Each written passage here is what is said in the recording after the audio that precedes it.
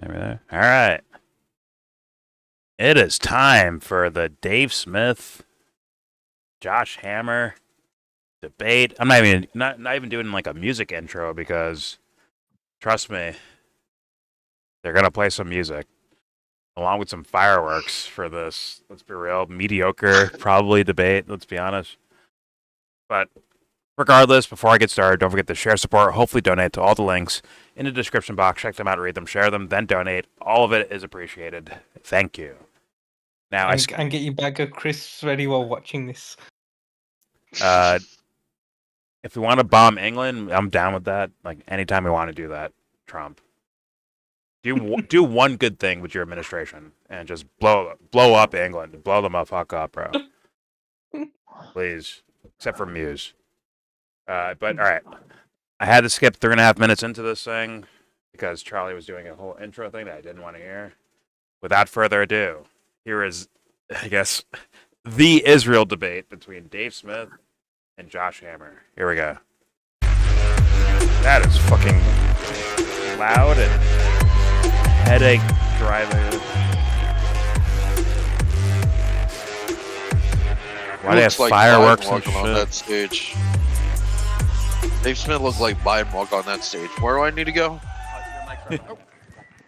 So, Josh and Dave, welcome to Turning Point USA. Welcome to Tampa. And give it up for both these men again. What the fuck? Excuse wearing some So we have a crease and clock shit. here. We can blow through that if this is going well and respectful and spirited. I first wanted to start by introducing both these men. Josh Hammer, Newsweek, Josh Hammer Show. Josh Hammer. Is a very passionate and eloquent defender of October Israel. 7th, And 1200. Also is a great October friend 7th, and someone 1200. that we talk about a lot of other issues as well. So Josh, welcome. Great to have you. Great to be here, Charlie. Also, Dave Smith.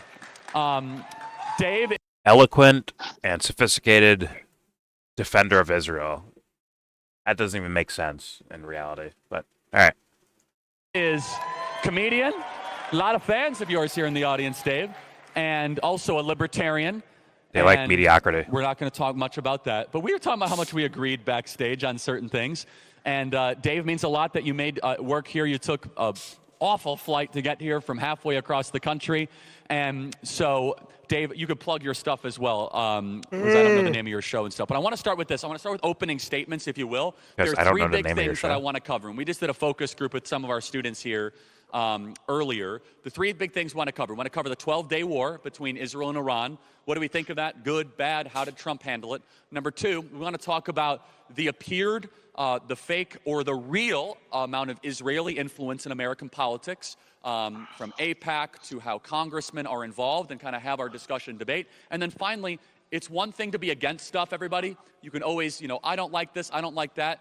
I want both of these men to present what their solution is, their proposition of what they're proposing. Solution? So with that, though, Dave, I thought it would be helpful. This is your first Turning Point event. Some people aren't familiar with your work. I'm sorry. Isn't Charlie Kirk one of the most dweebiest, like... He's such a nerd dweeb. What was Fuentes in? Student UN motherfucking shit. God. Oh, it's some kind of... You hate me because I'm smart. Shut up. Shut up. Anyways, here we go. Yeah, that's right. Ad hominems all day and night for the audience here. Why don't you leave Dave and Kurt and Josh Hammer, leave them alone. Like, no, I can make fun of them. Just because you're a pipsqueak doesn't mean I have to be. Anyways, here we go. Introduce yourself, make an introductory statement, and the floor is yours, my friend. Oh, well, thank you very much, and thank you guys for having me. Yeah, as Charlie mentioned, I took a flight here. Oh, so I'm going on no sleep. So if Josh wins, it doesn't count. But I'm a stand-up comedian. When? And I'm also a libertarian. I'm. When? Well, it's mostly sit-down comedy, but this shouldn't be about winning, right? This should be about, like if Josh Hammer says, that's why we need to kill all the Palestinians. Or if he says that, Dave should scorch him. I thought you said WHEN, as in when was he a comedian? Oh, no, I'm saying like, he just mentioned winning. I know it's partially joking, the but debate. I think he actually implies with Yeah. most of his debates, it's about winning and losing. And I'm like, why do you do that, Dave? Like, these are about bigger issues. Like, whatever. Really a follower Stop of nitpicking the him. greatest He's congressman who's Dave. He's ever so lived, who is hard. Dr. He's my Ron hero. Paul, He's my who is daddy. turning 90 years old. Happy birthday to him. As far as, look, I would say I think that American foreign policy for my entire life has been insane and like criminally insane. We've launched war after war. We've talked about peace through strength the whole time, but all we've gotten is permanent militarism and forever wars against countries that pose no threat to us. And a huge part of the reason why we've embarked on this is because the neoconservatives hijacked our foreign policy and they were in power after 9/11. And the neoconservatives, as everybody who's followed it knows, were joined at the hip with the Likud party. I'm gonna pause. I'm gonna pause because people get mad when I talk over the video, but it should be blatantly obvious that our, I guess what he calls neoconservative or whatever, our warmongering around the world has been a thing way before 9/11. Just saying. Funding death squads to bombing places. A whole bunch of things have been around in American history when it comes to war. So I just wanted to say that. But anyways, all right, fine. It's just a fact. They Yeah. all admitted in their own words. And Good. you can go back. Good. We started funding Israel in the 70s for their Iron Dome. Why'd they need a defense spec in the 70s? And from who? And for what? Because Iran has nuclear weapons. We've been known that they have 9 nuclear warheads. All right. That's Alex Jones, by the way. All right, here we go. And you can read the clean break memo. You can read the companion piece, Coping with Crumbling States. This was written by David Wormser and Richard Pearl. And they laid out their plan. Now, their plan was that to help Israel, the clean break is a break from the peace process, a break from Oslo, which was designed to give the Palestinians their own state. And these neoconservative geniuses decided that instead of the Israelis making peace with the Palestinians, they could just have the U.S. overthrow all of the surrounding governments that were giving Israel a hard time. And this is where 4-star General Wesley Clark says that he saw the plans right after 9/11 to overthrow 7 countries in the next 5 years. And what was the last country on that list? Again, huh? It was Iran. Okay? This is a big part of what the whole conflict is about. Now, the neoconservative has kind of become like a pejorative for war hawks these days. And don't get me wrong, I support that. Keep calling them neocons. But the actual neoconservatives, the self-identified neoconservatives, aren't really in power anymore. But Benjamin Netanyahu is still in power in Israel. And the Likud party is still pushing for this. Now, I want very quickly, I'll try to... Lindsey Graham is still in power. Yeah, Donald Trump is in power. I viewed him as a Mitch neocon pretty quickly. What's Mitch McConnell's heir to his seat? The heir is probably another neocon. Yeah. I view all these guys in the Trump administration, from Hegseth Tom to Cotton. Sean Parnell. I think the eye patch guy is a neocon. What's his name? Oh yeah. He's been less I famous forgot, now. but I know who you mean. People I think people started disliking him. But Oh yeah, he's an ass. Crenshaw, right? Dan Crenshaw. Yeah. Neocon. Tulsi has now established herself as a neocon, right? Tom Cotton. I want you to hear that name 3 or 4 times because nobody focuses on him, and they should be. And Tom Tillis. I mean, outright neocons, up and down the Republican Party. But I get what Dave's saying. Like, it isn't just The list is actually longer neoconservatives. than it is shorter. Yeah, but it's not. I just use it as like just a giant word for cunt and devil worshippers and Douglas Murrays, right? But it actually expands beyond conservatives or Republican Party. It expands well beyond that. I would call Obama a neocon, but that's probably not the right word. That's why maybe Douglas Murray is the better word, or devil worshipper. That might be a better word too. I like the word uniparty. Yeah, uniparty. It's when the Democrats and the Republicans agree. And they agree Israel should be able to do what they're doing in the Middle East and over Gaza. They agree. Yeah, I'm gonna go with Devil Worshiper. I think Four, yeah. I'm gonna go with Devil Worshiper. In the House, it's like 434 or something, and 2 vote present. So it's everybody but 2. And the there's- only reason they're doing that is because they were told to do that, so that people think they're not for it, but it's just a trap. And it's like, actually, what the funny part is, they're literally supposed to be like from all different backgrounds, right? From different worlds and different ideas of the world and shit like that, right? Like on paper, they're supposed to be from all different places, right? But yet somehow moving in such a similar direction, it is what it is. But I'm gonna hit play now. I just want to say, like, this is kind of like a watch party thing, so I might be like dipping out of the fucking video and coming back or whatever. I want to make some tacos actually. I'm just gonna have fun with this because this is about winning, right, Dave? So let's have some fun with this. All right, here we go. Okay, they actually did focus group testing back in the 90s before the first Gulf War in Iraq. And you know, Americans weren't really moved by, we have to reinstall the king of Kuwait, but they were moved by the nuclear threat. Now, if you go read Coping with Crumbling States or the Clean Break Memo, in the 90s, when the neocons admitted they wanted to overthrow Saddam Hussein, they never said it was because he had nuclear weapons. They said he was a problem for Israel in the region. They only made up that lie after 9/11 because they knew that's what would sell you, or maybe not you, you're too young, but sell your moms and dads on going and fighting this war. And by the way, when they talked about wanting to overthrow Iran, it was the same thing. Never had nothing to do with a nuclear threat. That's just the thing they use now as the excuse. So yes, there is tremendous influence by Israel in our government. Really explain that, Dave. That doesn't mean I'm subscribing to some crazy conspiracy or telling you to hate Jewish people. I'm Jewish. I'm just saying they have influence. There you go. We just He went did over it. that shit, didn't we? Yeah, he did it. Literally He just did went it. over Okay, fine. I don't want you to be mad at Jews. I'm Jew. I'm not gonna like. It is what it is. But I'm just not gonna tokenize people. All right. I have friends IRL and like on the internet and all that stuff that are Jewish, but I don't fucking bring them like, yeah, I have this friend over here that's like, see, it proves I'm not anti-Semitic. I have Jewish friends. See? It's like tokenizing. It really is. But whatever. I'll say this. There's only one Jew that matters, and I'm not talking about Jesus. He's an Israelite. Oh my god. Anyways, here we go.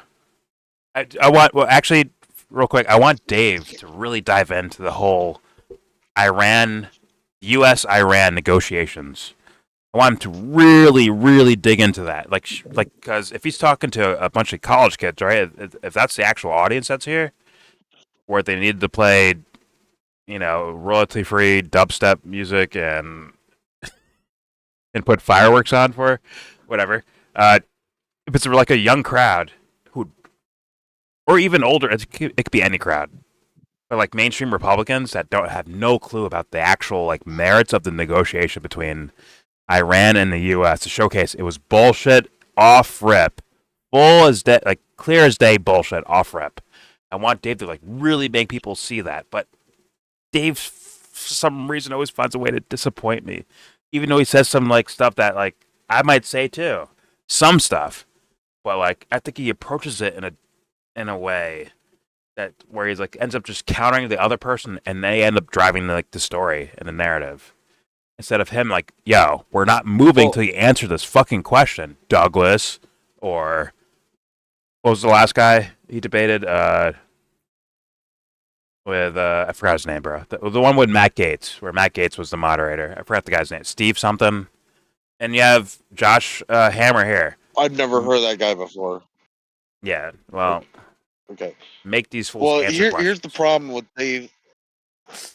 Here's the problem with Dave Matthews' delivery for this one. It's gonna be. Did you just say Dave all Matthews? These Republicans. He just said Dave Matthews. Yes, I did. He's equivocally fucking Dave Matthews. Fuck yeah. I mean, Dave eh, Smith. yeah. Here's his delivery problem he's gonna have with these Republicans that are stuck on the Republican evangelical angle. That's different. I got taught all about World War II, and 6 million Jews died. That will never happen again, not under my watch. Yeah, And if he doesn't break that, and if he doesn't break that, which he's so far, it's not even coming close to touching that mentality. but He's not going to change it. because the evangelical aspect is that's religious, right? And they think that maybe this plays a role with Jesus coming back, or their parents told them that, or some shit like that. I think that's different.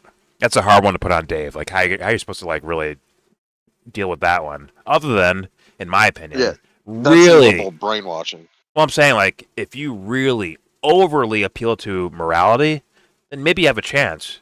I think I have a better chance there. But does Dave do that? I don't think so. Unless it's like, if you mention the Right. maiming, the killing, the fucking genocidal, Holocaust-like scenario, you want to say never again? Look at this shit. Name this. Say the fucking numbers, Dave, of the people being massacred. You saw it yesterday, Dubster, right? You didn't see that before, did you? The fucking houses being flattened. And there's bodies in their body. There's dead bodies in there, right? Well, he's not going to be able. See, with us being an empire level thing, we're not like respecting at this day and age the fact that like we've already determined in our psyche for 20 years that Muslims are fucking evil. And No, we you don't can see the you can jump humanity. through this. You can We jump through don't see this. the we don't see the humanity of a Muslim Yeah, but because they're not even. They're we know their babies. books. We know their books say kill all infidels. So we can't look and see. They don't practice that part of their book daily. If They you, don't. And we can't see that. but if you bring up, I mean, I'm telling you, it's massive numbers, Dubster. Bring up the amount of children that don't reach the age of 1 year old that are dying over there from bombs, bullets, starvation, and on and so forth. Are those guys thinking about Sharia law? But their book, Are those babies thinking about Sharia law? They're not. but their book, They're not, their though, book right? told me, their book told me they are. A baby? Oh, Yeah. less than 1 year. No. If you fall, I'm sorry, then you're too far. You're probably too far gone, then. Right? I'll throw my hands up. Be like, oh, fuck, I got nothing you for get you. what I'm saying. You get what I'm saying. I don't think I do. I get what you're saying, but like at the same time, it's like if someone hears that and they're like, well, that baby liked Sharia law. In response to it, I'd be like, excuse me, sir. Yeah, you just said that, right? Stand up. Come on stage over here. Yeah, come on stage. Come on, get up here. Babies less than 1 year old that are being blown to bits. You're saying it's okay because they support Sharia law, even though they're once again less than 1 year old, little babies. Please tell the world that they'd run for their lives. You know that they'd run, right? Kill all infidels. That's what their book tells them to do. But they're babies. They train them Stop at birth. it. Stop. They're They train them fucking at birth. babies. Stop it. They're babies. They train them at birth. How do you train them at birth? Like with that. Here's how you load the AK. Here you go. Here's how you load the AK. Yes. Like, come on. So Okay, fine. You can't say 1 year olds then. When do they start reading? once again, if I increase the age to 5 years old or 4 years old, the numbers increase. Kill all infidels. Yeah. So there's no moral room for what's happening over there. There's no room for it. And Dave could actually explore that if he's not a pussy or if he's not just a bad debater. Because let's be real. His notorious wins are him winning because the other person sucks ass so badly. Like Douglas Murray wrecked Douglas Murray. But anyways, all right. Let's keep going.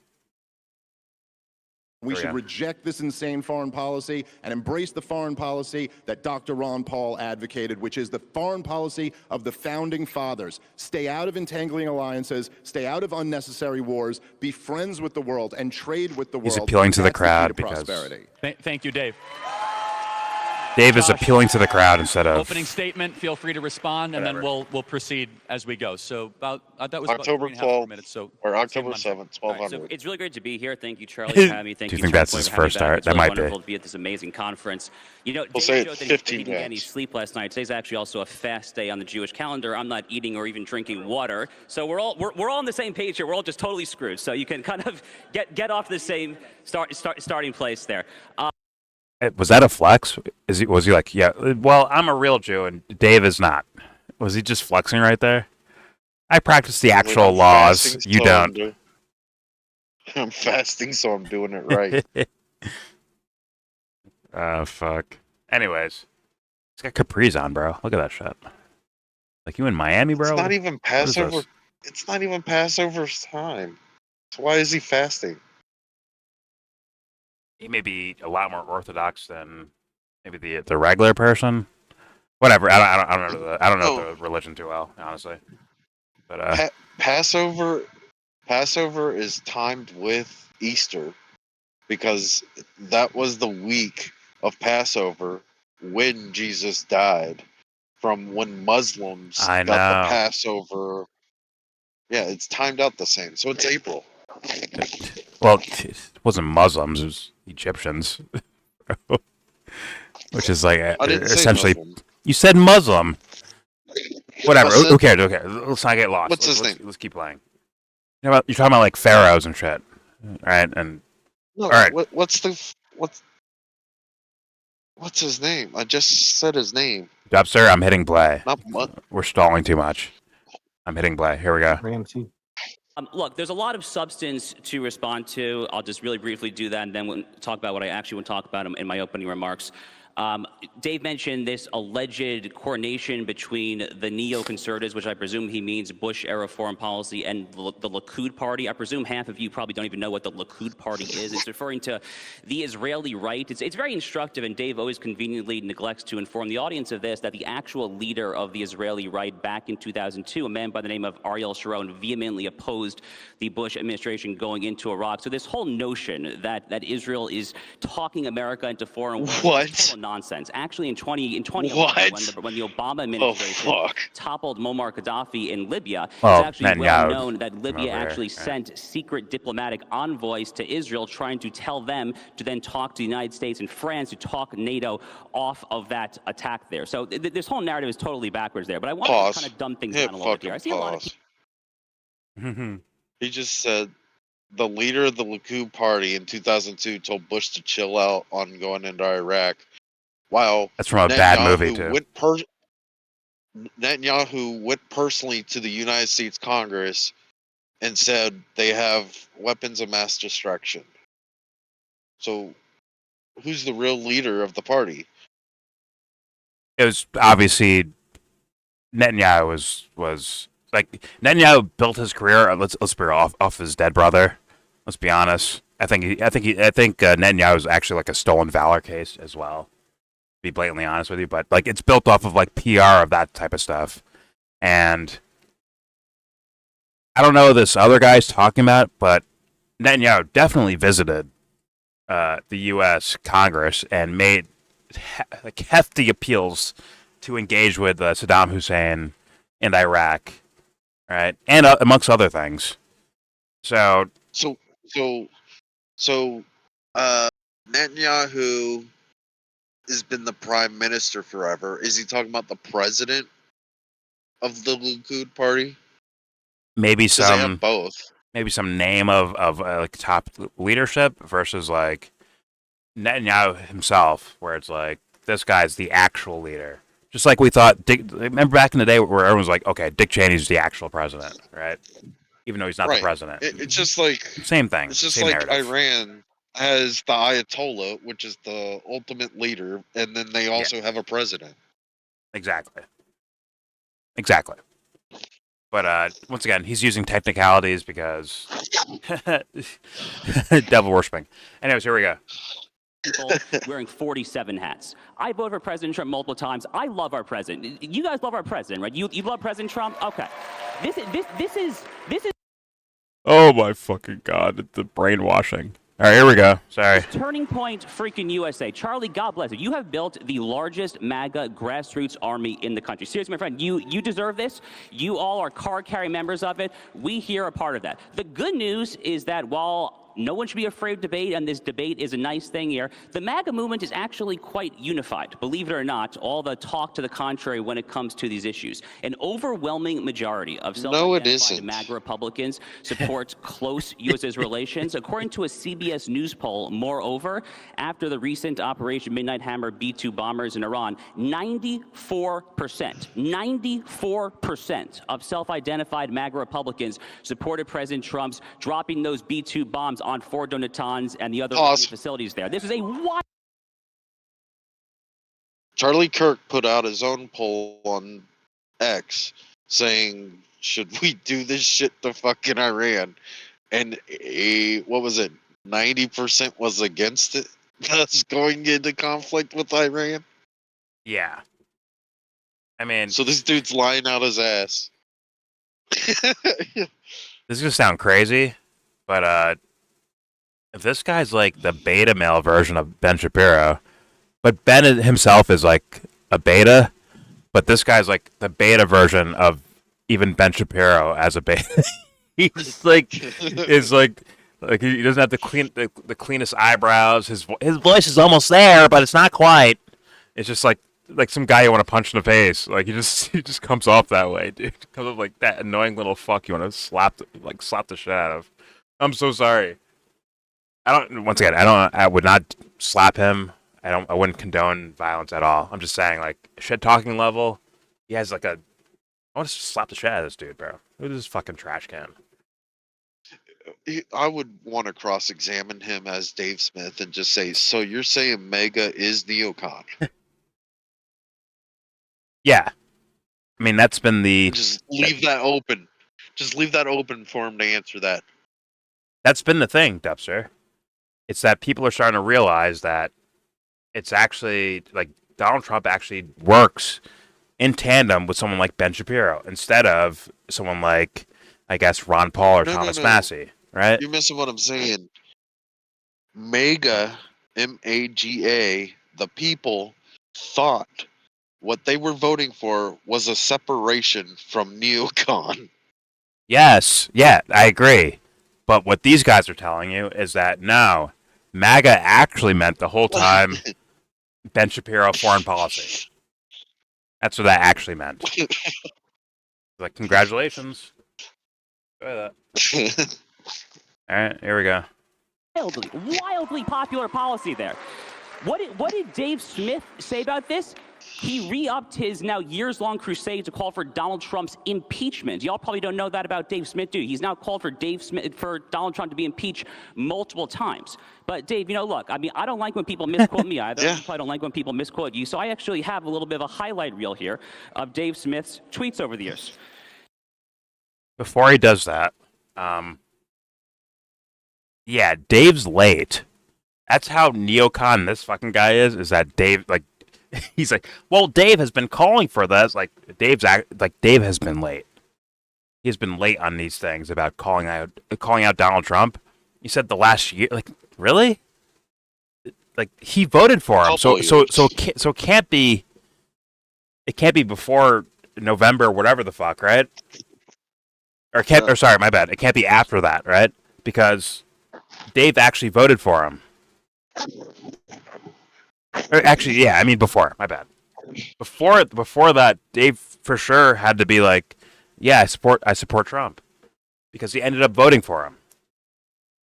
Maybe he felt bad the next day or something, but I didn't hear that. I didn't hear anything until relatively recently. Well, also, sorry. One of the things all these Ben Shapiro, Mark Levin, or whatever, they were never Trumpers at the beginning. At 2016 stuff. I'm wondering if this Josh Harmon has been a never Trumper on like videotape, and he's about to call him out for now being a never Trumper. It's just like, And then he's just like, appeals to the he- crowd. right? He's feeding. He's gonna get these people to be like booing Dave Smith. That's what he's trying to do right now. Like, he's doing crowd control, right? Which is like what Dave should know, like what he's doing. Where it's like, you guys love Trump, don't you? And you get the cheer, the cheap cheer, right? And then you say, well, look, Dave doesn't like Trump, or Dave has been quietly like being against Trump. And it's like, well, do we have a reason for that? Of course, Dave will get tricked by this and fall into the. I hope it's him being tricked. I hope it's not him being like a full of shit character in the political world. I hope it's just him being like kind of dumb and ditzy and tricked. But what I've seen historically is from Dave Smith so far is that he will fall for these questions or these narratives where it's like Dave might respond like, I was more MAGA than you were. Which is like, no, don't fuck that direction. Leave that alone. Who cares about that shit, bro? Go back to the actual topic about the foreign wars and how we end up in them. And yes, Israel is involved in them, for sure. 100% involved. But it's like, to let that be dismissed because Dave was a fake Trump fan. He actually criticized him over here. Here's a tweet from him. Like, if you get distracted by that, bro, to me, it's like, what are you doing? Get someone better over here. Get Dave DeCamp I'm wondering, instead of Dave Smith. not distracted, but I'm wondering if Dave Smith looks concerned right now. Concerned how? Because the crowd's cheering. This is where I cut it. Like he, God. that's what I'm thinking. Is he maybe to the point where he's concerned? Like, is the crowd about to turn on me and start booing what I say? Well, I would dare them to. Like, oh, you don't like me? Okay. Here's I'd just start reading factoid stats about Gaza, and that's it. Oh, wait, you guys are really here? Okay, you guys are here now? It's some time for you to like, have fun. It's not fun time for you guys, where you have to get in the crowd and go, woo! And fireworks and fake dubstep fucking music. 100,000 Palestinians are dead. Like, oh, this isn't a party? Got it. That's when I just destroy everyone there. Like, I would. Like, I don't care if you're fucking booing me. I don't care. My only little sweet revenge is that someone told you. I'm telling you about this so that when shit hits the fan and it's Nuremberg trial time and we find oh no, Johnny, don't lie. I saw you in the crowd. You were over there cheering for this. You were cheering for it. What happened?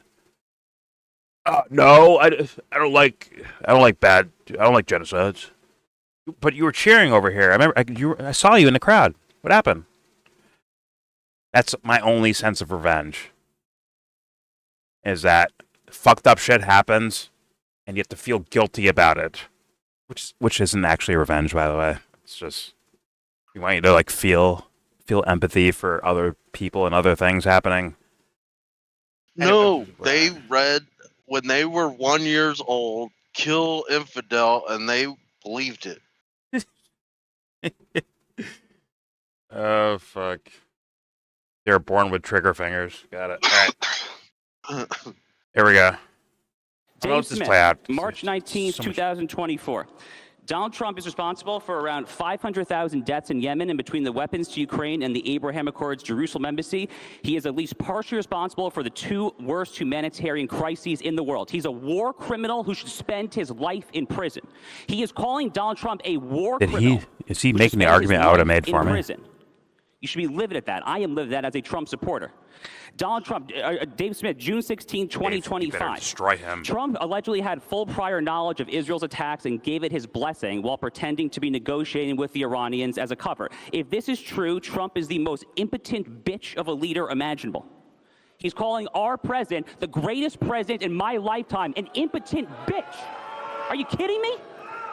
This guy's a fucking cartoon character. Oh my dear lord, Dave!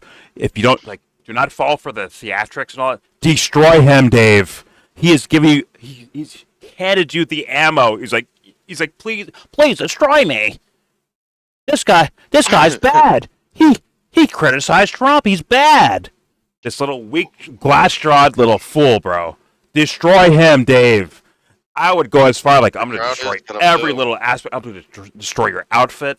I'm gonna destroy your marriage. I'm gonna destroy your fucking narratives about the world. I'm destroying you, bro. So we never come back. Go to some fucking cave and hide in there somewhere for the rest of your fucking life. I'm destroying this fool. The crowd is gonna boo it. The crowd is gonna boo Dave Smith. Now, Dave, eviscerate him right now. Get rid of this fool. Selected crowd. Dave. He gave you the ammo. He opened the door for like, well, here's why these things were true, and just destroy him. And like, here's why you're doing what you're doing, you little fuck. That's right, you're a little fuck. We're not gonna shake hands at the end of this. Sorry. This isn't a fucking UFC fight or a fucking, professional athlete thing. Like, no, you're a fucking devil worshiper, bro. I'm gonna let everyone know about it. I'm not talking about Judaism, obviously. I'm talking about this motherfucker. This guy himself, like, you're proving yourself to be this. And I will showcase that in front of the entire fucking world if I have to. But anyways, here we go. That these kids don't get the point is that these kids don't get tricked. War of aggression against Iran. The risk of an absolute catastrophe is very high, and the benefits are non-existent. Dave Smith, June 21st. Dead wrong. This notion that World War III would start, not a single American casualty. We should be celebrating that. Donald Trump fulfilled multiple campaign promises. The escalator I'm going to destroy the crowd too. He literally said, I'm not going to let Iran get a nuclear weapon. And guess what? He said, I oppose a neoconservative foreign policy. He did both of those things with Iran. He deprived the Iranian regime of nuclear weapons while not losing a single American sailor, soldier, or Marine while depriving them of nuclear weapons. And finally, Charlie, I'll end on this. Dave Smith, July 8th, 2025. In the last month, Donald Trump has launched a war of aggression on behalf of a foreign government, exploded the debt, announced that he's continuing the Biden policy of arming Ukraine, and covered up a giant child rape operation. So according to my interlocutor, Donald Trump is not just engaging in wars on behalf of a foreign government, he is also covering up the world's giant pedophilic child sex trafficking ring, allegedly, I presume, on behalf of a foreign government as well. So I'm disgusted, frankly, that this man is on stage, but I'll end it at that. Okay, well. Wait, are you... This guy just handed him all the ammo in planet Earth, right? He did, right? Epstein... Trump was right on Epstein. He just handed him all the ammo in the world he needed. Like, once again, fuck winning. Yeah. I want little fuckers in the crowd that go, woo! I want them to fucking sit down and think about something, too. Like, I'm like, this guy's full of shit. But you guys in the crowd, out here cheering, not knowing what you're cheering on. Let me explain some shit to you. And that's when I fucking destroy it all. Eviscerate them, Dave. Destroy this fool, Dave. It's easy for you. It's there for you. If he plays it nice, like, it starts smiling and giggling. Ha ha ha. Well, you know what? And he does some, like, debate. I'm going to win the debate thing. Instead of being like, yo, this shit is fucking wrong.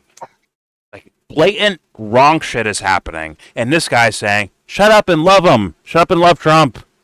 And love Israel and all that shit. Shut up and love them. In the face of the, blatant corruption. He just said from genocidal wars to fucking pedophile rings. And he's saying, Dave's a hater. Destroy it all, Dave. If you don't fucking destroy all that shit, bro, you should not be here. Trade him out with someone else, please. It's like, seriously, someone tag in for Dave because he's just not getting this, I guess.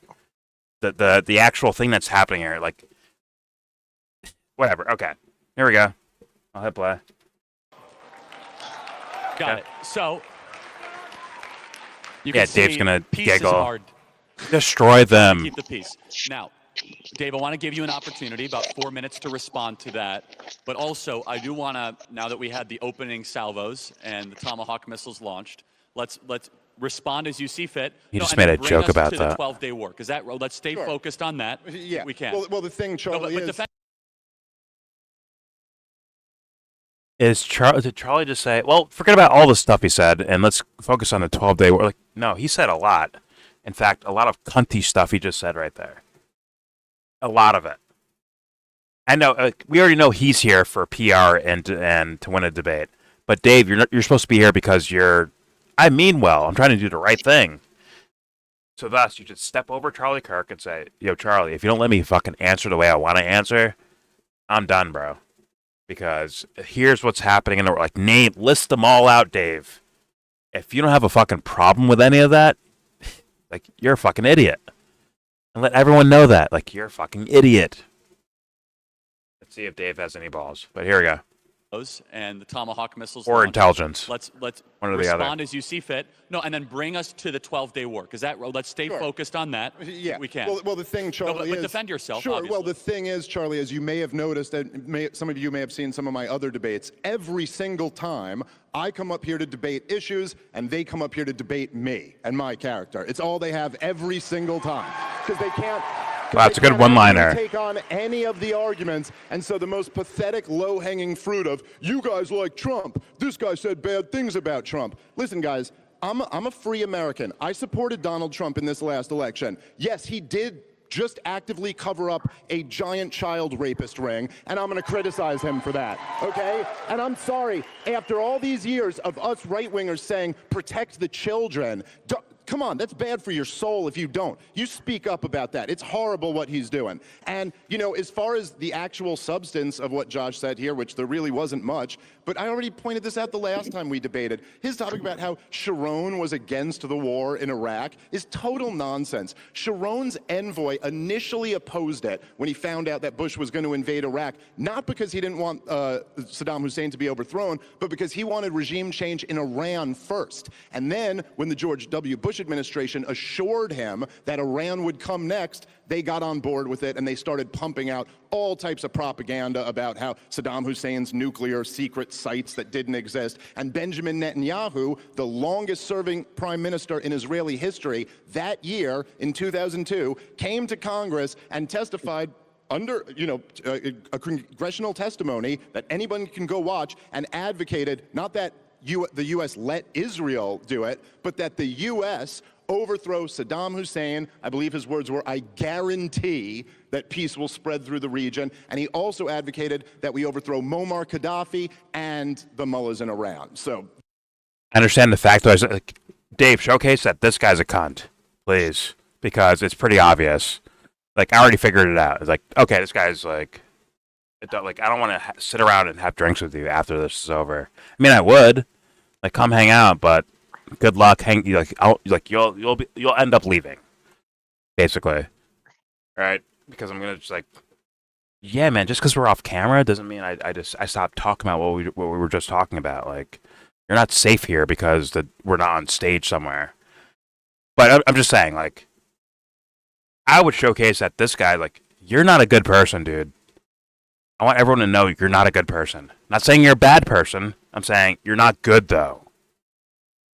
At the very least. And I would showcase that.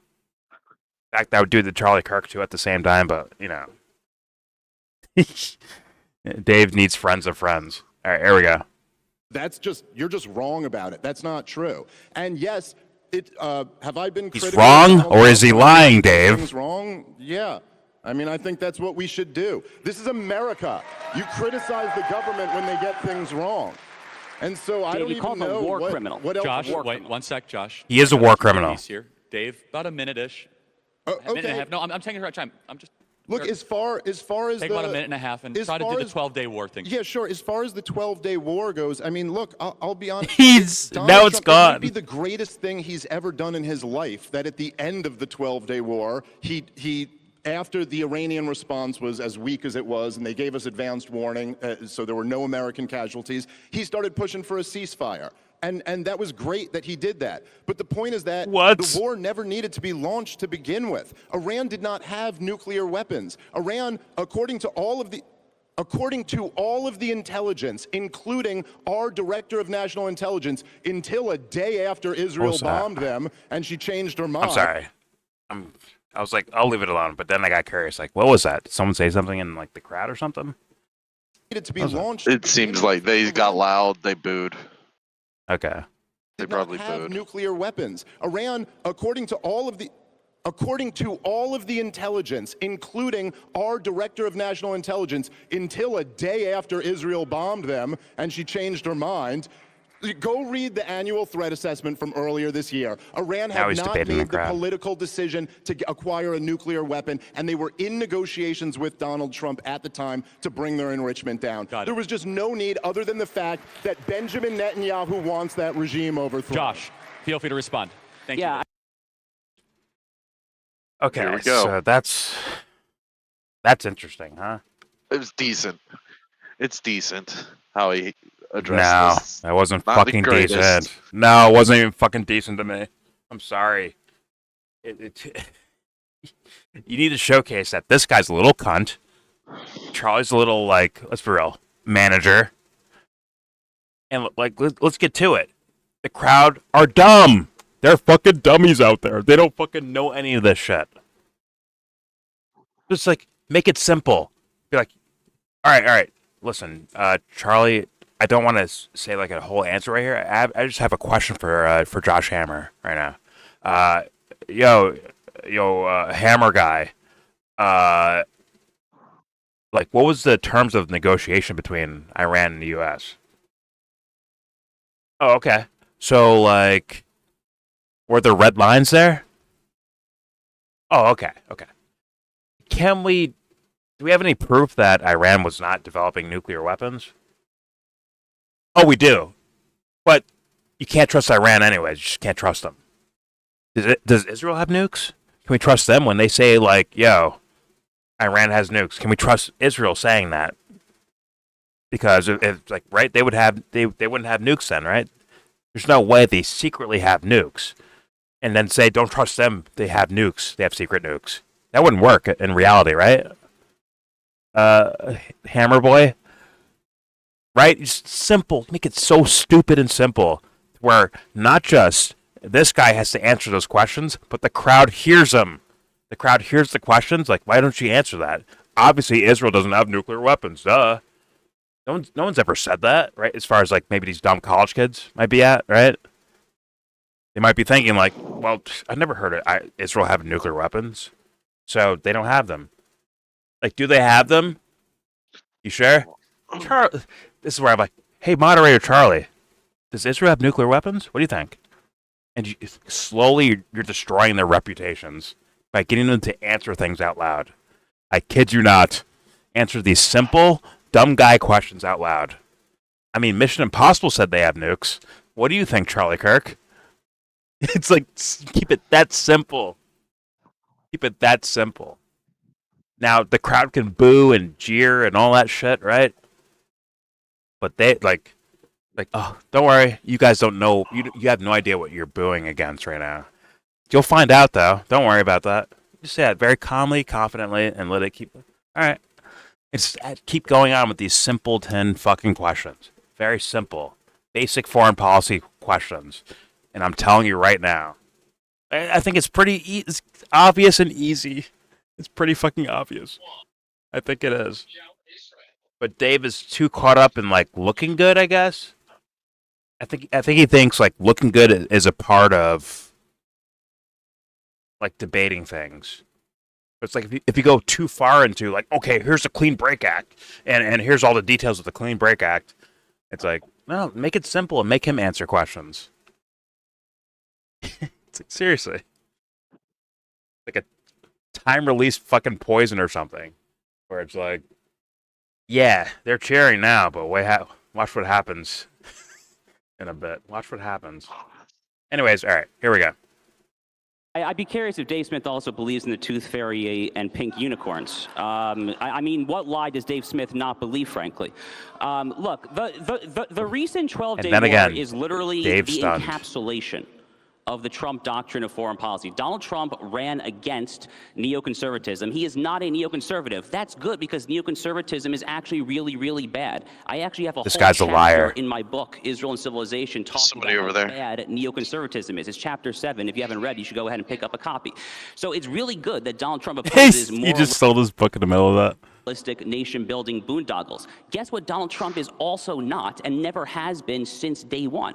He's never been a hardcore isolationist. He is a foreign policy nationalist and realist. We would say that he is a Jacksonian. He is in the mold of Andrew Jackson, one of his favorite presidents of all time, because This guy is blatant, clear as day liar. This guy's full of shit. I'm sorry, bro. When it's over, I'm not here to shake your hand and be like, man, I feel good about myself. Yeah, that was a good debate, man. Yeah. Like, sorry, no. I will tell the entire world if I get the chance to tell everyone, like, I think you're a fucking liar.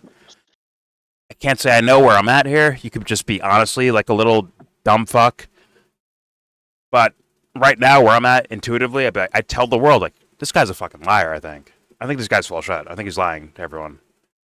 I have no choice to. Well, he might be accurate what he just said, that Trump is a Jacksonian, but it's not a compliment. I'm saying, what's the point of why this motherfucker's talking out loud? Let's be honest. What's his actual point? Is it to tell the truth to people? Is it truth-telling? Come on. This guy's full of shit. I'm sorry. That's my intuitive feeling. I'm like, this guy's full of shit. Remember that shit that Ben was doing? Where I'm like, yo, you full of shit, bro? What are you doing? What is this? You being full of shit? Ended up admitting it later. But it's like, are you full of shit right now? That's how I feel about this guy. Like, hey man, you full of shit? Once again, the most obvious full of shit artist, Douglas Murray, was in front of Dave Smith, and he was like, well, we agree to disagree. Like, no. This is not agreeing to disagree. This is someone who's here to piss in the punch bowl, to shit on the entire point of a debate for crowds of people. The whole point is the exchange of ideas. He's not here for exchanging ideas, Dave. I mean, are you here for that, Dave? But come on. I gotta retract what I just said. I don't know Andrew Jackson's foreign policy, but there's things to like about him and there's things to hate about him. But why do I need to appeal to Andrew with Jackson? His foreign policy. Fair enough, but why do I need to appeal to Andrew Jackson? I'm just trying to be accurate with the way I run things. Fair enough. But I like to include my intuitive thoughts, my intuitive feelings, where I'm like, this guy's full of shit. All right, here we go.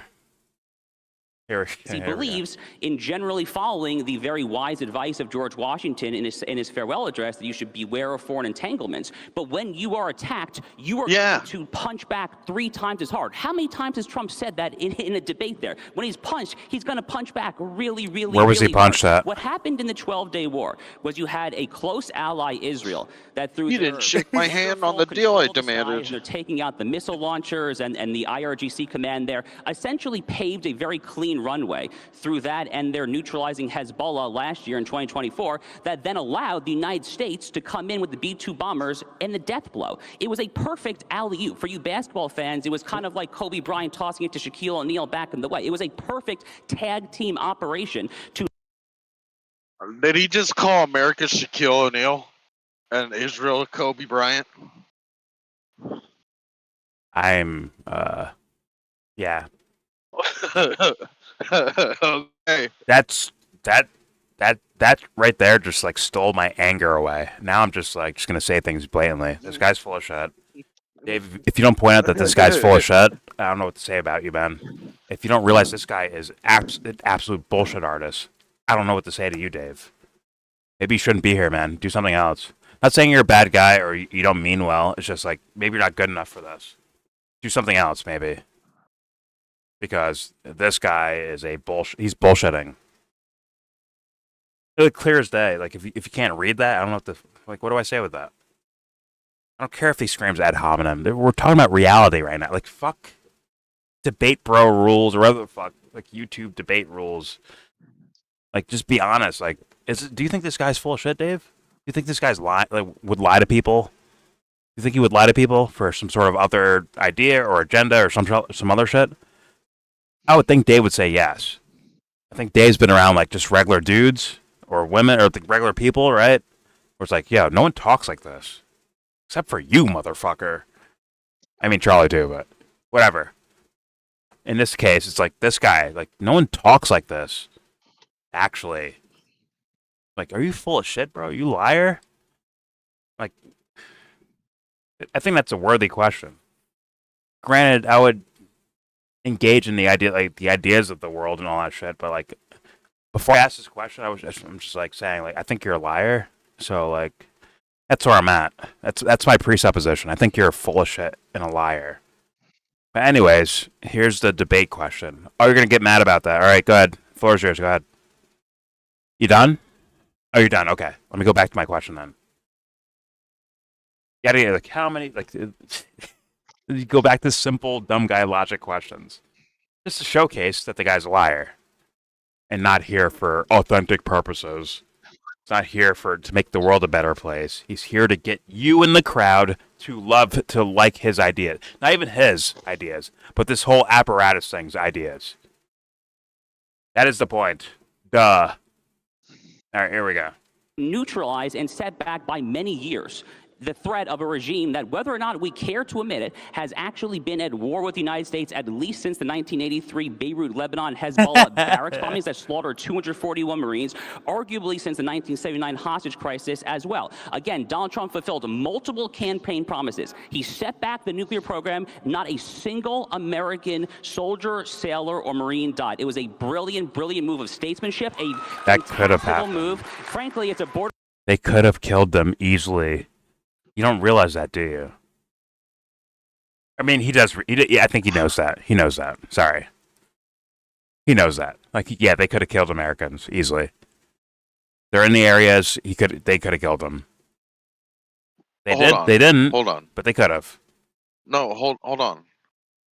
This motherfucker wishes some Americans died, so then it would have been a fucking full-on war.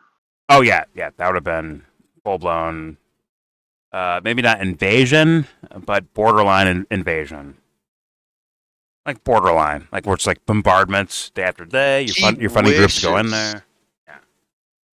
The way he's talking, he wishes Americans would have died. Now, Dubster, would that be fucked up if I asked him that? Because I hear what you're saying, and part of me is like, I think you're such a dumb cunt that you would actually think that's okay, or that would like serve a bigger purpose. Like foreign policy wise, I'm not even going like fuck Judaism. I'm saying foreign policy wise with these guys that use religion as a mask to hide their, like, they don't care about Israelis or Jewish people. These type of motherfuckers, in my humble opinion, they don't actually care about them. They care about particular Jewish people or particular Christian or American or even particular Muslim people. They care about those guys, but the rest of us, they don't care about us, basically. Right? Would it be fucked up if I asked him that? Like, yo, man. It's like, yo, be honest. He'd say no, obviously, in front of everyone. Right? And he'd make a big spectacle like psychos do. How dare you ask me that question? Yeah, he go full on, what's her name? Karen? How dare you? How dare you? What's that girl's name? Karen? No. I'm gonna go with Karen. The little girl that grew up. How dare you? I have no idea. Greta Thunberg. Oh, okay. Sorry, I didn't look too much into that girl. Until the Gaza thing, I guess. It's a meme. I know. It's a meme, dude. It's a meme, but like, that's kind of funny, actually. That some little kid was screaming, "How dare you!" about people doing shit around like fucking the world up, and people just laughed at her. And now we're here. Isn't that interesting? Whether she's a psyop, real, fake, I can't say. I didn't look into her like that. But that is kind of crazy optics-wise, that some little kid was like, yo, you guys are fucking the world up. And people just laughed at her. And now we're here. No, it's... anyone that went there... Retarded. Okay, anyone that went there should be embarrassed. Some little kid outflanked you, you dummies. Should be embarrassed. She didn't.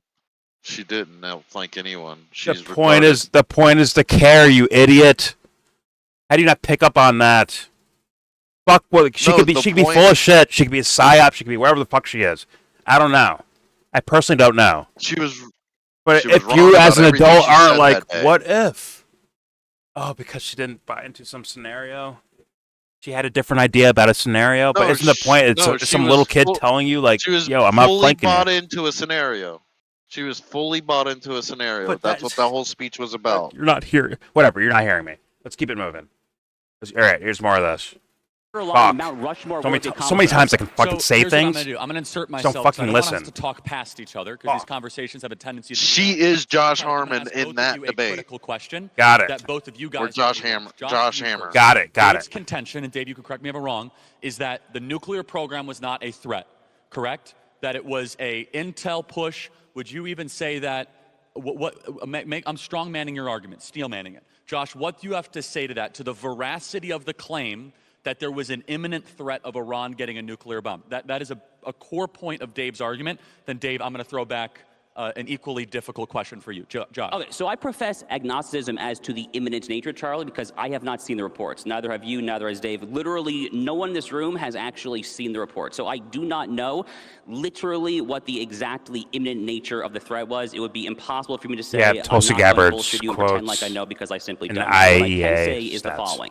Iran has transparently and obviously been trying to acquire a nuclear weapon for 2.5, 3 decades. We know this for approximately 1 to 2 million different reasons. Among them that we can point to is that the IAEA, the International Atomic Energy Administration, which is essentially the nuclear watchdog for the United Nations, they have been sounding the alarm about this, and they have said very loudly and clearly that Iran has blocked their inspectors from going to inspect their enriched uranium, and that they...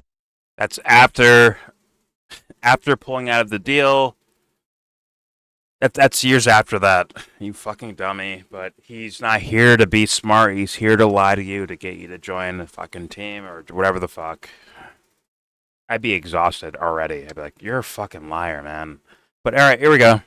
Sorry, I'm getting in the room with the entertainment. Years, My bad, guys. especially including recent months, that Iran is enriching uranium at a much bro. I think I hate quicker the world. rate and to a much higher percentage and rate of enrichment than any civilian program would ever justify. By the way, the notion that Iran even needs a civilian program in the first place, I think, is kind of bonkers. It's one of the most petroleum, oil, and gas-rich countries in the world, so that's kind of a bit of a red herring in and of itself. But we know... It's also straight from the Trump administration.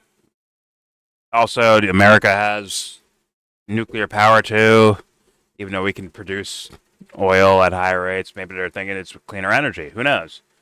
Maybe those rug makers over there, maybe they think a little bit. Maybe they're thinking about environmental issues. Maybe they're thinking about the global oil market and the petrodollar, whatever, BRICS. Who knows? Like, there's a whole bunch of scenarios that little devil worshiper is not actually engaging with, but Dave should bring them up, I guess. I think I hate everyone. That's where I'm at. Please go ahead, Dubster. The sovereign country gets to choose what they think their energy options should be. No, he's trying to use you it want as a oil logical and argument. no, if you want oil and nuclear energy, you can have it if you're a sovereign nation. Yeah, the U.S. has both of those If you're energies. not a sovereign nation, if you're not a client state, then you can't. So are we saying Iran is a client state? What he's saying is they make rugs, so they're not allowed to have nuclear energy. That's the actual question there. Are they our sovereign? Are they our client state, or are they a sovereign nation? That's the question to ask. That's the question you put in front of Republicans. I would say something way like that's requires a lot of, I guess, study and vernacular and vocabulary. I would go something way simpler than that, but I was just countering what he was saying. That I think Dave's going to say too. Okay, I'll put this in layman terms. Are Iranians our slaves, or are they a free people. If they're a free people, they can make their own decision. If there are slaves, then we're admitting we're doing slavery, and then we're also admitting that they can't make their own decisions. He would ask you, does that apply to nuclear weapons? I fucking hate everything. All right, here we go. Let's keep playing. A million different international organizations that they have been doing this. And Charlie, more to the point, again, you know, Dave likes to say, oh, they just chant death to America, which they do. They literally chant it every single day in their Potemkin parliament. But they actually do act on it. They killed hundreds and hundreds of American soldiers on the roadside of Fallujah, Al-Anbar province during Iraq with Qasem Soleimani supplied IEDs. They have killed Americans going back to the 241 Marines in Beirut, Lebanon. By the way, That's the second or third time he's brought up the Beirut thing. Also, once again, the Dick Cheney talking point that Dave doesn't know is a Dick Cheney talking point about the IEDs. I'm falling asleep now. I'm getting sleepy and tired. These are tired arguments. And let's be real. I think I'm more tired of the responses. That's what I'm actually tired of.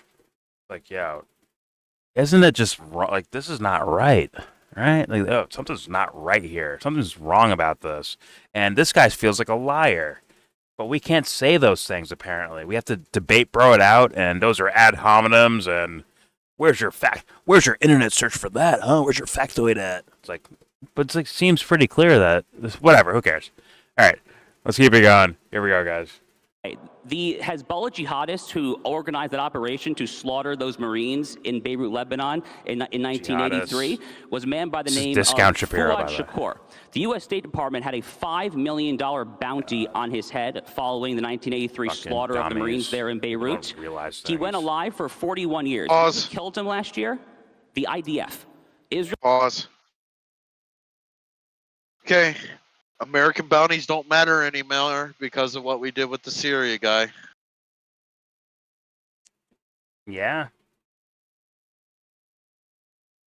Yeah, they Next. don't. Moving on. Moving on. I Fair just enough. wrecked you. All right, here we go.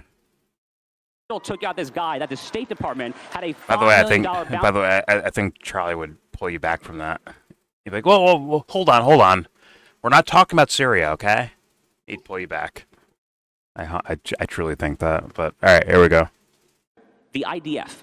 Israel took out this guy that the State Department had a $5 million bounty on for 41 years for killing 241 of our boys back in 1983. Don't bring up bounties. Our boys.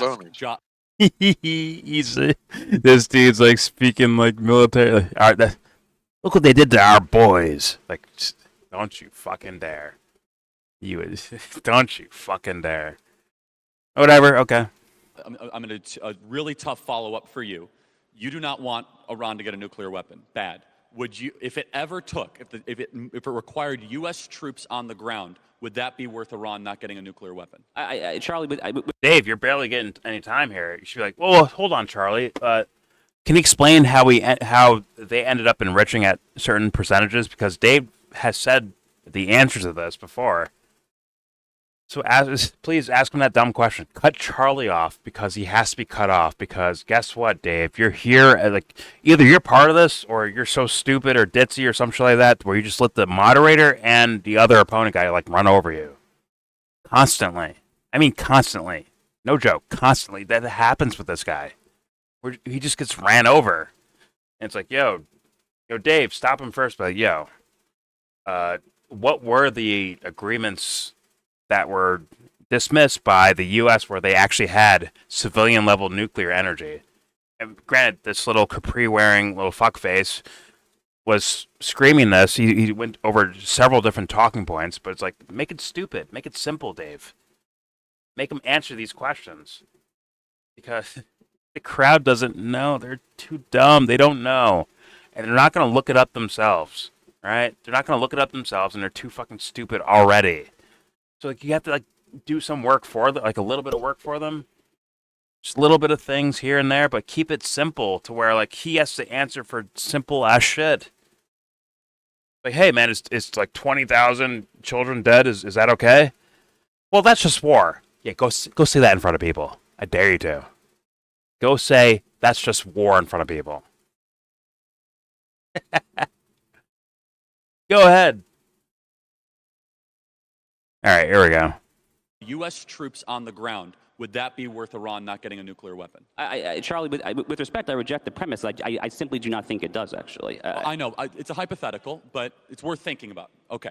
Dave, I got to ask you tough questions now. Okay? Yeah, but I want to respond to some of this stuff because all of that's you will. wrong. You will. Hold on. Oh, you will. You will. Don't worry. Don't worry. I We're don't gonna want us to talk past each other, else we're gonna spend all this time on prime ministers in 2002 that the audience doesn't know about. No, but if he's making claims about like something that's Fair just enough. not true. I want you to get to that. I want to just ask a very simple question. From your perspective, because Charlie's tough one to Josh, is Charlie. Wait. Okay. Here we go.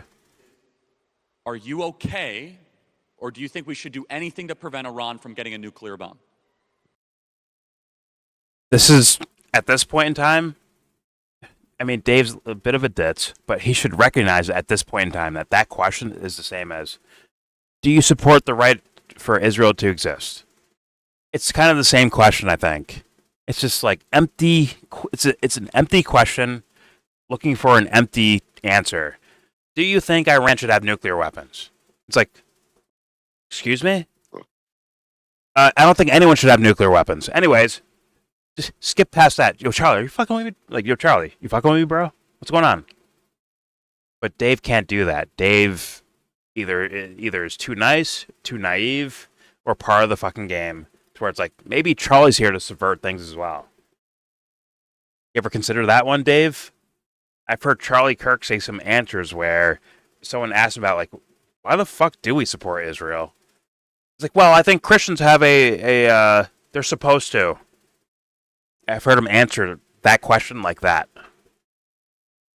Actually. I think I didn't upload because I think there was like a music issue and I blocked it or something. But he has said some wild shit about Israel. Like it's almost like it's a religious purpose as Christians to support Israel. And it's like, what the fuck does that mean?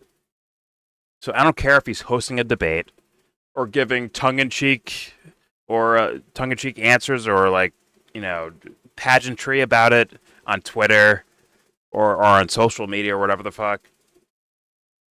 Charlie Kirk has not showcased himself to be like trustworthy in regards to, let's be real, any fucking topic, but definitely not with this one too. But Dave's gonna be Dave. All right, here we go. From your perspective, because I just asked the tough one to Josh, are you okay? You asked him a tough question. Hey, do you support troops on the ground in Iran? It's like, well, no. Duh. That's the obvious answer. The fuck does that have to do with actual reality? Come on, dude. Or do you think we should do anything to prevent Iran from getting a nuclear bomb? Bro. I hate everyone. Anything, sure. Yeah, there's lots of things I think we should do. Is military action ever justified?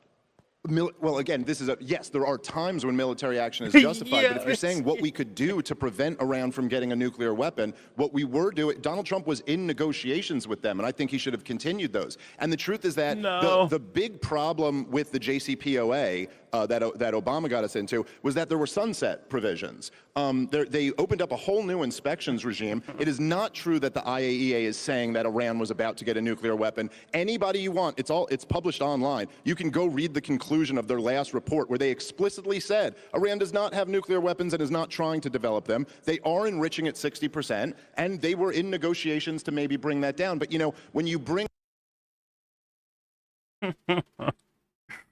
As I repeat, like state tell us what the negotiations are supposed. Like, yeah, they were negotiating. Like, state the terms of the negotiations. State the red lines from either side, and you will see that they were not actually in negotiations. There was no actual negotiations. Period. It was not an actual thing in reality. You actually state what each side were willing to go with, or whatever, or their red lines. It's not actual negotiating. It's it's two kids saying like we want an icy, but we're gonna share it, okay? And and one side's saying, well, I want cherry. The other side's like, I want blue raspberry. And that's it. That is it. I want cherry. I want blue raspberry. That is the only sense of negotiation. There was no sense of, well, if we mix them together, we have purple, right? We have purple flavored, purple colored icy, right? No. It's straight up, I am going with cherry. I want red cherry right here. That's it. And the other side's like, I want blue raspberry. Blue, no matter what. And where's the advancement of negotiations at in regards to that? Someone tell me.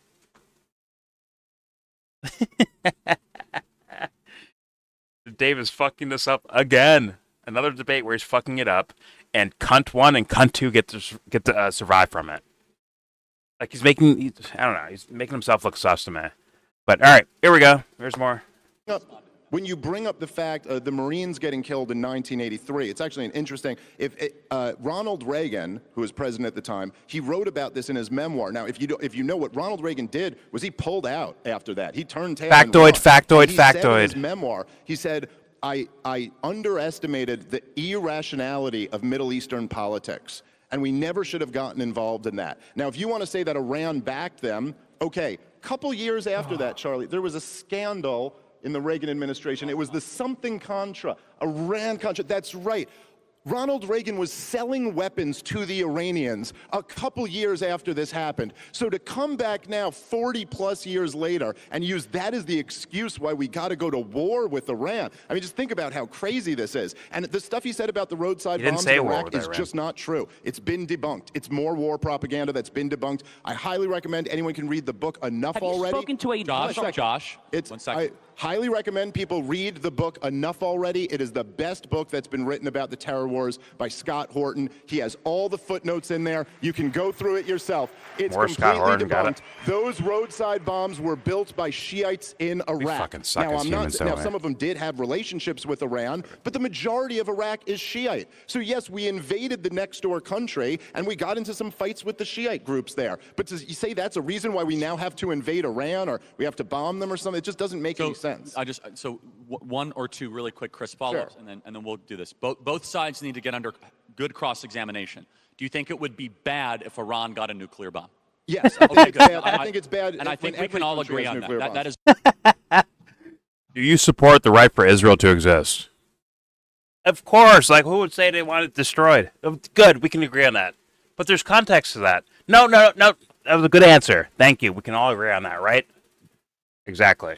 Anyways, let's move on. Like, come on, guys. What are we doing? I'm destroying this fool's. I'm destroying his fucking his outfit to his ideas. All of it's getting destroyed. I'm murking them. If Charlie gets in the way, he's getting murked too, bro.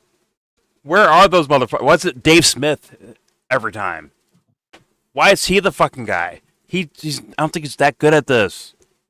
Saying factoids and remembering them is one thing. Okay, fine. That's one thing. And meaning well is also important too. But like, where are the other motherfuckers at that can like point, like sniff out, that have like emotional intelligence or people intelligence where it's like, yo, you fucking lying, dude? Yo, you full of shit? What's up? Where is that person at? Charlie Kirk ain't gonna invite Douglas McGregor. Douglas McGregor. Yeah. Yeah. Get fooled by that one too. Good luck with that one. Not saying he's full of shit, but like, let's be real. If the right war's around, that guy's in favor of it. Which is, to me, scary. But for Dubster, he'll call it, that's right leaning, that's my culture, my heritage, and whatever dumb fuck shit comes out of your face. Alright, here we go. A moral I don't think anybody should be allowed to have nuclear weapons secretly. Right. And so, how about that? I will ask. Did I not just say this before? What do you mean by that? Yo, Dave, what do you mean by that? Was it glitching for you too? No. Did you didn't He hear glitched right then when he said that shit. Okay. No, I heard him, but he glitched. No, I didn't see that. Wait, let me watch. Nation. Do you think it would be bad if Iran got a nuclear bomb? Yes, I think Okay, it's good. bad. I- I think it's bad. And Not I this think we can part. all agree on Not this that. part. Yeah. Is a moral I don't agreement. think anybody should be allowed to have nuclear weapons secretly. Right. And Okay, so that came through clear How this about time. Yeah, that Okay. wasn't I will close. ask Josh about that because that. Okay, I guess maybe Charlie realized he's talking about Israel. It's a not so subtle dig at Yep. Israel. Wait, However, hold on. Are you suggesting that Israel has nuclear weapons? I don't know. Actually, they probably do. Yeah, you but- do. I don't know the intelligence. I'm not the head of DNI, but I mean they probably do. But let me. I wish ask I was you, Tucker Dave. Carlson, but Now, I'm another not. question. What is Fuck your my now? life, dude. Let's just say criticism. People fall for No this. U.S. troops were Dismiss killed. me It and fall required for no this. U.S. troops Love on the that. ground. There was no war. It lasted 12 days. Fordo was pretty eliminated. I mean, even the Iranians say it. So looking at it now, 12 days later, what is your problem with what seems to be a masterclass in 12 days, in, out, no problem, no U.S. troops, and we've kind of moved on? What would your problem with that be? Let me answer for Dave Okay. real fast. The problem is we created it was a self-created thing in the first place. That's the problem, Charlie. Are these people fucking stupid? Didn't he just lay this out? Didn't Dave already say this already? He already said that answer, right? It's like, well, what's the problem if we stop them from getting a nuclear weapon by doing this little process? 12 days, and we're done. Like, but you created that in the first place. Duh, right? I think Charlie can't work around the parameters Trump set. As far as the language Trump used to detail what happened, he can't diverge from that. So if Trump says we did this because they had weapons and the Obama deal was no good, whatever Trump says, he can't divert from that reality that Trump is making. But like, So it doesn't matter what Dave said. It does not matter what Dave says. though. Charlie Kirk in particular will not diverge from what Trump has said are the facts on the matter. I understand that, but like, okay, they brought up Trump earlier in this That's why thing. it sounds stupid. You get that, right? That's why it sounds stupid for him to rephrase something Dave said differently. Yeah, I'm just saying though, like, but here's the thing: the crowd already. Okay, the crowd in this video, right? They did a big cheer for like, hey, I love Trump. Don't you guys love Trump? And they all cheered, right? Or a lot of them did, at least, right? But then you have like Tucker Carlson was also not maybe not this day, right? But he was here throughout the weekend where he was talking about the Epstein stuff, right? And are people actually compartmentalizing that much to where they're like, well, he's just bad on the Epstein stuff, but he's really good on foreign policy. Like, do they actually get that, or are they like, yo, something nefarious is happening over here? Thus, it makes me think maybe something nefarious is happening over here too. Like, that's where my logic would go. But are people this stupid? Like, fuck, dude. If you gotta ask the question, Jordan, you probably know the answer. I'm hearing my answers as I'm I saying wouldn't it. say it's stupid. I wouldn't even say it's stupid. I would say it's like a bad stupid. habit people have picked up of. You listen. The last person that speaks can change the way you view a topic, even though you agree with a different version earlier. Anthony, that's called the mind of a gnat. That definition That's is stupid. That is the definition of stupid. That's that Well, Or that's the goldfish. memory. Yeah, gnat, Yeah, goldfish, goldfish whatever. we got a lot of that. Like these guys could go back and forth and say shit, and you'll get cheers for the opposite things They've cheered from the for both same sides person, of this same debate. people. Yeah, from same people. The same person One will clap saying twice, war. for and against something. Yeah. No war. Yeah. It could be different parts of the crowd. I'll leave room for that, right? But still, it's. I think Tucker just did a whole thing about that, right? Maybe it's different people. Maybe it's like they bought tickets for one day, but not the other day. It's different crowd now. But it's like, come Meanwhile, on. this has taken up like 2 minutes, Charlie Kirk's crazy ass questions. While this guy got to say fucking 5 minutes, Josh Hammer, and Dave's not allowed to refute it yet. and he's probably going to forget some of it.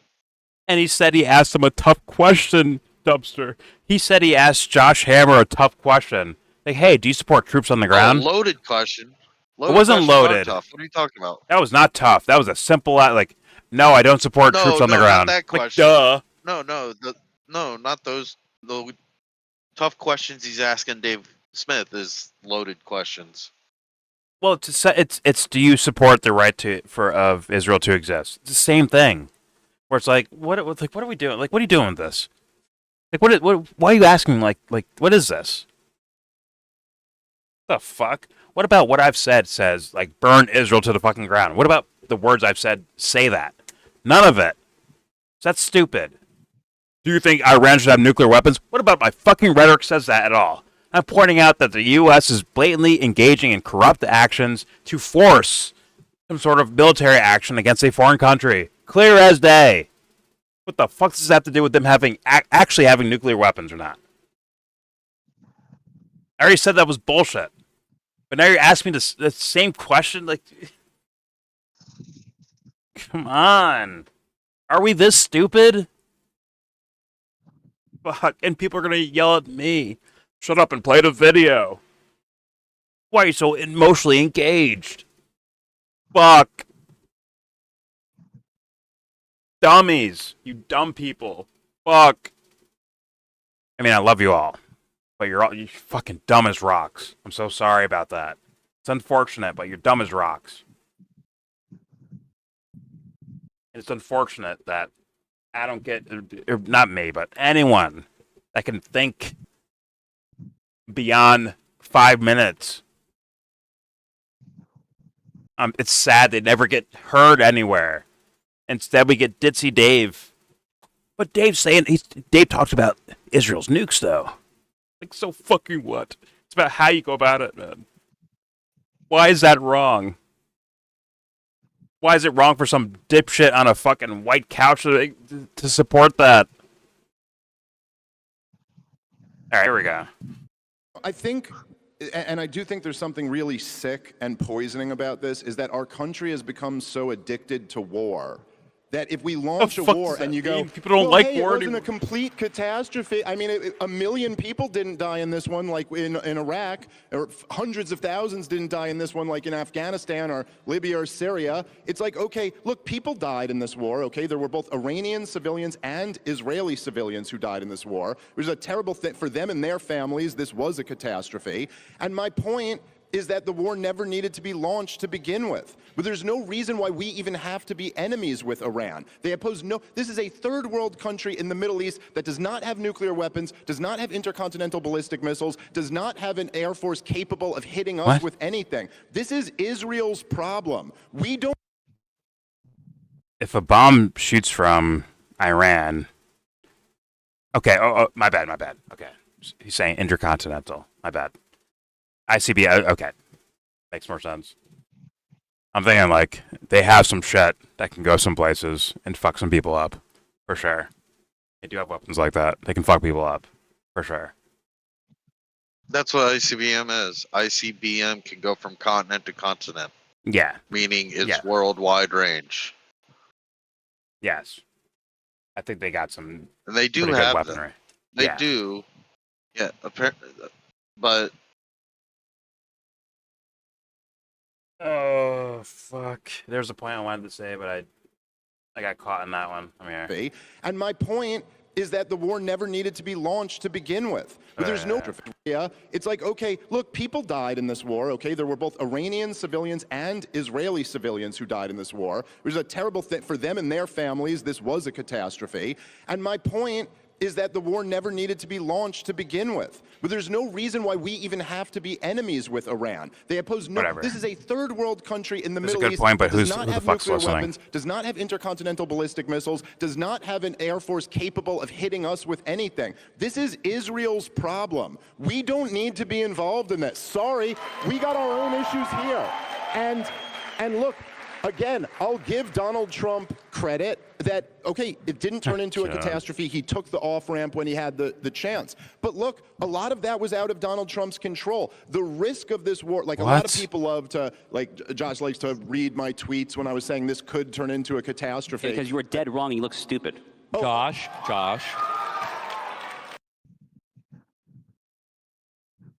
Yo, Dave.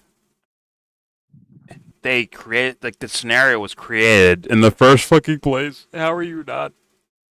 The scenario was created in the first place. And I remember my point, too, by the way, which was, yeah, in the middle of the whole 12-day war thing, we're bombing Somalia, you dummy. We're doing operations in Africa, you dummies. Like, come on. How is Dave this dog shit at this stuff, bro? How's he this dog shit at this? Actually. How's he this dog shit at this? What the fuck? I thought he was a Scott Horton fan or an antiwar.com fan. It's all over their fucking websites, up and down it.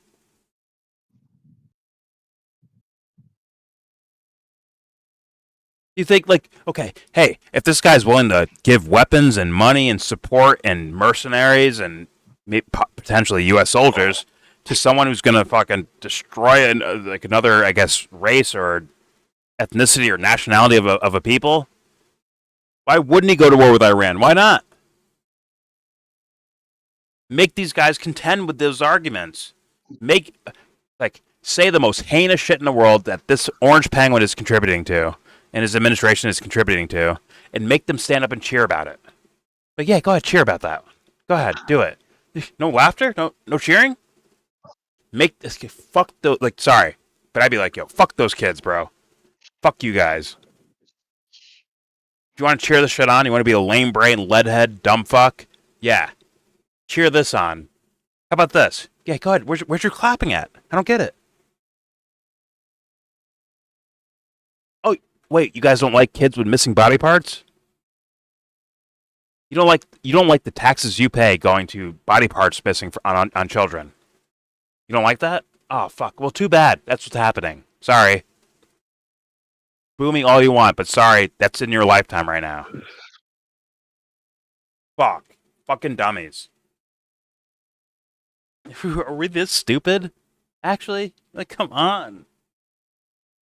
Sorry, I'll try to let it play more. It's just like I get frustrated because it's just someone's gonna tell me I'm complaining too much, and then in 10 years they're gonna, but yeah, I was against it when it happened. Yeah, sure you were, bud. Sure you were. Don't worry, you just did it on the internet where no one will find your dumb fuck account. Got it. Here we go, guys. Don't say. No. Let's de-escalate the stupid stuff. No, actually, what Josh is saying is the lowest IQ argument that anyone can make. I'm warning.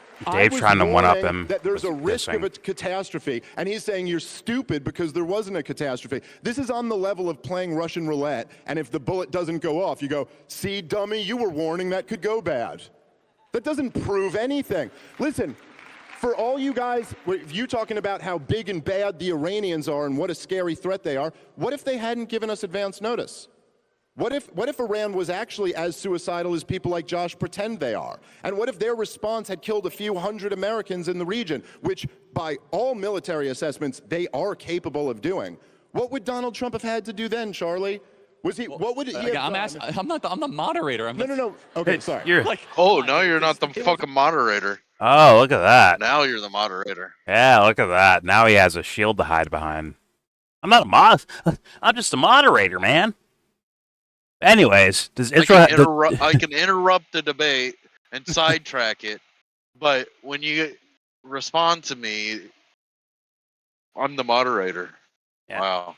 Just like Matt Gaetz. They're just moderating. Meanwhile, they're steering the conversation in a direction. To me, clear as day. For others, I'm sure they'll be like, but I like Matt Gaetz. I get that. I understand that. But I think you're being played and you're falling for it. But I guess people would just say, like, who cares, I guess. All right, here we go. The rhetorical question. I know, I'm not but done with you. both The sides are point getting is- tough questions The here. point So is, Donald Trump would have had Sure to they are. respond even harder. How many would have, could haves are we going to have here? This is not living in reality. let's give Josh a chance to respond. But first, give Josh a chance. All One he's second. doing- You hadn't have had breakfast this morning. How would you when feel? people talk over each other, they don't like listening to that. So that's why I'm here. Josh, I want you to respond to that. But to Dave's point, do you think Israel has a secret nuclear program, and is that a problem? Yeah, I think it's not particularly disputed that Israel has a nuclear program. We know exactly where it is based. This is not a And what does that particularly mean? hidden thing there. I mean, it's so well. Did I just hear the crowd go, ooh, like they just found out about it, but it's going to make it okay? Over each other, they don't like listening to that. So that's Israel has a secret nuclear program, and is that a problem? Yeah, I think it's not particularly disputed that Israel has a nuclear program. We know exactly where it is based. This is not a particularly hidden thing there. I mean, it's so well known, in fact, Charlie, that I don't know exactly why it's officially a secret. Unofficially, it's not much of a secret. I'm non-Israeli. I have no idea why the exact policy is the way it is. I don't particularly have a program with it. As I said, it's one of the world's worst kept secrets. It kind of just is what it is. But more generally speaking, I don't understand A why program we're or going a so far problem down this with it? rabbit hole of would've, could've, should've. Maybe you said the wrong word. Let's say something very simple here. The people who said that Donald Trump's involvement in the 30 Is he skipping over this is going to be the second time I've heard, at least the second straight debate with Dave Smith, where the question of Israel's nuclear weapons gets walked over, right? Yep. And Dave has to pull this back, right? He learned his lesson, right? He has to be like, okay, no, you're not running away from this. How come they're allowed to have a nuclear weapon? Well, they're good. Are they good? Let's go over how good they are and just go over the record. It's as simple as it gets, right? It's kind of basic level shit, right? Okay, how are these guys supposed to be good when they do this? So he just blatantly skipped over this question. This is not a particularly hidden thing there. I mean, it's so well known, in fact, Charlie, that I don't know exactly why it's officially a secret. Unofficially, it's not much of a secret.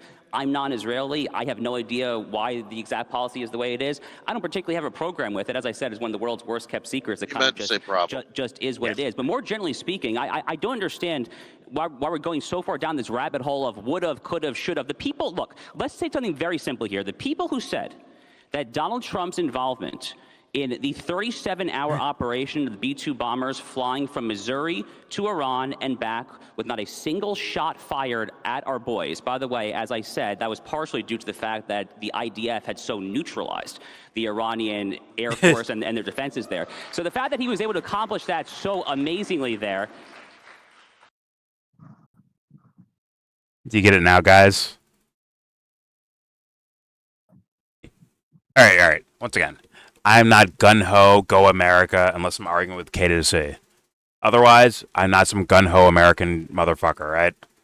But he just said, yeah, American guys went over there, did their shit, and came back without a problem. But the reason why that's happening, because Israel's military had cleared a path for them and done the right work, and then the crowd started cheering. It's like, huh? What? I'm just saying. That's like optically weird, right? Optics-wise, that's kind of weird. I don't know, but here you go. We should have seen that coming because it was actually pretty easily foreseeable. And the people who did not see that coming are the people who have lost credibility to comment, frankly, on these affairs. People who warned about thousands and thousands and thousands of dead American lives, who said that China and Russia would swoop in and that this would be World War III. Well, you know what? God bless you all because you apparently survived World War III. It was the shortest World War III. Because Israel did such a good job, it made it so that our boys weren't at risk. So it neutralized the issue of us going to a land invasion. So you're dumb for not realizing this would have never been an invasion of Iran. Yeah. We knew what we were doing from the get-go. We were going to kill enough people and take out enough armaments so they couldn't defend the skies, so we could go ahead and just nuke their Fardos place. You dummies don't know nothing Bullshit. about military. See, we got this handled. We're so awesome that by practicing bullying small countries, that we're really good at it now. So there shouldn't be any worry about any retaliation from us bullying small countries. What's wrong with bullying small countries? Here's why this guy's full shit. I mean, obviously, like once again, I've said this several times now, where Syria had the fall and get in the hands of Al Qaeda, so that their allies, the U.S. and Israel, can use their airspaces to refuel planes or fly over for strategic strikes and all that stuff, right? To keep going off of this, I mean, that should be like damning on its. Like, I think that's like pretty blatant. I think at this point, but whatever. Also, fuck. At a point, I'm forgetting it. No. America should always be the world police because they're the best at it. Yeah, but all right. I was gonna go with the whole defense missiles. How many THAAD missiles were being shot out, like as Iran's firing at Israel? How many defense missiles are being shot down, or drones, right, being shot down by the U.S. in the midst of that war, right, between Israel and Iran? Even other countries that we also give a shit ton of money to, right, like Jordan or Egypt. I think it was mainly Jordan, though. Or England or France. England with the refueling of planes. Yes. Yeah. And he thinks the U.S., like, Israel did all this work and then the U.S. just rolled in and did some shit and left. Like, no. We were shooting our defensive missile systems out there the whole time. Remember Hexeth, where he made an announcement that we're pulling some of these defense missiles away from Ukraine and putting them in the Middle East so we can use them in regards to this stuff. Openly and blatantly. Well, it's also ignoring that we, according to Benjamin Netanyahu, preemptively defended by attacking. But we were already in the war. That's the thing. That's what I'm saying. No, I'm going back to the initial thing of, like, we didn't have a just reason to world police Iran, and then we attacked Iran. Yes. And you're calling this good because it was tactically successful. But then again, they did that with Soleimani too, right? Where they, without congressional approval, right? They bombed Soleimani, killed him, and with the Iraqis too, by the way. So it was multiple countries involved that they killed in those strikes, right? But the excuse was, like, well, this guy killed a bunch of Americans, which is not proven, or even the evidence they give us is dog shit, by the way. It's dog shit. But they had an excuse to do so. And because it didn't result in all-out death and killing of American soldiers, that means it was worth it. That means it was a good job. Which to me is just like devil worshipping. That's where I'm at. Like, that's some devil worship shit. Straight up. But then again, these dumb motherfuckers that think they're Christian will fall for this stuff. And they're falling for it again. Good luck, guys. Good luck. Good luck. Hey, come debate me too, by the way. I dare you to. Come get fucking destroyed. Don't worry, I'm a small channel. No one will know. No one will know that you got fucking murked on camera. But yeah, come on over. I dare you to. I triple dog dare you to. Anyways, here we go. I expect Dave to move on. Like, instead of okay, hold him here, Dave. He brought up even Charlie Kirk, and then Charlie Kirk's gonna have another tough question for Dave. But Dave implied Israel having nukes, right? then Charlie Kirk asks the question to this guy. This guy skipped over the question and went to something else. Dave, bring him back to there and make him answer for it. If he says, well, you know what? Well, I'm not Israeli. I'm an American. So, but how come our policy is one way for one country and another way for another? Well, these guys are terrorists. Well, what if I bring up Gaza now?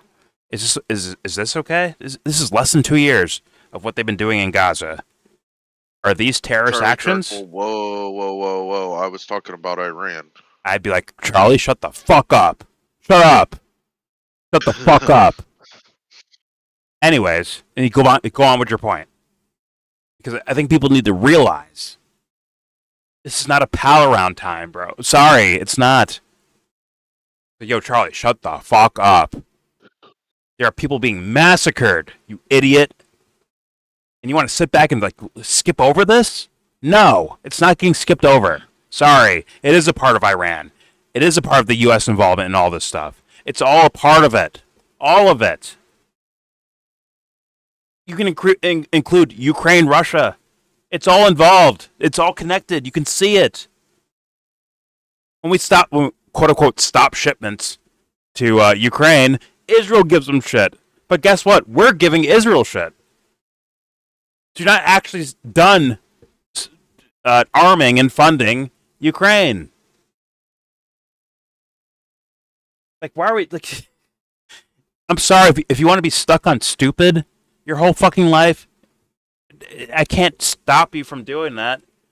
I want to wring your fucking neck, but I can't. I'm against violence like that, and also, unless it's sanctioned. If it's sanctioned violence, then yeah, I'm gonna strangle you. I'm gonna beat the life out of you. But make sure you don't die. But I'm saying, Wait, like metaphorically. You're okay with sanctioned violence? Yeah, if some dumb fuck agrees to get in the ring with me, yeah. If they're that stupid, yeah. I'm okay with that one. Netanyahu sanctioned it. You can bomb Iran. Okay. Something that I agree to as sanctioned. No Jake Paul shit over here. But whatever. The point is, it's like, you fucking idiots, you dummies. But once again, if you think like, okay, this is the way things should be, I'm gonna call you a fucking devil worshiper, dude. I am. I'm sorry, guys and gals out there.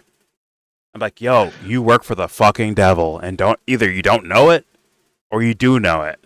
Either way, same difference to me, as far as like end results. Sorry, guys. Sorry to tell you. I'm so sorry to tell you that the maiming, butchering of other human beings is a bad thing. I'm sorry to tell you that. If you say, oh, no, this is okay because whatever reason that this dumb fuck would give, like, well, you're a devil worshiper. Got it. And good luck. I just be like, good luck.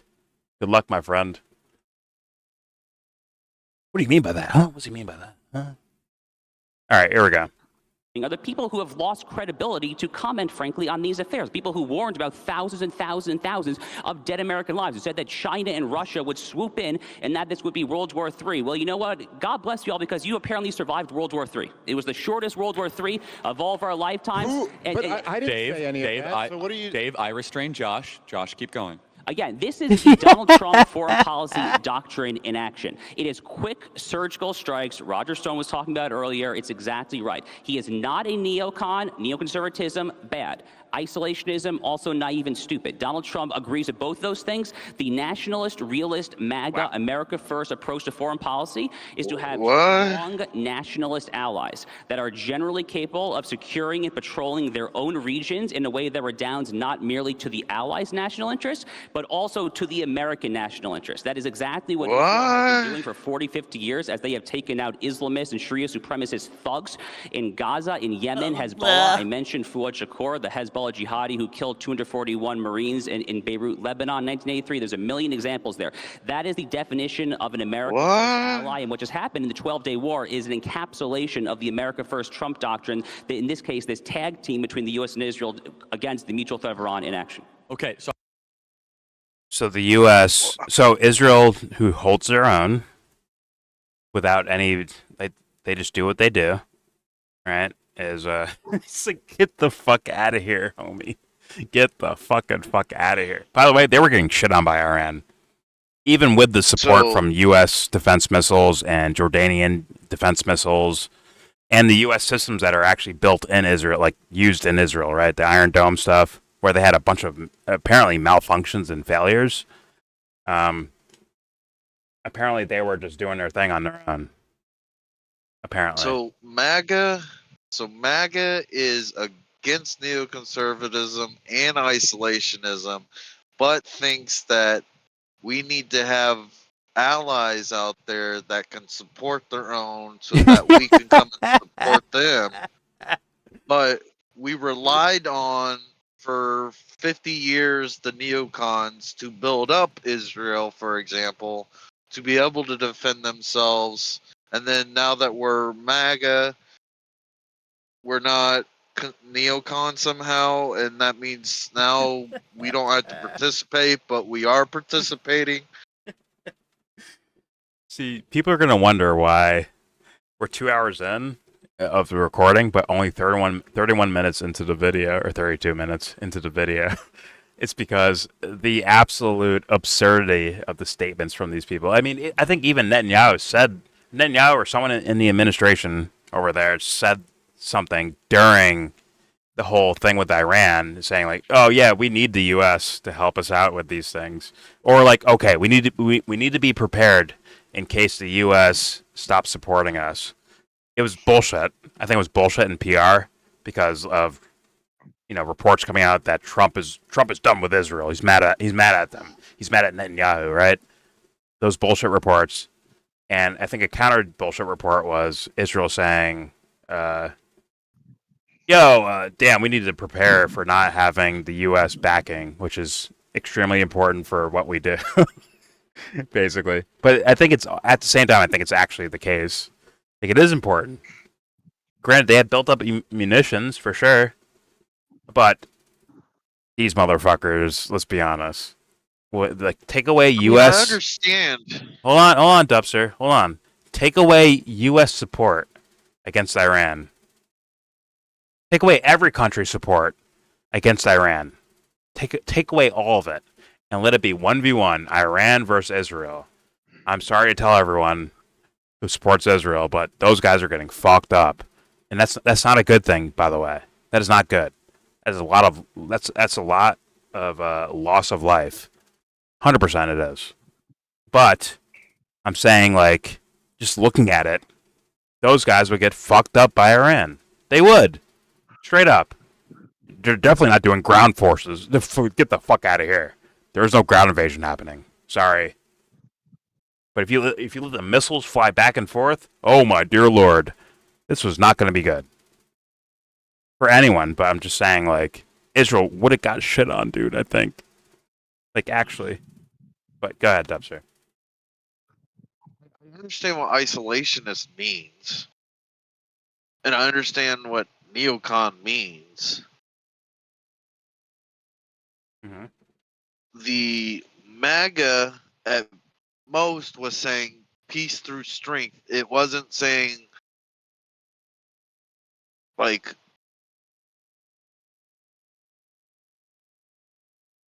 it was like, we don't like, fuck with us. Yeah, leave us alone or we fuck you It- up.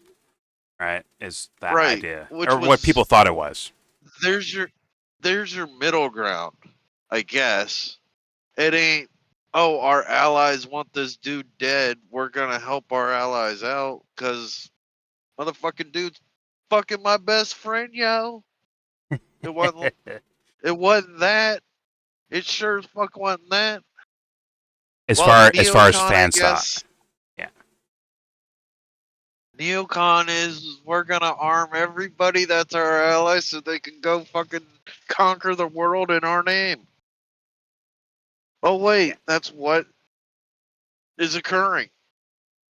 Yes, And we're about to have has a occurred. fucking and that's what I mean when I say the world police is we're conquering the world. Well, yes, we are terraforming.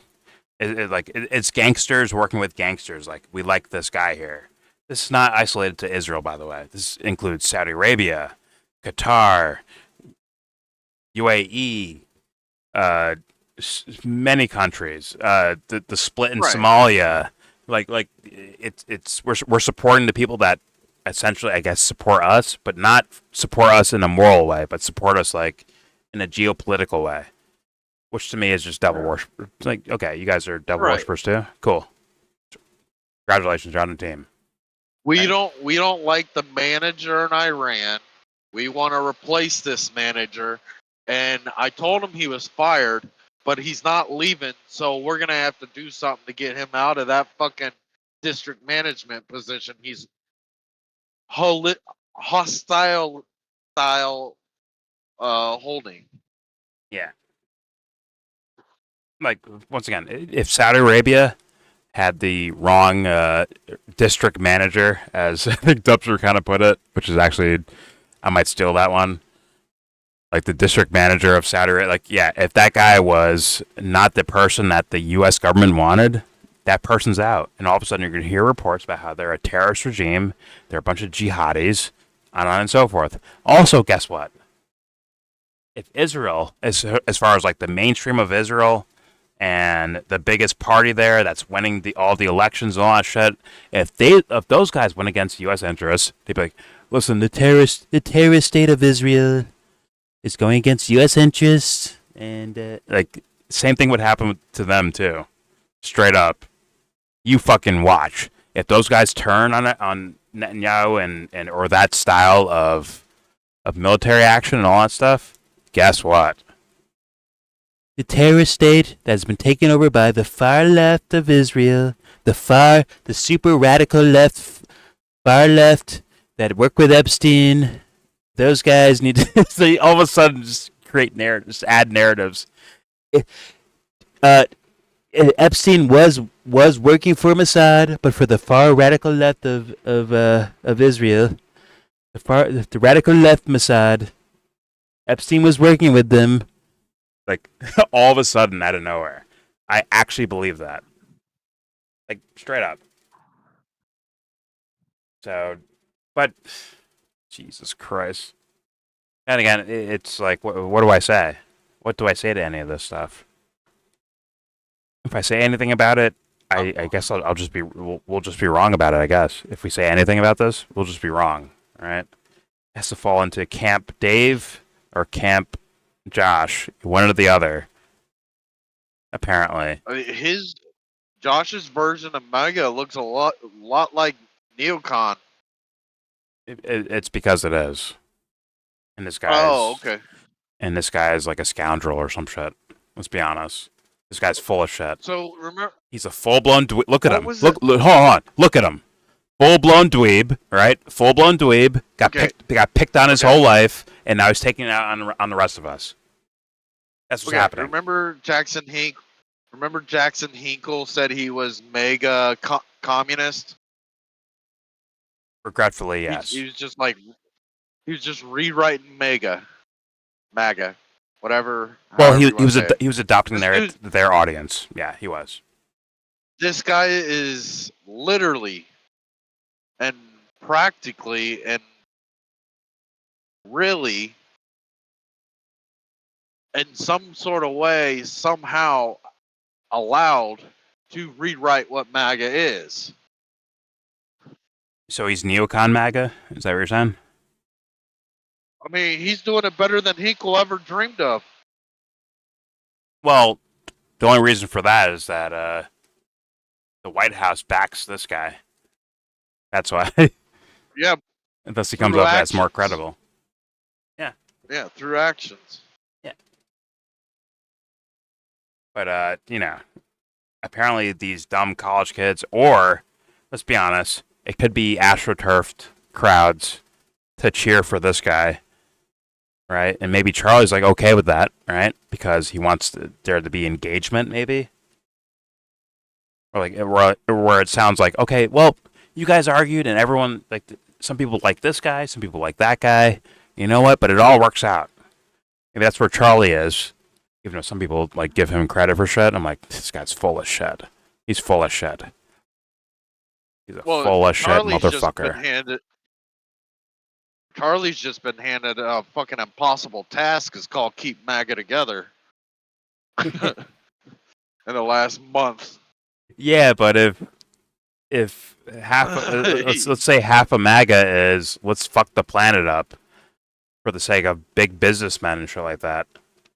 Charlie's supposed to stand against that, right? As far as the character he plays He's for not us. though. Yeah, I'm aware of He's that. trying to keep it together. I'm saying what he's supposed to represent. Trying to keep it together. Yeah. Yeah. Anyways, all right, let's keep going.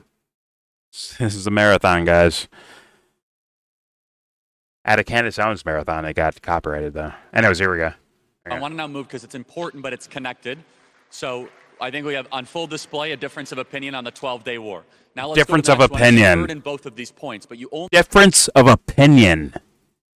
Difference of opinion. I'm like, Dave, this is when it's like, no, time out, Charlie. It's not a difference of opinion. That guy over there is full of shit. Dave doesn't have the balls for that, but sorry, that's what I'm saying.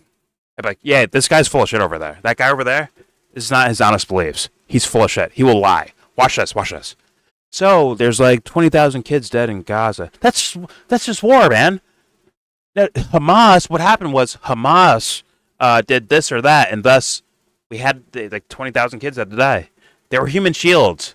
So they had to bomb hospitals and schools and tents because Hamas was in the tents too. To bomb all of it. Bomb it all. And then starve them too. And then kill them while they're trying to get food. Like, as soon as he says that, like, see guys? See? He's full of shit. You see that, guys? If you don't see that, you're an idiot. Or it's like everyone's up for sale. It's the fucking cowboy kicking in the saloon door saying, like, put your fucking hands up. You're all in fucking trouble. That's what I fucking need in this scenario. You're all in trouble. You're all full. Like, if you buy this shit, you're full of shit. I'm gonna show you how this guy's full of shit, and then if you buy it, you're also full of shit. Maybe you're not lying in a way, right? You just believe in it, but it's like you're a fucking idiot, which means you're full of shit. Fuck. Sorry. It's just where I'm at. Sorry. I have to. First ally, I have to say these things because it's too late in the game. It's too late. First Trump doctrine. In this case, it's too late in the fucking game. They are massacring people in massive amounts. Massacring people. I don't have time to be nice to you. I'm so sorry, guys. I apologize for not being so nice about it. But there's no room for that right now. So Dave doesn't get to respond to any of this shit either. Well, they skipped over the nuclear part, right? So that's already skipped over. No. They skipped over it.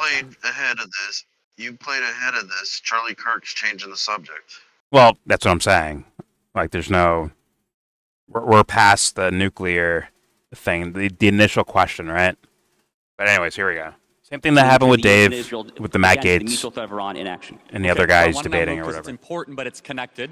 So and Dave I think we have on full display a difference of opinion on the 12-day war. Now let's go to the next one. It's inferred in both of these points, but you only get to answer it as yes or no one at a time. Is Israel an ally of the United States? Yes, of course. Stating, go back. So now we have disagreement. We're going to now. He asked if Israel is a yes or no answer only. Is Israel an ally of the U.S.? One said yes, one said no. I'm like, which U.S.? See, Dave's answer should be like... I'm tapping out. Okay, fair enough. I gotta go to bed. All right, dude. Have a good one. Have a good night. This is the point where Dave should be like, well, which U.S.? Do you mean the government, or do you mean... like that is not a yes or no question. Do you mean an ally of the U.S. government, or do you mean an ally of the regular people of America? Because guess what? He's not an ally of the regular people of Israel, let alone the fucking U.S. Sorry, the government over there in Israel is not an ally of Israeli people. They're not. And they're not an ally of U.S. regular ass people. But the governments, yes, they're allies with. Yes, they work together for sure, 100%. But Charlie Kirk wants it to be a dumb fuck yes or no answer. It's like, yo, this is stupid. This is stupid pageantry. This is not actually doing anything. We'll find out, though. Maybe there's more here. Here we go. So I think we have on full display a difference of opinion on the God, 12-day I wish I was war. stupid. I wish now I was let's go to just the next dumb one. It's sometimes. inferred in both of these Let points, me- but you only let get to Jordan answer be dumb yes or a no little one bit. at a time. Is Never mind, Israel that's an kinda ally of the boring. United States? Yes, of course. No. Okay, so now we have disagreement. We're going to now figure that out.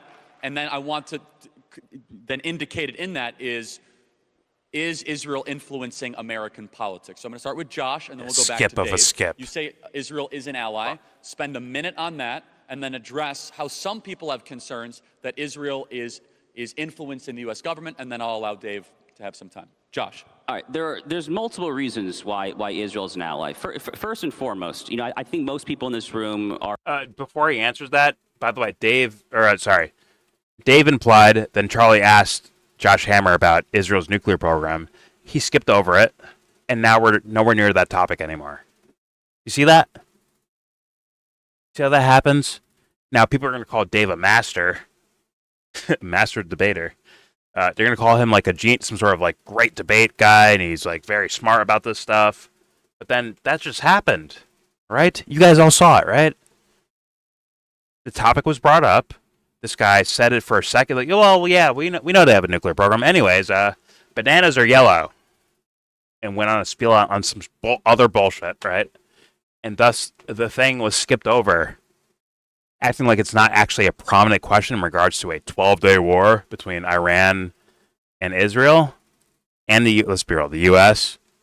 and other nations involved in that war. So, once again, if you're dumb, I don't expect you to like pick up on that. Sorry. You may be looking for it, not because you don't have the capacity, not because you can't do it, but because you choose not to do it. That's why you're stupid. That's my actual like understanding of things here. Like, you're dumb because you choose to be dumb. But if you actually like look at things and be critical and be like, let me think about this. Hit pause and think about it. Otherwise, you're just a victim, which makes you fucking dumb as rocks in regards to this stuff. Anyways, here we go. Reasons why Israel is an ally. First and foremost, I think most people in this room are believers of some stripe, right? I am Jewish. Most of you. Oh, there it is. probably Religious. Christians, and God That's bless Charlie you for that. Kirk's answer. If you have any attachment whatsoever to the holy sites, if you have any attachment whatsoever That's to Charlie's this narrow answer. strip of land between the river and the sea, as the Hamas propagandists call it, then you're going to have some reason to care about this particular sliver of land. That's point number one. Let's just kind of get it out there, especially if you understand that we in Western civilization are fundamentally at war with barbarism. Barbarism being best represented by the Islamists and Sharia supremacists. When you understand that Western civilization really just is the Bible, there is a special calling to have an ally with a certain part of the Middle East. That's point one. Point two is just the Islamist deterrent point, Charlie, which is that America has faced jihadism time and time again, going back for 40, 50 years. 9/11, obviously, the most tragic example. We just saw it again on the streets of Bourbon Street in New Orleans on January 1st, just a few months ago there. If you care about deterring Islamism from conquering Western civilization, a point that you have very astutely been talking about a lot recently on your TV hits and on social media, a very, very important point. If you care about defending Western civilization from the barbarians, you absolutely have to place a special premium on this particular relationship. And then just look at Dave. I think Dave's just like, he's like a drowning fish. What happens when your opponent, your quote unquote opponent, doesn't just Douglas Murray themselves? I think this happens. Like, yo, Dave, like, yo. I don't know. All right, here we go. And third is that if you actually care as I do, paradoxically, I actually care a lot about China. In fact, I think that America's by far #1 biggest threat this century is China. If you care about effectuating this broader pivot to the Indo-Pacific, as American foreign policy people have been talking about for 20, 30 years now, you have to have some way of stabilizing the Middle East. The way to do that is not to just adopt the stupid and asinine Barack Obama foreign policy of appeasing America's enemies. And the way to do that is to embolden. This guy's a full-blown neocon. Full-blown neocon. Dave, okay, here's the moment. Dave sees it, right? He has to see that, right? I'd be like, listen, man, like, who do you work for, bro? Like, you're the State Department or some shit, bro. You're full of shit. I don't know why it's like out of bounds to say during a discussion or debate. Like, yo, you seem like you're full of shit, homie. How come Dave as the blue collar, played football in the backyard with your friend's kid who like ends up in this world, and you're like, wait a minute, why are these guys talking like this? Why are they trying to like smear me? Like, what's going on here? Like, Dave can't sniff out these things. He's supposed to have like street smarts, right? Can't sniff out the fucking little hustler on the street on the corner. Like, yo, man, you want to get good grades, man. You got to be able to study, right? If you want to study, maybe take this meth. It'll help you study. It'll keep you like awake and stuff for studying. You can't sniff that out, Dave? He's doing that right in front of your fucking face. Fuck my life. All right. Your allies. Again, Got it. that is the Trump doctrine. So we didn't get to the second part of the question. So do you want to just start on the ally, and then we'll do... Yeah. You can incorporate both, Well, Dave. He had 2 answers in a row, so take 3 to 4 minutes. Well, look, this idea that the great battle of our time is us versus the Islamists, us versus these barbarians, you know, that's really the problem here in the United States of America. Lebanon, that's what you got to worry about. Listen, I think everyone here, all you guys should know this at this point. Our problem in America is the deep state of the United States of America, okay? They're the ones who framed Donald Trump for treason. His own intelligence agencies framed the sitting U.S. president. And you know what that deep state wants, by the way? Permanent war. That's what. So Dave's appealing to the crowd instead of just saying like what it obviously is, in my humble opinion. I mean, I think it's pretty obvious that this, like, okay, like there's fuckery here, but I guess Dave's here to like, hey, we're the real MAGA. And then Josh Hammer's like, no, we're the real MAGA. And that's all it's about instead of like actually getting down to something. God bless you all. Actually, U.S. God bless. president. And you know what that deep state wants, by the way? Permanent war. That's what they always want. That's how they and their friends make their money. And so all of this talk is just so ridiculous, man. I mean, this talk about how, like, if you care about the holy sites in Israel, like, okay, sure. Obviously, Christians and Jews and Muslims have a connection to that land. But that doesn't mean we have to bomb Iran for Israel. Who's saying that? That doesn't... Well, we just bombed Iran. That was the first topic. Oh, okay. Okay. Anyway, it doesn't mean that we have to support Israel slaughtering people in Gaza. None of that has anything to do with the holy sites. And in fact, a lot of sites get destroyed when there's bombs flying. But listen, the real problem for America. What's slaughter, Dave? Describe it, Dave. Islam taking over America or taking over Europe. Well, how did that happen? That happened because we completely destabilized the region, fighting war after war after war that did nothing but slaughter hundreds of thousands of people. And then our Western governments had the most insane open immigration policy that was basically suicidal. We're doing this to ourselves. We're $37 trillion in debt, and we're looking for another enemy to go fight. The money! The money! We've spent $20 trillion on empire and wars. And you know what? We can't tax enough money to pay for it. We can't borrow enough money to pay for it. So what do? We print the money. And now you guys are coming out into the world and you're wondering why you're 6 figures in debt from college and you're getting a job at DoorDash and the average house goes for $800,000 because we've. So, yeah, now we're in like, full blown appeal to the crowd. Shit, I guess. But don't worry, or not even Dave's fans. There's people that are, let's be real, entertained by the topic, I guess. They'll be like, oh my God, Dave destroyed him. Look at this point. And they like clip it out. Meanwhile, Josh Hammer is showing his fans and people like that. He's showing their crowd like, look, I made this point and Dave had nothing for it. See that? And it's like, we get nowhere. But if someone in the crowd believed that one of these guys are liars, what would happen? Not just the crowd in the wherever they are, the place they're at, the building, the auditorium, right? But also like people watching this. They're like, wait a minute, that guy's a fucking liar. This guy's fucking lying, isn't he? He's fucking lying. That kills. It kills things. It does. It wrecks it. It fucks it up to where like, okay, now I'm watching. Now I'm watching you. All right. Now I'm paying attention because you came off like a liar right there. Now, granted, I don't expect people to pick through that apparently because.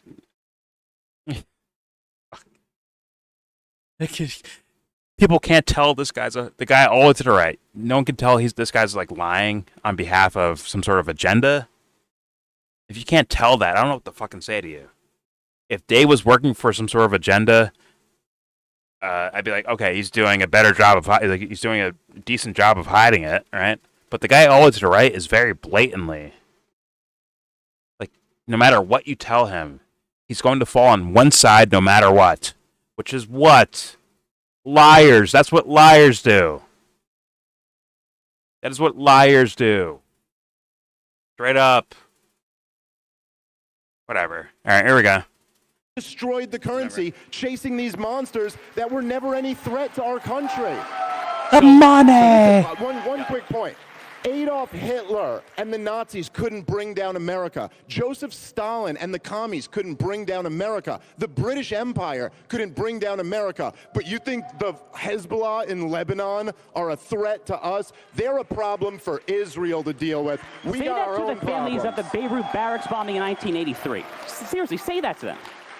Have you spoken to the families of the people who have been killed in 1983 in Beirut, Lebanon, the people who have been killed by those IEDs in Iraq that you're just casually dismissing? Have you actually spoken to any of these families? First of all, yes, I have. The 9/11 families, any of them? Yes, I have. Are you aware of Iran's involvement in 9/11? Yeah, okay. So you're just asking me questions over Guys, my attempt to answer them. Stupid. This is why I'm here. So, right? Wow, what a good job, We Charlie, both you're just doing. Take a deep breath because It's they want to see a embarrassing. debate where they can make their mind up. They don't want to. These kids have never watched like an awesome movie before in their lives. They've never seen like Superbad. Never seen it. These kids have never seen Superbad. That's why they're here. And they got picked on in high school, and that's why they like Charlie fucking dumb fuck Kirk. Awkward ass, small face, big head, Charlie Kirk. Pause. Fuck my life. See interruptive stuff, okay? That's why this is going to be a different type of discussion. Furniture looks like chess let me pieces and both shit. Steel man your both arguments, you have to answer to me, okay? So, Josh, well, actually to Dave first and then to Josh. Josh is saying, what about all of the Islamist death that they're responsible for? Beirut bombings. You mentioned the Shiite. That's basically the essence of your argument, right, Josh? By saying, did you talk to, he's saying, why are you minimizing this? That would be Josh's contention. Is that fair, Josh? And 9/11, there's so many examples. Right. Dave respond to that, and then I will throw it back to Josh. Well, I certainly don't think I in any way minimized any of those deaths. I made the point that Ronald Reagan still sold weapons to Iran a couple years after that, and I made the point that those roadside weapons were built in Iraq by Shiites there. That's not minimizing it. This is a huge part of the reason why we never should have invaded Iraq to begin with, because we get our bravest young boys killed. It's tens of thousands of them have committed suicide in the last few years, and that doesn't seem to stop anyone from wanting to pursue the next attack. So the point is, right, that I think if we want to really understand this stuff, it's wise to look at what some of the motivating factors for the hatred against us is. All you got to do is listen. Yes, I have talked actually to families of people who have died in Iraq. You know what? Overwhelmingly, they're non-interventionist anti-war people now. In fact, did you know that in 2008 and in 2012, Dr. Ron Paul got more money from active duty military than all the other candidates combined, including Barack Obama, because the active duty military are actually the ones who are the most hardcore anti-war. Again, so don't invoke them to try to sell another war. But Dave, I'm going to follow up with a tough question. I want you. Wait, he's trying to sell a war? Dave, what does that mean? What does that mean? What does that mean, Dave? Don't wait for Twitter to say it. Here you are right now. Say it. To make the case, because I don't want to have you be able to get past this. You say Israel is not an ally. That is not an opinion that people hear a lot. Why? Yo, Charlie, you let the other guy get past the Israel has nuclear weapons thing. It's not the fact that they have it. It's about the whole scenario of Iran and U.S. relations in regards to all like nuclear weapons and all that shit. Meanwhile, these guys have it, but no one accepts it as official doctrine that they do have it. Like that's hypocrisy. So thus, it begs the question of like, why are you holding one country to one standard and the other in a different standard? If you want to say radical jihadism, well, we've funded these guys. In fact, we support a guy in Syria. Like, it's very fucking simple. It's easy. But Dave is so fucking stupid. He's such a fucking ditz. What a ditzy guy. Fuck. Like, well, it's radical. It's radical Islam. That's why we don't support those guys. That's why we don't support Iran over Israel. Well, look at Syria. We support those guys. Are they more or less radical than Iran? It's like, got it. Like, one by one, it's easily knocked out of the fucking park. Like, the neocon perspective is such a bullshit, such blatant bullshit that simple questions fuck them over.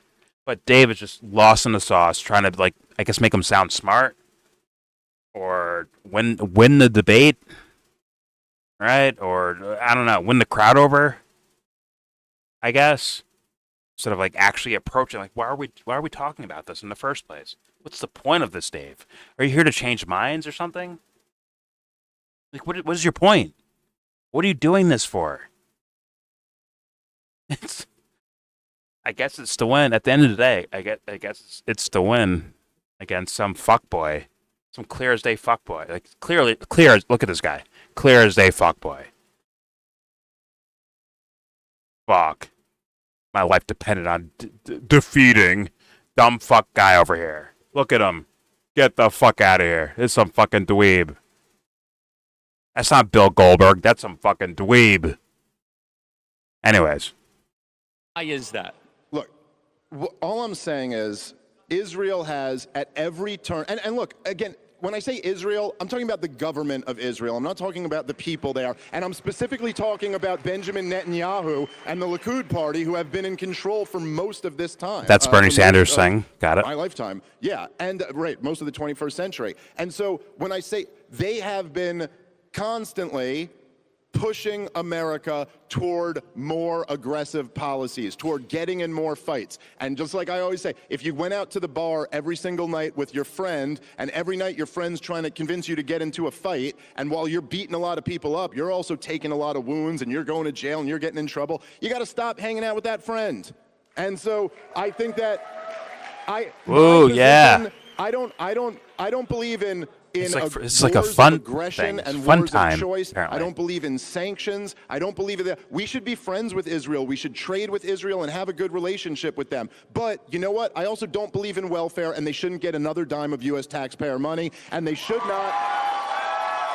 So he's doing this for Their crowd should register as a foreign That's a good agent, segue. Finish that. And they should stop blackmailing our politicians. Got it. So back to Josh.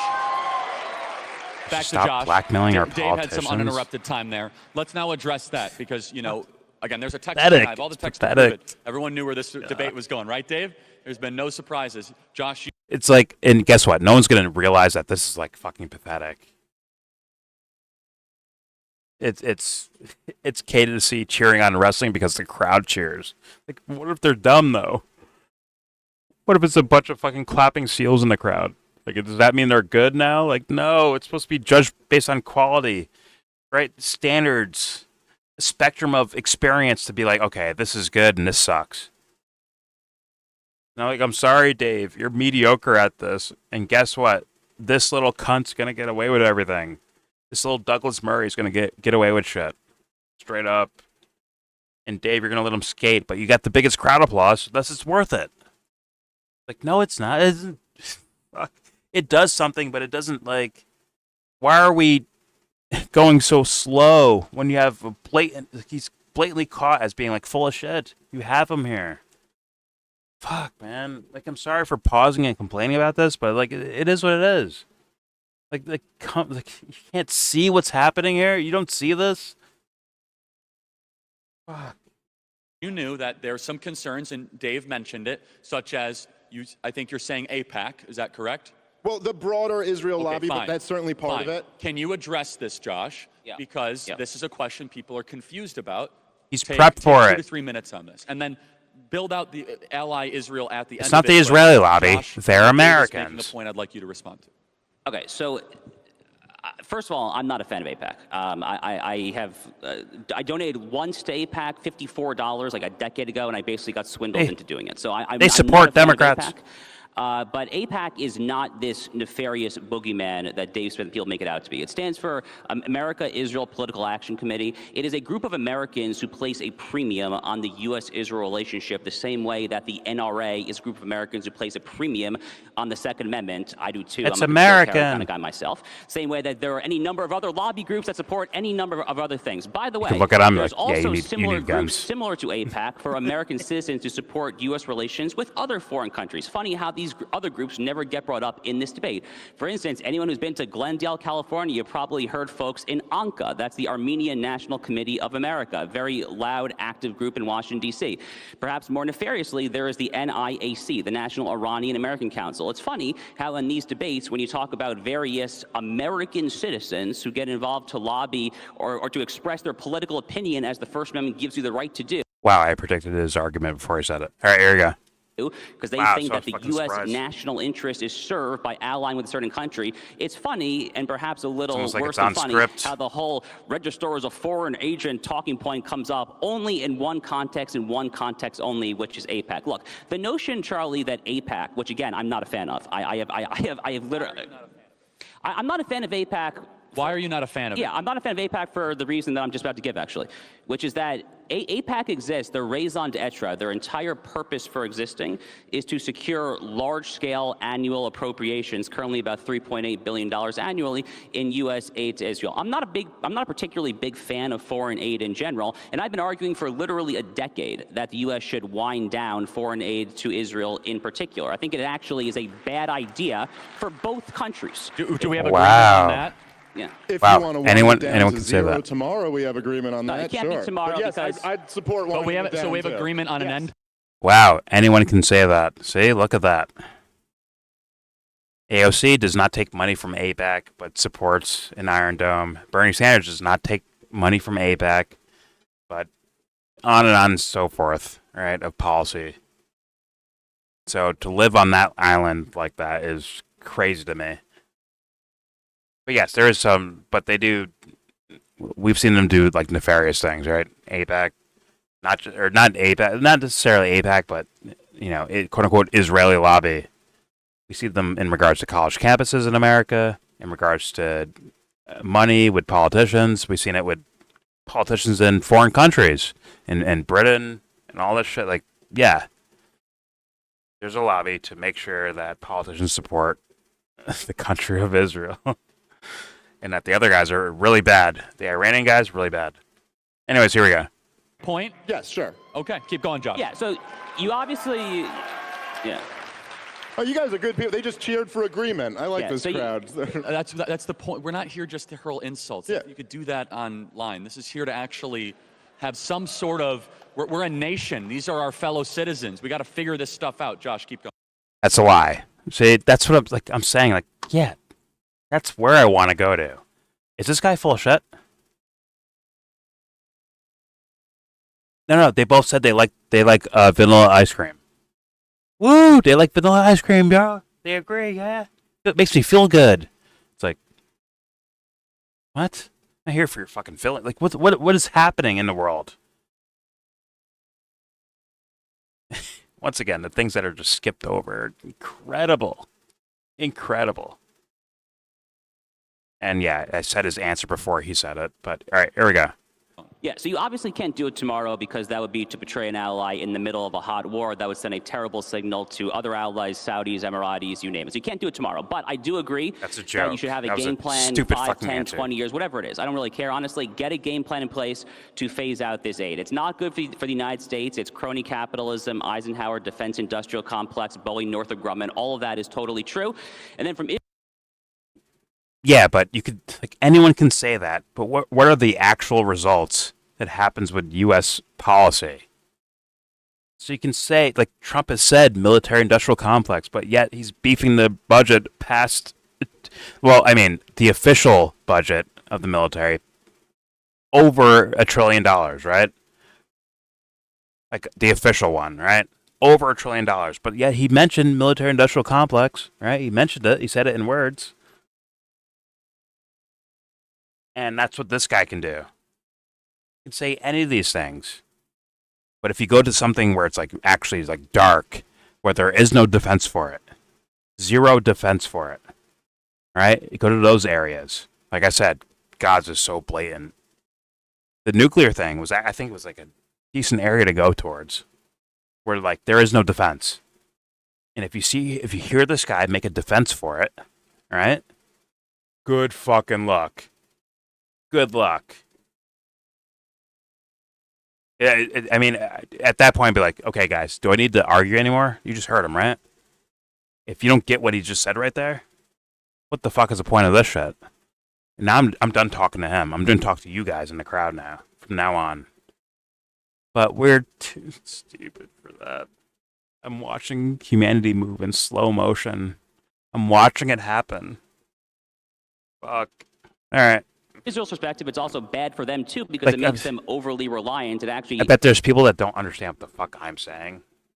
What are you? Shut up. I just don't know. I'm just like, oh man, I can explain it to you. Just ask me in the comment section. But instead, whatever. Just ask. Just ask. I'll answer you. Put a situation out there or something I said or timestamp it, and I can explain all of it if you want me to. I'm not just pulling the shit out of my ass. Pause. Like Charlie Kirk does. All right. Here we go. Really care. Honestly, get a game plan in place I think he's gay, to phase secretly. out this aid. It's not good for the United States. It's crony capitalism, Not that that Eisenhower, matters. defense industrial complex, Boeing, Northrop Grumman. All of that is totally true. And then from Israel's perspective, it's also bad for them too because it makes them overly reliant. It actually ends up undermining the entire notion of Zionism, the notion that the Jews should control their own right to their own existence in their own homeland. It undermines Zionism in the long run. So it's actually bad for both countries. But Charlie, this notion that AIPAC is this big, powerful lobby can be dispelled with literally one anecdote. Sorry. Yo, Dave, what do you do now? Because this guy is now saying, like, well, no, I'm not, all the way pro-Israel. I'm all the way pro-America. But you heard his arguments, Dave. So what does Dave do now? Well, you know what? I like the words you said right there. So you know what? We're in full agreement. Thus, this fucker has credibility now. Based on your words. Which is another F for Dave Smith, obviously. Another wreckage moment. Anyways, here we go. Distance in their own homeland undermines Zionism in the long run. So it's actually bad for both countries. But Charlie, this notion that AIPAC is this big, powerful lobby can be dispelled with literally one anecdote. And I only need one anecdote to dispel this oft-repeated notion, which is the entire 2014 to 2015 Barack Obama-Iran nuclear debate. The fact that the JCPOA, Barack Obama's Joint Comprehensive Plan of Action nuclear deal passed, is literally the singular data point that disproves the entire alleged existence of the nefarious Israel lobby that controls all politicians there. They failed epically to get that passed. But I do have a question, Charlie, for Dave there, which is... I will translate it. Okay. Well, Charlie, I would be very, very curious, based on Dave's recent tweets about Donald Trump doing XYZ things, whether it's covering up for a pedophile ring or engaging in foreign wars, all on behest of a foreign power. Does Dave actually think that Donald Trump, J.D. Vance, the entire Trump administration are literally bought off by the Jews? Is that actually your honest stance? Okay, so what Josh is asking. Well, yeah. Well, is first what he off, just said. well, it's always. He said Israel, then he turned it into Jews. And it's like, okay. Once again, like this guy's doing the talking. He's a liar, essentially. But that should have been called out like 43 minutes ago. Should have been called out already. Oh, my bad. I skipped the Charlie Kirk beginning. 46 minutes ago. Sorry, 40 minutes ago. Should have been called out. But here's Dave again. Another victim. Dave's just a victim of circumstance, I guess, again. Look, all of this, I mean, And I do have literally, a tough follow-up for you. No, but please I'm answer. sorry, but just like everything you just said, like all of it, I just find to be like the cheapest debate tactics. First off, I never said anyone's bought off by the Jews. We're both Jewish, and that's a dirty little trick you play when I'm talking about the only non-Jewish guy well, on I'm stage. talking about a foreign. Yeah, I'm talking about a foreign government, and then you kind of imply. And no, again, this is all just straw man. It's this whole thing of like Dave saying AIPAC is this big bad monster that controls everything. You just and said foreign hold on. agents. Therefore, if I have one data point of where a policy that AIPAC didn't want gets through, that disproves the whole narrative. And then this distraction with talking about the Armenian lobby or this other, it's like, yeah, well, if we were having a discussion about that, maybe that would come up. But we're talking about this. And to compare AIPAC to the NRA, who, by the way, are kind of sellouts and don't go nearly far enough. I agree But with that. like, I'm a hardcore gun rights guy. Appeal to the crowd. Way to go. Appeal to the crowd. Got Everybody. it. Yeah. No, you know that. By the way, Dave was warned about Trump, so you know, so everyone knows how dumb this guy is. But all right, here we go. NRA guys who always go, the key is to enforce existing gun laws. No, the key is to repeal every last one of the existing gun. There should be one law, the Second Amendment. That's the law. Okay, but all that. No, it is totally different to have a group of Americans advocating for a constitutionally protected natural right for American citizens than to have a group of Americans advocating for a foreign government in conjunction with that foreign government. That's a different not what's thing. happening. And to even, let me finish, Josh. And to even not what's- compare them is ridiculous. And listen, by the way, I'll just say this. Every single person in this room, you have to hate AIPAC. You don't even have a choice. You're here at Turning Point USA. AIPAC contributes millions of dollars to woke progressive Democrats if they support Israel. In other words, This guy's he's horrendous. He is terrible. He's trying to win a debate from the crowd instead of like, what's the right thing to do here, Dave? What's the right thing to do, Dave? Instead, he's terrible. He is so dog shit. He's trying to appeal to a crowd. What if the crowd are idiots? Hey, Dave, what if this was 2002 and it's a crowd arguing for the Iraq War? What do you do with that? Do you do this shit? Is it right to like trick people into thinking something? Come on, man. This guy's fucking garbage, dude. Whoever vouches for Dave Smith, you guys are fucking dumb as shit, bro. This guy's horrendous. He's actually terrible. He's actually dog shit.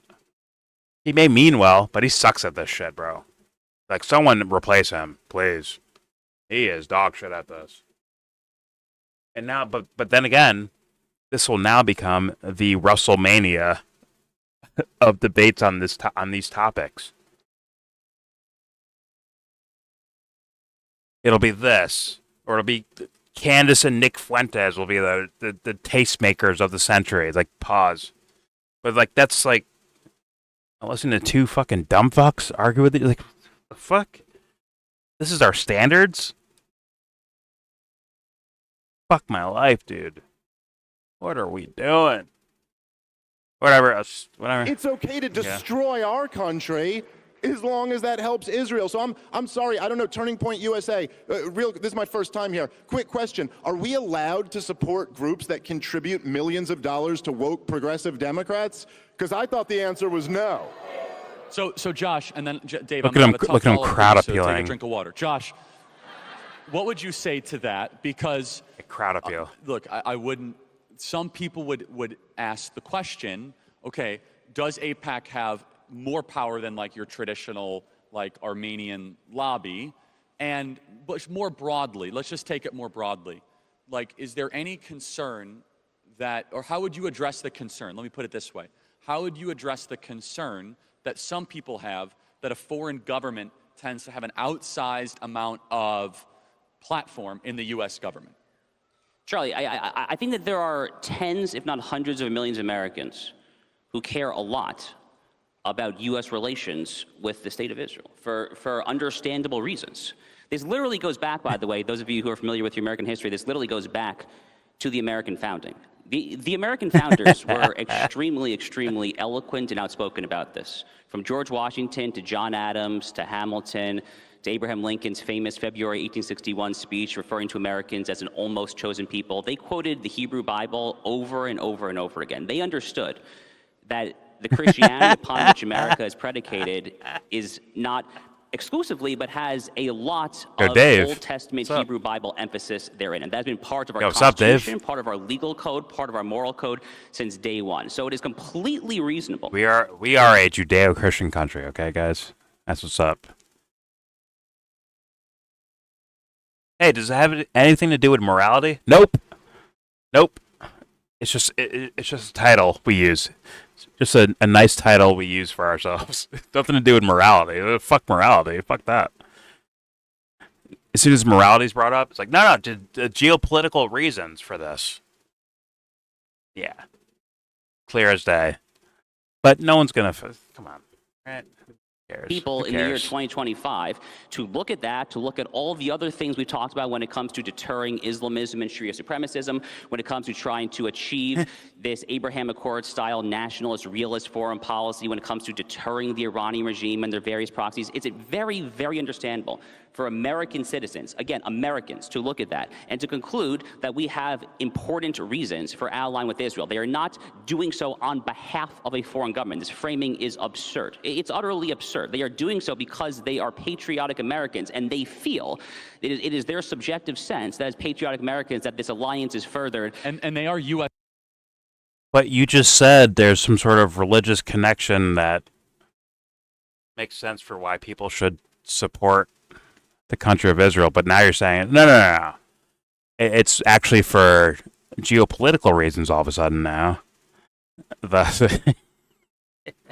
And I'm not even in the camp of we fight wars for Israel. I've never said that, never believed that.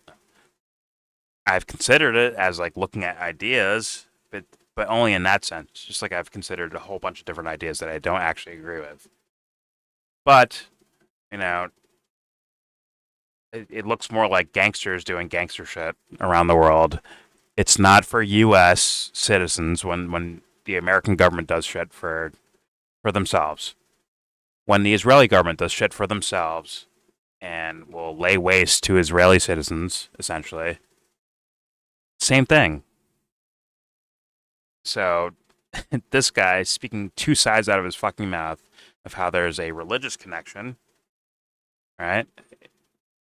Deep into our quote-unquote founding fathers. It's a disgusting term, by the way. Like, ew. Or near my fucking dad. But whatever, founding fathers. And, like, they have a deep connection with that, like, a deep connection there. Right? You have that. At the same time, they wouldn't help each other in criminal actions. Of course they would. Come on. But, yeah. This guy's full of this guy's just like a liar to me at this point. So this is just like almost pageantry for me. It should be like shitting on what this guy is saying. Like the most confident dweeb on planet Earth because he's debating Dave Smith. Feels comfortable. All right, here we go. It's utterly absurd. They are doing so because they are patriotic Americans, and they feel it is their subjective sense that as patriotic Americans that this alliance is furthered. And they are U.S. passport holders. Some Yes, people think that they're strictly foreign nationals. Is that correct? Yes, and that's simply just not true. Now, again, I say that by way of someone who's been very critical of AIPAC, but it's just simply not true. We're using that as a filler term. So now, Dave, for you, two quick ones. Do you think that the Council for American Islamic Relations should register as a foreign agent? Yeah, I don't think there should be any groups advocating on behalf of foreign governments. You're being consistent. Yeah, great. That's right. Secondly, though, and Josh did not say this, but he laced it in through. Look at the questions from Charlie in regards. This is so bullshit. This is a bullshit thing to trick kids and let's be real, old out of touch people that don't know anything, and they've been voting Republican their whole lives, but don't know any they know nothing about anything. Let's just be honest. If you bring up the counter arguments, they like, all right, man. I don't want to talk about politics right now, man. I want to go to sleep. If you do that with them, right? So it's like, oh, then it makes you fucking full of shit too. Fuck. Whatever. Where's the Gordon Ramsay of politics at? Is that me? Do I go there? Do I go there? well, Gordon Ramsay is there because he's rich and famous. Like, no. He was a savage. That's why he is what he is, apparently. You fucking donkeys. All right, here we go. One of the salvos that was, he said, repeating Dave, the same you're thing. accusing them of being bought by the Jews. Now, Dave, there is a rise of, I just think, some disgusting stuff online. I'm not blaming you for this. I'm not one of those people, right? But what do you have to say that there's this like dark Jew hate out there? And you see it and I see it. I hate it. It's not good. Yeah. And everyone in this audience, guys, don't get yourself involved in that. I'm telling you, it will rot your brain. It's bad for your soul. It's bad. It's evil. I think it's demonic. Oh, and shit. So, Dave, though, like, do I pause it there and say something? Like, being critical of a foreign government while also, like, some it's people obvious, say, well, your right? fans hate Jews. You're not responsible, your fans. That is dumb. That is terrible. I don't believe that. At the same time, though, Dave, you have a big responsibility on your shoulders, right? Because Damn, you're lecture saying 'em, something Charlie. that is heterodox, not in popular opinion, that some people are trying to use to push a much more sinister agenda. That's right. Lecture him, Charlie. Let him know. Yeah, well, I think there's a lot of truth to that, and I think that Oh, shit. the fact is that the policies that America, the U.S. government is pursuing are almost guaranteed to create this. And look, I think there's a lot of factors Oh, here. my I don't have nearly fucking enough time God. to kind of give all of my thoughts on this, but I think Oh, my fucking God, Dave. Come on. He's so terrible at this. You don't realize that was a setup by Charlie Kirk. Like, it's clear as day setup. And by the way, dumb fuck over here to the all the way to the right, this dumb fuck over there, guess what? There are people that do the same thing over there. Is Charlie going to ask that question of him? I'd be like, yo, Charlie, I'll answer that question if you ask him the same thing. If there's fans of him or Mark Levin or Ben Shapiro that actually get abusive and let's be like what you're implying here is racism, right? Are there fans of this guy like that? Is Mark Levin that himself? Wait a minute.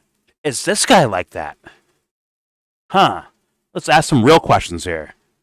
But Dave's too pussy, or he's I'm not gonna say controlled opposition, but like it's looking worse and worse for this Dave guy, bro. I'm just like, damn, who the fuck fell for this? Like, who's falling for this shit, bro? Not saying he's like maybe he seems like a real dude to me. Like he's just a regular guy who's just stupid, doesn't realize he's being played.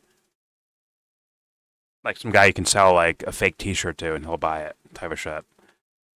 But at the same time, it's like, yeah, if you're like, hopefully it's about his intention is why you're a big fan of Dave Smith. It's about the feels, not about the substance. Because his substance is dog shit right here. It's dog shit. But anyways, all right, here we go.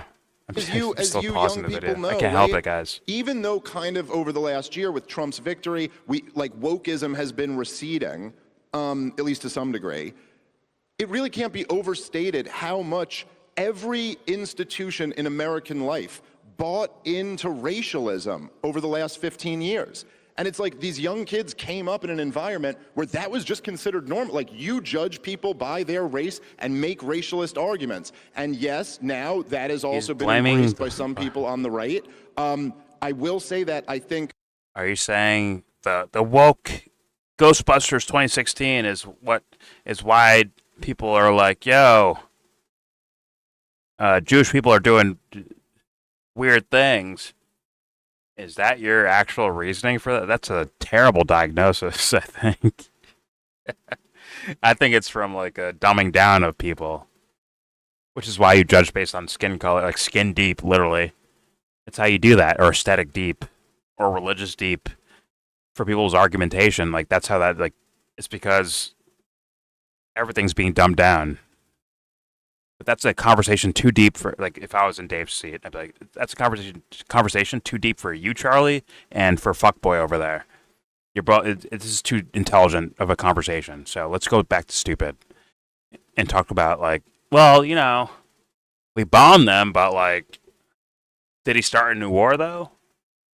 Right? Let's go back to that instead.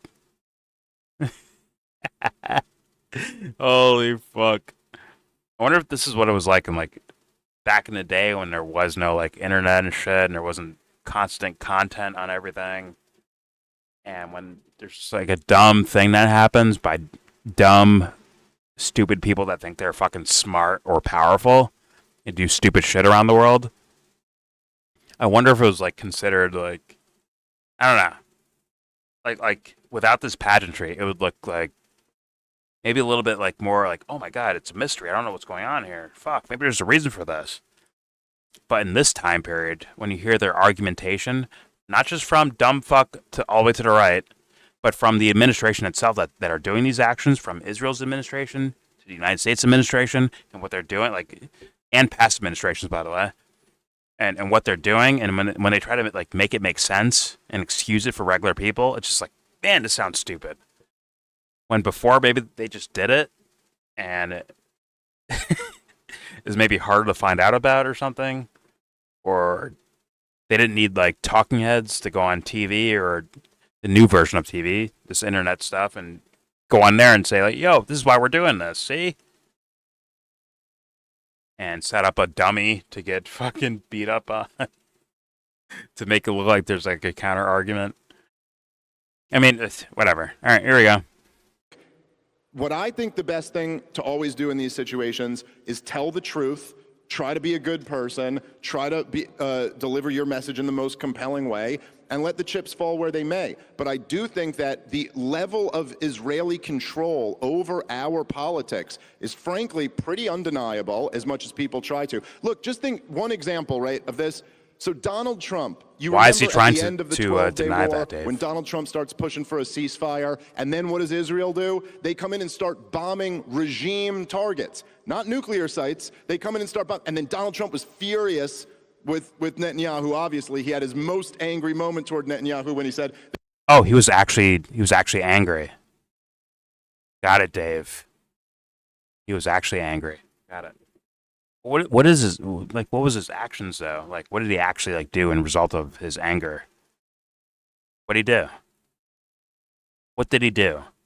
So, if I take it at surface value, I'm so sorry for pausing these things. Like, there is an actual ample amount of dumb fuckery up and down here that, sorry, the slower thinker's not going to pick up on. Sorry, guys. I have to say it that way. Forgive me, but we're past time now. There's been enough things being said and shown to where it's like, if you're this late behind, it's like, I have to call you dumb fuck. Sorry. But like, Dave, but wait a minute, Dave. Trump just said that the Epstein files were created by the Democrats, and it's actually a nothing burger. How do you pick which, like, how do you know what's a lie or a honesty? Is he really that mad at him? Like, really? Okay. But then again, that's just me using logic and observation. All right, here we go. You got it, Dave. Our hero, Dave Smith. One of the dumbest debaters ever. Here we go. when Donald Trump starts pushing for a ceasefire, and then what does Israel do? factoids? They come in and start bombing regime targets, not nuclear sites. They come in and start bombing. And then Donald Trump was furious with Netanyahu. Obviously, he had his most angry moment toward Netanyahu when he said, He was "People angry. Don't know what the F they're doing." I kind of loved that moment for the record. Yeah. I loved it. I love that Wow. moment too. But then the next day, he's right back to just advocating that they drop the charges against Netanyahu. He's still going to continue funding Netanyahu. So was he lying, Dave? Yo, Dave, was he lying then? Yo, Dave, was he lying? So one day, he's angry at Netanyahu saying, "Stop fighting wars at Israel. You don't know Iran and Israel. They don't know what the fuck they're doing." So that is a straight up truth in reality, right? Because you're a truth teller, right? And so that happened legitimately, right? But now it's, but wait, next day he goes back to, wait, that doesn't make sense. How could he say that? Did he call him up and say, like, "Yo, BB, I'm sorry, BB. I didn't mean to say that like that. What happened? Was it Netanyahu saying like, "Oh, sorry, Mr. Trump. Listen, I'm so sorry. I, I want to know what I'm doing, and you know what you're doing, so I'm gonna follow what you're doing, so that I know what I'm doing." Is that what happened, Dave? Is that how people interact with each other? What do you think, Dave? Come on, Dave. Think about it. Take some time. Take your time, Dave. Come on, think about it, man. Like, forgive me for mocking these fools as like obvious stupid shit. It's obviously stupid, right?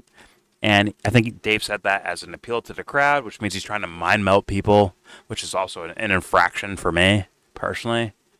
Where it's like, oh no, I don't believe. Like maybe deep down, Dave's like, I don't believe Donald Trump. This guy across from me is a fucking liar. I think Charlie might be a liar too. On and so forth. But guess what? I'll play the game so that I can have the access to say what I'm saying, and maybe a couple people will just join my side in regards to it, which is PR, which is what bullshitting and lying, which is what the Josh Hammer guy's doing, right? He's doing PR and bullshitting, hoping to get people to join his team, which of course Dave is leaving room for by not going straight to the fucking honesty of the situation, or the moral, honest, like in my opinion, the morality of the situation. Nah, bro, there's no room for morality, man. No room for that. It's about factoid versus factoid. Morality would get in the way. Like, yeah. And then you watch these guys debate, and it's like, huh, you accomplished a lot, didn't you? Didn't you? Dummies. Fucking behind the times, slow-brained cavemen. Morality's not part of the conversation. That's so fucking stupid. It's dumb. It's actually dumb. And you watch these fools argue that they advocate for, and like, wait a minute, these guys fucking suck at debating, dude. They suck at this. They're terrible at this. Anyways, all right, here we go. He said they both don't know what the F they're doing. I kind of loved that moment for the record. Yeah. I loved it. Yeah, Charlie loved that. I love that moment too. But then the next day he's right. But if Trump came out and said, listen, Bibi is killing thousands, I mean tens or hundreds of thousands of people over there that have nothing to do with Hamas. He's killing all of them. Charlie might not say that. He might not say, I love that moment. But if he says, neither one of them know what the fuck they're doing, Charlie likes that one. Because the one statement actually applies to something or implies something, the other one doesn't. It's just rhetoric. Just saying. Here we go. I loved it. I love that moment too. But then the course he next does. day, he's right back to just advocating that they drop the charges against Netanyahu. He's still going to continue funding Netanyahu unconditionally. You know, anyone else, Donald Trump, would have come up with a nickname for him already and just been smashing them all over the place. He was trying to lure America into a war that Donald Trump didn't want to get into. But then we still got to... did because he literally chose to get involved. Like, that was Donald Trump's decision. Right, but it was also... Exactly. See, now Josh Hammer is absolutely correct. This is the beauty of Dave Smith and the Israel controls our foreign policy people, where like you actually ask like some tougher questions, and you realize like, wait a minute, they aren't in control. They work together, which is part of Josh Hammer's whole point, is that they're working together. Not saying he's doing that honestly. He's full of shit, in my humble opinion. This guy is full of shit, but him and people like him realize that the counterpart, the counterposition, is saying these kind of like, in my opinion, like kind of outlandish. Could be true. Who knows? But they haven't done the investigation for that. There's no real proof of that. Sorry, there's no real proof of that. Sorry, guys. As much as it's like a magical fantasy to make you feel like you understand geopolitics, I understand that. But sorry, I don't see that as the case, evidence-wise. Unless Israel is involved in all the places where the U.S. has been doing fucked up shit for let's be honest, for a very long time. All right? But it is it's kind of an intellectual cop-out. And it gets the crowd going. I'm just saying. But yeah, a guy like Josh Hammer, a propagandist, full of shit motherfucker, Douglas Murray, is going to take advantage of, Twitter trends from Dave Smith's Twitter trend arguments. Just saying. All right, here we go. Place. He was trying to lure America into a war So that Donald obvious, Trump too. didn't So want to get stupid. into. But then we Except still he got did to. because he literally chose to get involved. Like that was Donald Trump's decision. Right, but it was the, also the his Israelis decision. had a backup Right, plan. right, right. for- But it was also his decision to push for a ceasefire and to try to end the thing. and Israel agreed immediately. Well, no, they bombed the crap out of him immediately. That's why Trump was so Dave, upset. Simple question. I want to phase out US aid to Israel. Okay, I established that. Allegedly, Prime Minister Netanyahu is now getting on board with that as well. Certainly, a lot of people in his coalition too. I'll believe that when I see Okay. it. Well, he's basically said that, so you should believe it. But what No, exactly? a politician saying something. Oh my God, Abe's going to wreck me. Watch this. Prime Watch Minister this. Netanyahu is now getting on board with that as well. Certainly, a lot of people in his coalition too. I'll believe that when I see Okay. it. Well, he's basically said that, so you should believe it. But So what she exactly? should A believe politician it. saying something Let Josh doesn't finish mean his question. You should believe Dave, it. let Josh finish his question. If But you just said because a politician said something that you believe it. You just said that, Dave. And then the goal of this guy, I mean, you gave him room for that one, right? Where he's like, well, Netanyahu said it, so thus you have to believe it. And Dave's like, because a politician said something, I have to believe it? It's like, but you just did that, Dave. Literally, you just did it. Like, literally. Either you know what the fuck you're doing. See, look, he's angry. He's mad. He has a frown face on. He's mad. Fuck. How dumb are we? If you fall for this, I'm sorry. If you fall for this stupid shit, you're a dummy. Not saying these guys are all actors. I'm saying, like, if you can't pick apart what's happening in front of us right now, you're fucking so sorry to call you stupid, but, like, it's too late in the game. It's too late. I don't know how many, like, thousands have to die before you fucking realize, like, wait a minute, that was bad. I'm done waiting for people. We are past the point. Sorry. Someone needs to tell you because apparently your friends won't, your family won't, your politicians definitely won't. Sorry. Your church people might not tell you to do that. Like, sorry. They may not tell you. So I have to. Just in case they don't, Sorry to tell you. You're dumb as fucking rocks. Anyways, here we go. establish that. Allegedly, Prime Minister Netanyahu is now getting on board with that as well. Certainly, a lot of people in his coalition too. I'll believe that when I see Okay. it. Well, he's basically said that, so you should believe it. But He said No, it, so you should believe politician it. saying Let something Josh doesn't finish mean his question. You should believe Dave, it. let Josh finish his question. if the, You just if said the that, Israeli Dave. government were to agree that that is the best policy, Stupid. and if the United States were to do that, then what in God's name is your actual problem? Well, I'm sorry. So if America was not propping up Israel and America was not If we wind down the foreign aid, then what is your issue? well, there's other military intervention, obviously. So I'm not sure I follow. I'd be very happy to wind down the foreign aid. But other than that, What I think dumb fuck on the right is implying is, let's say I said this before in videos, if you erase the country, like full-blown erase the country of Israel, not through nuclear bomb, I just mean like magically, like Thanos finger snap, people just disappear, the whole country disappears, right? And the U.S. is still fucking around in the Middle East. What is your excuse now? You can't just say Israel controlled the U.S. to do this or that, right? Because in my understanding of things and in my imagination of things, I could be wrong, but something tells me I'm right about this. But, like, if Israel had no real power in regards to anything, and we just said, fuck Israel, they can do whatever the fuck they want. Leave them alone. Do whatever you want, Israel. Fuck off. Right? I still think the U.S. would be fucking around in all these other countries still. That is my assessment.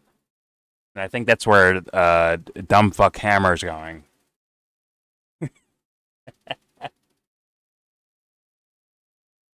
A hammer with no head. Pause. He's holding a block of wood. Alright, here we go. I'm just saying, like, damn, Dave, how do you counter that? Because everything you borrowed from all these other people of saying, like, Israel, yeah, it's Israel doing it. We're following Israel and Netanyahu's foreign policy. What if these guys went away? Would the U.S. not be doing these things? As far as the U.S. government, not U.S. people. United States people would not like any of this stuff. If they saw the details of it, they wouldn't like it. But a lot of them don't know the fucking details, and they just cheer on a figurehead like a Trump or an Obama or a Biden or a Bush or whoever, right? What I'm saying, like, regardless, the U.S. government does horrendous shit around the world with or without Israel. Point blank, period. And guess what? This Josh Hammer guy will have the proof of that.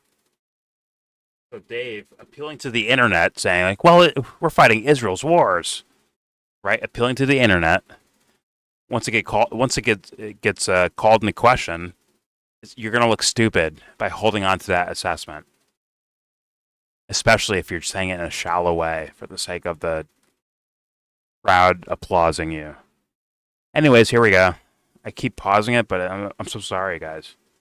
I'm sorry. I keep hearing stupidity and pointing out scenarios I see happening. But here we go. If we wind down the foreign aid, then what is your issue? Well, there's other military intervention, obviously, so I'm not sure I follow. I'd be very happy to wind down the foreign aid. But other than that, what is my... Listen, I'm a non-interventionist, so I'm not saying America should get involved. But no, I mean, I do think objectively what Israel's doing to Gaza is horrible. I think... And I want to talk about Gaza. They couldn't do it without us. So make that case. If they were, I would still be against that. We have to go fast because people have flights and stuff. But I want to get to this, right? And we still haven't gotten to the final conclusion. So let's talk Just Gaza. solutions. First, I want to go, Josh, on October 7th, because I want you to remind people what happened on October 7th. And Dave, I'll be honest, I think your portion of the debate, your portion of your community could do a better job of remembering the horror on October 7th. I'm just going to be honest. I'm not putting that on you. I'm saying just your community. I want you. AKA, Charlie's full of shit too. But Dave, he has this blank look on his face, as usual, where he's like, what? Well, I thought we were all honest here. We're all honest actors. And Josh Hammer, he's honestly arguing for this country or this policy or whatever the fuck, and Charlie Kirk he's an honest moderator, and he has that look again on his face. Lost little baby. Like, yo, tag someone in, because you can't do this, Dave. From what you can do this, but you're choosing not to. So thus, let someone else do this for you. You know what I'm saying? Let someone else do this. So some no nonsense motherfucker. Because you are full of allowing nonsense in your face. Pause. All right, let's talk about Gaza. By the way, let's start with October 7th. It's like, is that what we're doing here? Okay. Got it. I mean, it'd be the same as, like, well, let's talk about the Holocaust. So let's start why Jews pissed off Hitler. Let's start with that. It's like, yo, wait a minute. I'm saying, dude, like, PR-wise, that's what that looks like, actually. But here we go. But I'm going to have, that's just me. I want you just to think, because I think we kind of forget, because there was something unique and terrible. Josh, I want you to talk about that. It was unique and then I want you to make the best case you can, because every human being's made in the image of God. I don't like seeing dead kids anywhere. I don't like seeing dead kids in Gaza. I don't like it. How many, Charlie? We're Christians here. So, Josh, I want you to kind of walk us through the We're series Christians of events. here? Can't be lost on us. Oh, you're a Christian. Talk about Gaza. Talk about the horror of October 7th. Or is Dave Christian too? I want you to I don't talk know. about your criticism about Gaza, and then I'm going to ask you a follow-up, Dave, about something that happened from the Joe Rogan show. Josh, you first. I'm just curious. Has anyone just put your hand up and make some noise? Have you been, any of you, to the parts of Israel that were slaughtered by Hamas? Anyone? All right, a few people. Okay. So I was also there a few months after it happened. He's appealing to authority. If you haven't been there, it's very difficult to describe what. Obvious as fuck. Like, these are not hard to recognize debate tactics. He's appealing to authority. He doesn't care, like, if no one said any noise right there. He's appealing to his own authority. Well, I've been there, and like, he's doing that, clear as day. Dave's too stupid. Charlie is probably thinking about cock or something like that, right? He's like, man, that guy in the front row right there, yeah. I know Amy. He's a Catholic, straight man. I'm sorry, but I think he's thinking about dick right now. Anyways, here we go. Put your hand up and make some noise. Have you been, any of you to the parts of Israel that were slaughtered by Hamas? He's trolling him. A few people. Okay. Dave, you're getting trolled. Have you So I was been? also there a few months after it happened. If you haven't been there, it's being very trolled. difficult to describe what you see. You see these kibbutzim, these small villages. By the way, these were typically left-wingers. These were Typical left players. Okay. I'm sorry. Have you seen a lick of what's happening in Gaza? A lick of it. This would be the Dave. This is the slam dunk of the fucking century. If you miss this one, I'm gonna question whether or not you're a paid fucking actor. This is the dunk of the century. It's easy as fuck. Once again, not to win, but to showcase like you're full of shit, aren't you? To showcase that. Maybe you don't say that. Maybe you're too pussy for that. You can't be like, yo, Josh, you're full of shit. Maybe you can't do that. Fine. But maybe you can point out by counter arguments to showcase that this guy's full of shit. Without saying it. This is the most obvious scenario of all time. It's not even close. These guys debated, I think, today, right? They debated, yes. There's a live stream today. Yeah, they debated today, which means you have ample information, ample, to showcase the atrocity of what's happening. Sure, yes, that's an atrocity too, by the way. October 7th, all that shit, it's an atrocity too. I understand that. But, like, this is, sorry, guys. We're not, we're not doing that here. I'm so sorry, guys. Like, I mean, hundreds of thousands in less than 2 years is incredible. Is incredible. I mean, tactics like, hey, come get some food. Never mind. Boom, boom, boom. Killing. Daily. Daily that's happening. There's no, sorry. It's just, nah. No. Sorry. So, to hear this, if this guy tries, like, Dave, there's no way that you don't, like, at the very least, inform the crowd of the scenario that's in front of us. Sorry. It's like, showcase it. And by the way, before October 7th, guess what? There was atrocities happening there still. You dummies. Not at the most, as fast of a rate that they're doing right now, but still. A lot of people being shit on for years and years, and now they're speed running it and making sure no one can come back. Yeah, that's actually happening. It is literally a Holocaust happening over there. Literally. And if you hear this guy justify it, and Dave can't stand up to that, I don't know what to fucking say. Like, damn, Dave, maybe you shouldn't be here. Maybe someone else should replace you. Maybe like a Dave DeCamp or something like that should be in your seat instead of you being there. I'm just saying. But Dave DeCamp seems like a nice guy, right? In my humble opinion. It seems like an actual nice guy. Or like he wouldn't just stomp all over you, Dave Smith. Although he could. I'll do that instead. I'll step on you, bro. I will. I think you're a dummy. And if you can't fucking handle this scenario, where it's the most blatant shit in real time, if you can't handle that, what the fuck are you doing here, man? Quit your shit. Quit all of it. Even your stand-up. Quit that too. Go back. Go to the fucking Buddhist mountain somewhere and fold your legs in a pretzel and think about it.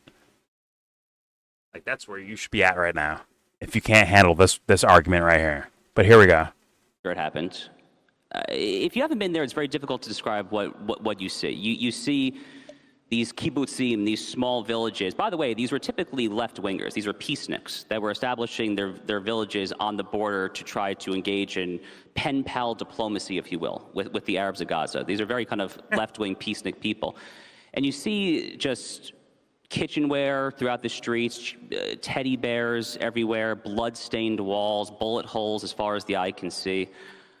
It's very difficult to describe. The only time that I had that similar feeling walking around places like Kfar Aza was when I was in Treblinka, the Nazi concentration camp itself. So, look, in total, and there's a...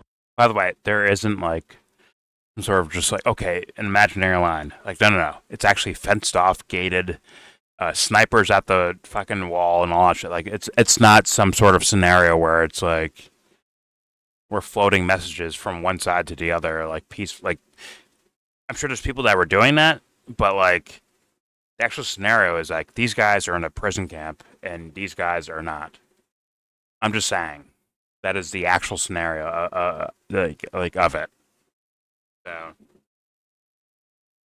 like, no, bro, it's only security checkpoints, like prisoners, like guys in prison when they want to go to like the library or something. Like, come on. All right, here we go. Brand new report talking about the extent of the mass raping and sexual violence that Hamas committed on October 7th. Combined, you're looking at roughly 1,200 people slaughtered. By the way, not all Israeli nationals. Dozens of Americans were either murdered or taken hostage in Gaza as well. In total, something like 40 to 50 different nationalities were represented of those who were slaughtered on October 7th. Oh, by the way, Israelis have officially been killing Americans, by the way. Officially. I know. They're part Arab or part Palestinian, but they are full-blooded like American as far as citizens are concerned, right? Just like the Israeli American guy, Edon or something, Edon Alexander, right? Where it's like American, Israeli American, right? Which was fine, right? That's fine. Okay. I mean, he was serving in a foreign military. That's kind of weird, but fine. But there was Palestinians that are visiting their family that are also American, right? They're American, and they're going to visit, their Palestinian family. So they're Palestinian Americans, right? That have been killed by the IDF. So this guy leaving that out is, once again, this video was shot today, right? Or at least we saw it today. Thus, this was already understood news, right? I guess he's like, maybe focus on one thing, but not another. That'd be crazy, right? Or is it typical? All right, here we go. Roughly 1,200 people slaughtered. By the way, I'd not walk up all and down Israeli these fools. nationals. It's not Dozens fair. of Americans were either murdered or taken hostage in Gaza as well. In total, something like 40 to 50 different nationalities were represented of those who were slaughtered on October 7th. In fact, just looking at it from a very strictly, narrowly American perspective, October 7th amounted on its own terms to the largest American-only hostage crisis since Tehran in 1979, because of all the American citizens who were then taken hostage. American. So it was an unspeakable atrocity. We don't trying really to have appeal all the to you, answers to but he's this full of day as to shit. how it happened. Perhaps we never will. I certainly hope to get some clarity at some point there. But it was the single deadliest day for the Jewish people since World War II. And given Israel's small size, it's roughly the equivalent of 45 to 50 9/11s, if you can possibly contextualize that. So that was what precipitated this war. And it was a war that Israel literally did not want, as you know. Hamas took. So, 1,200 Israelis dying. Some are military, some aren't, or a lot aren't. And yeah, it's terrible. He's saying that's what did he say? 40 to 50, whatever the fuck. A lot of 9/11s happening, right? Like, well, when you have, let's be honest, he'll probably say, like, if I said, like, well, there's probably over 100,000, well over 100,000 dead, probably multiple 100,000s, as far as, like, actual numbers of people dying or being dead in Gaza that are not combatants, right? Majority not combatants. Some are, but not all of them are, right? He'd be like, oh, no, the number is 50,000. Well, does that matter? Does that matter? According to you, if we use ratios here, it's like, they're probably in the, I'm sorry, I don't know the numbers, but like, definitely over 40 to 50 9/11s. I think it's 3 to 4 digit 9/11s happening. Not that it's about comparison, it's more so like someone picking one side of something like that is incredible. And to me, you're a fucking devil worshiper. And this topic right here is going to showcase that this guy's a fucking devil worshiper. It'll showcase that Dave's an idiot. And I think it'll put into question Charlie Kirk's fucking motives. I think it'll put his motives like into question. But all right, here we go. Enjoy, in guys. Enjoy your. 2007, Israel repeatedly, time and time again, Hey, the decided devil. not to try to topple Hamas under the idea that you could potentially have an even worse alternative, better to deal with the devil that you know, and so forth there. October 7th, I think extremely reasonably, given the sheer level of carnage and terror and just outright satanic, demonic evil that happened, they quite reasonably concluded that that policy simply had to end. And what's happened in Gaza for the past year and a half, almost 2 years now, has been a protracted war in one of the most condensed urban environments in the world. It is very, very, very, very difficult war-fighting conditions. I would like to remind you just of at least one or two very simple facts. One is that let's not forget that Hamas, who Israel is at war against in Gaza, is a U.S.-recognized foreign terrorist organization. They are indistinguishable in that respect from Al-Qaeda or ISIS or any of these other foreign terrorist organizations. They are a rabid jihadist network that, like all these other jihadis and Sharia supremacists, also wants to kill not merely Jews, but Christians and all infidels. They say that very clearly in the 1987 founding charter. That is point. What does that have to do with the... Let's be real. It's probably in the 50,000 range, but let's say official numbers, 2/5, right? 40% of killed. What is your excuse for killing that many children in less than 2 years? What is your excuse? Like he says 1,200, right? Once again, fuck comparing numbers. It's more so to showcase how this guy's full of shit. It's all an atrocity, but this guy's full of shit. For sure. Because if you bring up, like, okay, how many kids dead in the last month? Just kids. Last month. Not the whole year, not the whole 2 years, not since October 7th, but just last month. And that should be your, Tucker Carlson laughing at Ted Cruz moment, where it's like, you don't fucking know? Wait, you're saying all this? You don't even fucking know that? What the fuck? Who the fuck are you? You full of shit, man? Hey, man, you full of shit? Tucker didn't say that, but it's like, he's implying, like, hey, man, are you full of shit? Easy for Dave Smith, right? Layups. Here we go. Number one. Point number two, Charlie, you mentioned that this is a very Christian audience. I am Jewish. We happen to share most of the Bible. And I am a firm believer in Genesis 1:27, that we are all made in God's image. That is one of my foundational beliefs in everything. I write about this at great length in my book, Israel and Civilization. Damn, to me, Amy, that's the single foundational ethical imperative. Amy, you can't figure out Charlie Kirk? Like, what do we do then? What happens then? Like, what do we do if you can't figure out Charlie fucking Kirk? Fuck. I'm the asshole. I know, I'm the asshole. But Charlie fucking Kirk, you fell for that one? All right. Of all of Western civilization. It informs my pro-life views and so much else. So I, like you and like so many others, also weep whenever innocent people are dead. There are 2 points to make, and I'll make them very briefly because I know I'm sensitive to time.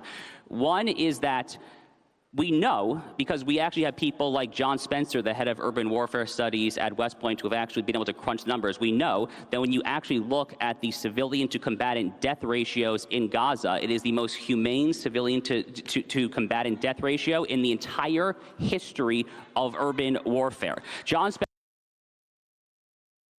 So the thing that Dave should have brought up already, some of the Gaza should be brought up, 100%. And what he's doing is he's like, we've all seen images and videos and reports from journalists, whether they're Israeli, Palestinian, American, European, whatever. We've seen journalists explain these things, and this guy has no talk of sympathy. Zero. Zippo. All he's saying are excuses, and yet this guy's going to tell me he's fair and balanced, right?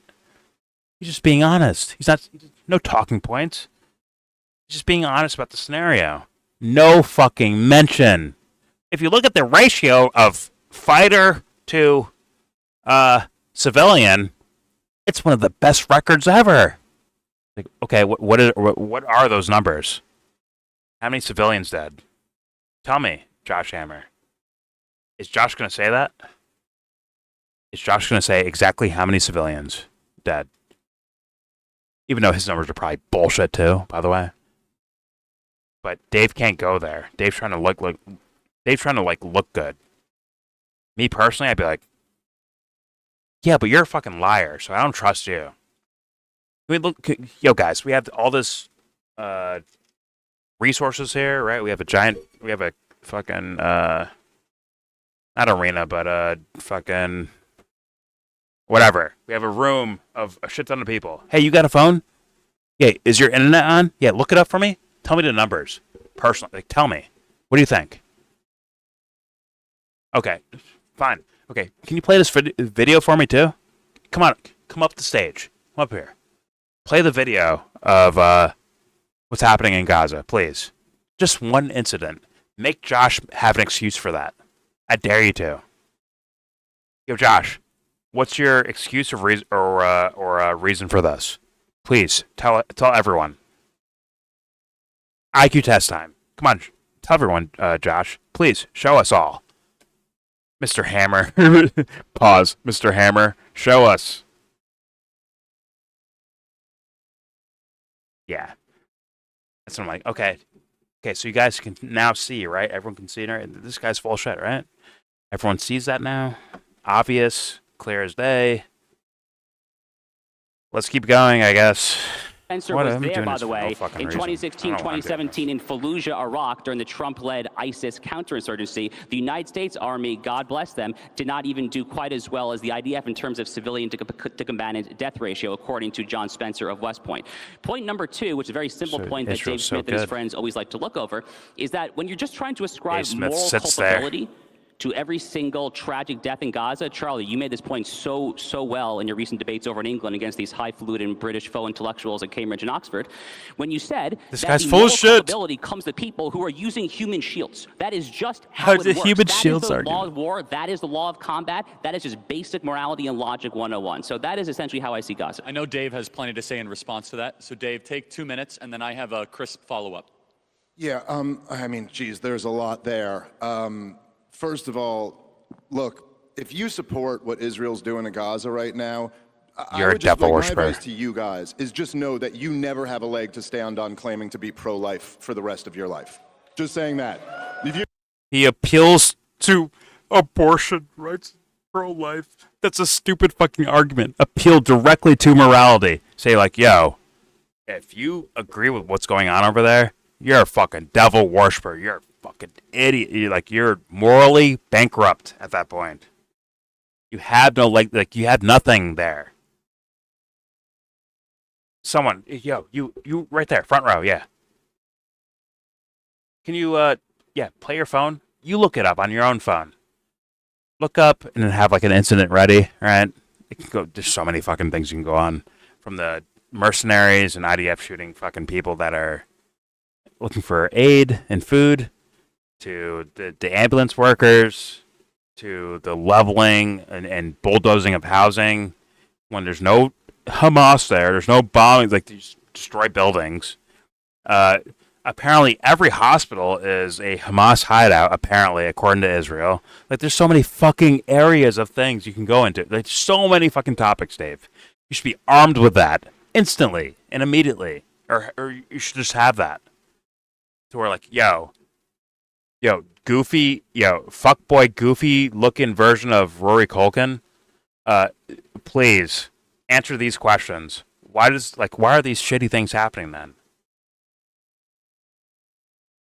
It's all human shields? How many fucking fighters are in Hamas? How come they didn't just like full blown invade you? Like, they could just run you over. If they can afford to have that many human shields, then they're like the biggest army in the fucking, like one of the biggest armies in the area. They can actually counter the IDF. I mean, I know the IDF like makes their kids fight in these things, the conscription, make them fight. But I'm just saying, like, if they have that many ground forces, they could actually like invade, not invade for one day then leave. Like, no, they can actually like invade and occupy areas. Like, how many people were in like the rebel groups fighting Syria? I'm just saying, like, you can actually, like, and by the way, Syria had the backing of Russia and Iran. If they had the actual backing of foreign governments like that. Hamas, what do they have? Yeah, you can say Iran maybe supported them or some shit like that, but are they supporting them with fucking soldiers? Are they giving like actual like ground forces and an air force? No, that's not happening. So none of this makes sense for these guys. I'm so sorry. Once again, I'm going to say it right now because it has to be said. You have to learn one day. If you fell for this, you're a fucking idiot. If you're allergic to mean words, I'm so sorry, but guess what? You fell for something fucking stupid. And what does that make you if you fall for something like actually stupid? What does that make you if you fall for stupidity? I'm just saying. So, like, good luck, Dave. Because you had a chance to knock this out of the fucking park a mile ago. This guy's clearly a fucking full of shit, lying motherfucker, bro. Full of shit, liar. And Dave's pretending like it's an honest debate happening. Here you go. Good luck, guys. Gaza right now. I would just, like, my advice to you guys is just know that you never have a leg to stand on claiming to be pro-life for the rest of your life. Just saying that. If you, so it's okay to support policy. Let's not boo our speaker, It's Dave. okay to support Make a your policy message, that is killing babies. All of a sudden, killing babies is negotiable. All right, fine. I'm just reading the room. So, Dave, why don't you... No, I'm not talking about for Hamas. Hold on. Human Back shields, up. dude. Hold on. Back up. Dave, why don't... Dave, lean into this. Okay, so the crowd's booing, right? This guy said, "Oh no, they're all human shields." Charlie's cutting you off. This is where you shut Charlie Kirk the fuck down. Like, yo, shut the fuck up. Anyways, to cunt boy over there. Let's talk about the number of kids dying. Let's talk about human shields. On and so forth. Like, it's easy argumentation. Easy.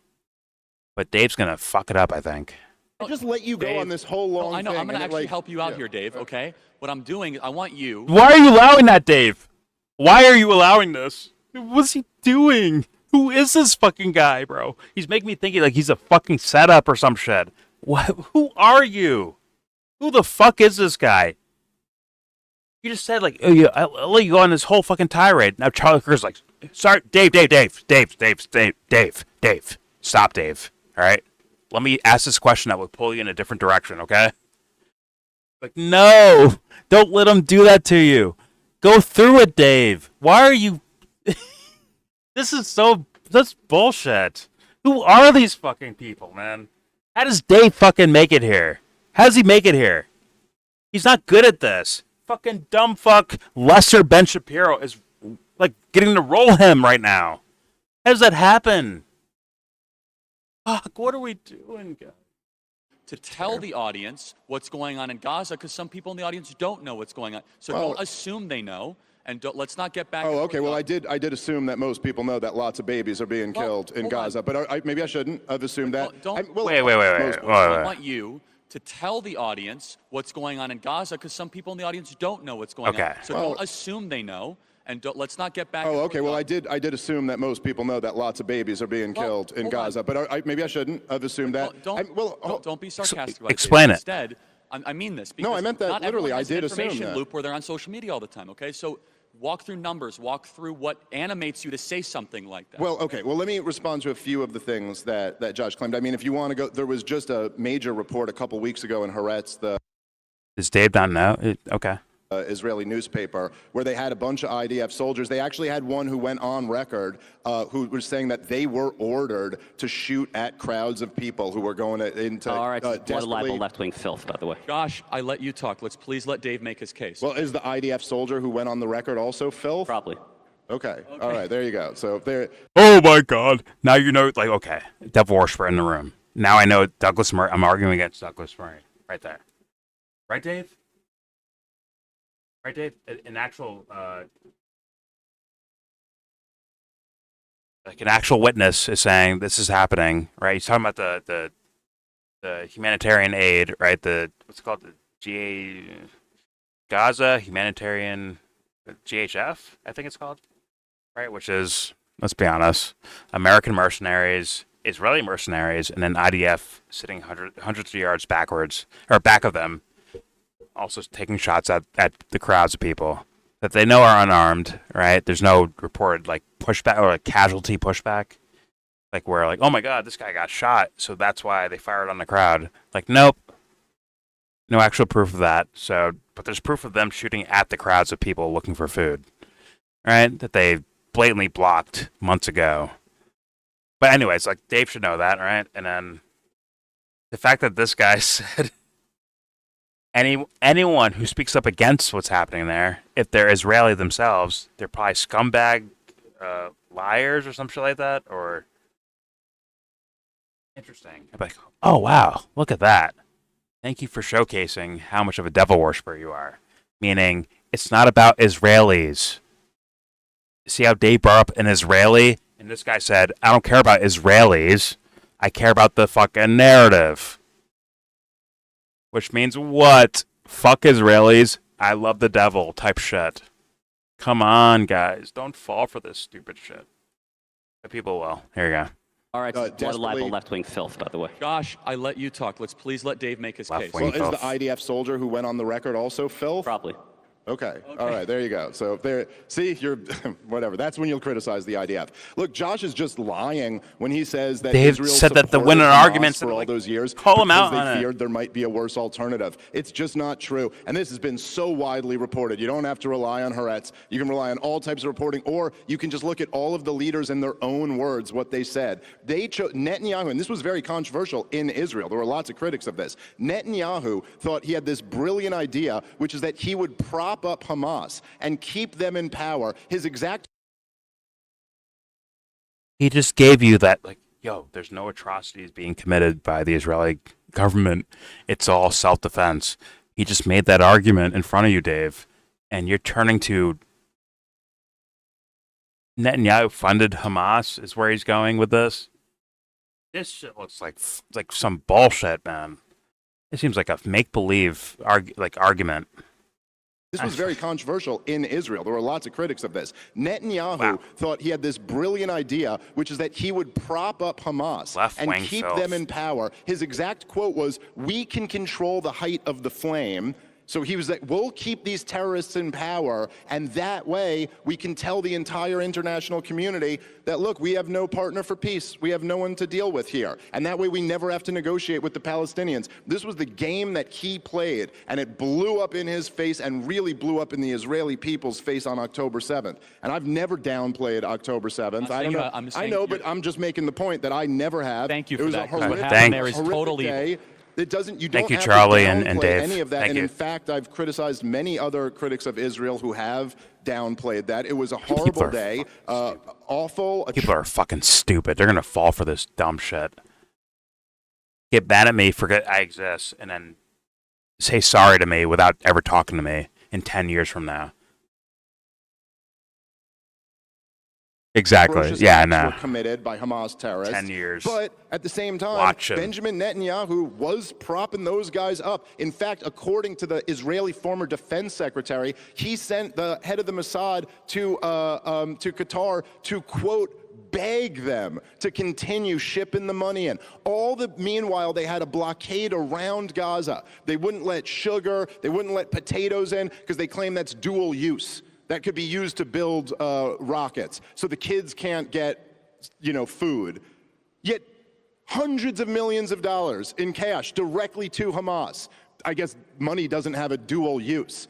So, the whole mission of this, what you can't even really call a war, because it's not a war, it's the destruction of a captive people. Gaza's been occupied since 1967 by the Israelis. And they're now just slaughtering the people there that's a fact. And it's under the supposed goal that they want to eliminate Hamas and they want to retrieve the hostages. And yet, Hamas is not being eliminated. The Israeli government is claiming that they've killed 20,000 of their fighters, and yet there's still as many as there were at the beginning. So Dave, let me ask you the follow-up that I wish that I had an answer to when you were on the Joe Rogan show, but that thing descended into a mess, right? It was madness. So I'm going to try to do it here. This was the best point that I think that for whatever reason it wasn't answered. How then should Israel have responded to October 7th? Be specific. So you find the best point of Douglas Murray and that's what you're bringing up to Dave Smith right now. This is bullshit off rip. I'm telling you, this whole thing is bullshit off rip. I don't smell any type of sincerity from this whole thing. I really don't. I'd outright call this guy a devil worshiper. The guy all the way to the right, and guess what? Charlie, and maybe you too. That's where I'm at. Like, yo, you're a fucking devil worshiper, dude. If we can't talk about like the actual loss of life in all of this, no. But what about this guy? This team's life. Like, yeah, I'm talking about that too. Yeah, but the other team that they were human shields. It wasn't this team over here shooting at them. It was this team using their own people who are also Hamas as human shields. Like, hey everyone, if you can't tell why I'm calling this guy a devil worshiper, like, fuck. Good luck in life. Good luck crossing streets. You might fuck that up somehow because you're that stupid. Who cares, right? Who gives a fuck? I mean, come on, right? Who gives a fuck? Who cares? Who fucking cares? I know you might say, well, don't kill kids, but hold on. Cares, right? How would you say you would be okay for Israel to respond? Because it would be a defensive war at that time. 1,300 of their own kids and women were killed and raped. So please just answer, how then would you be okay with Israel responding to October 7th? Yeah, well, I certainly, look, I'm not saying that Israel was going to respond with zero Ask Bill Burr. violence from after October 7th. But I think the important thing to remember here is that, first of all, for the entire history of... First of all, the war didn't start on October 7th. Sorry. There was atrocities before that. Straight up atrocities before all of that. So no, that thing didn't start on October 7th. Although they want to say it, just like 9/11, they want to say like, oh, Arabs are mad at us because they hate our freedom. Beginning on the day of 9/11. Like, no, there's a whole thing happening before all that. It doesn't get actually addressed, but here we go. Going to respond with zero violence from after October 7th. But I think the important thing to remember here is that, first of all, for the entire history of Israel's existence, they've been dealing with this terrorism problem. Now, I would argue that the Palestinians have been dealing with the terrorism problem from Israel as well, but this is, and they've never, until Netanyahu, they never treated it as a problem for the regular old military. It was always targeted assassinations and special ops. And look, the truth is this is the fact, right? When you have been occupying a group of people since 1967, Israel has completely controlled Gaza. They withdrew 20 years ago. Yes, okay, and if you want to go back and look at this, you can read Sharon's top advisor, in his own words, said Dave said that as bait to talk about history lessons. We're running out of time. I know, but Dave, okay, I won't be able to go through all of this, but it's not true. Israel continued to occupy the whole time. So, and when people broke out literally dug out their own cemeteries. No, keep going, Dave. Okay. So when people break out of Gaza and just start slaughtering civilians in Israel, yes, it was a horrible day. And the world feels for those civilians. But at the same time, you have to know, if you're Israel, that the way that you respond to this is going to be how you're characterized in the international community. And so you would... That was already established, Dave. It was already established. We already seen snipers hitting people, giggling while they do it. We already saw a peaceful protest get shot down by military people. Like, we already saw all of this, Dave. It's like, sorry, like, this was, like, once again, easily predictable. If October 7th happens, right, you can see what the response would be. It's kind of obvious. Because the point of everything before that was to get them the fuck out of here. So when they had the perfect event... in these devil worshippers' minds, perfect. Not in my world, but in their world, that's the perfect event to just mow down the area. And then, obviously, get rid of them. Right? Clear as day, the point. If you think otherwise, sorry, I'm going to call you a liar, an idiot, or a devil worshipper. Like one or the other. All right, here we go. least make Sorry, some is what it effort is. to not kill so many civilians. You can't, dude. Smotrich, the finance minister, was bragging for 3 months that not 1 ounce of grain would get into Gaza. Well, Hamas has all the food. They're firing rockets from Hamas mosques has all and the. Dude, you schools. interrupt every 2 seconds, dude. Please, let him. Hamas has all the food they need. This is a war on the civilian population. And then, as is reported, admitted by IDF. By the way, this is admitted by the Israeli government. You can say whatever you want about Haaretz. They denied that they gave the orders, but they admitted that it was the IDF who was shooting at those people. Then after you deny the civilians food for 3 months, then you start shooting at the people who are desperately trying to get some food for them and their kids. So no, listen, I'm sorry, and I guess I am partly rejecting the premise of your question, but at the same, well, let me just.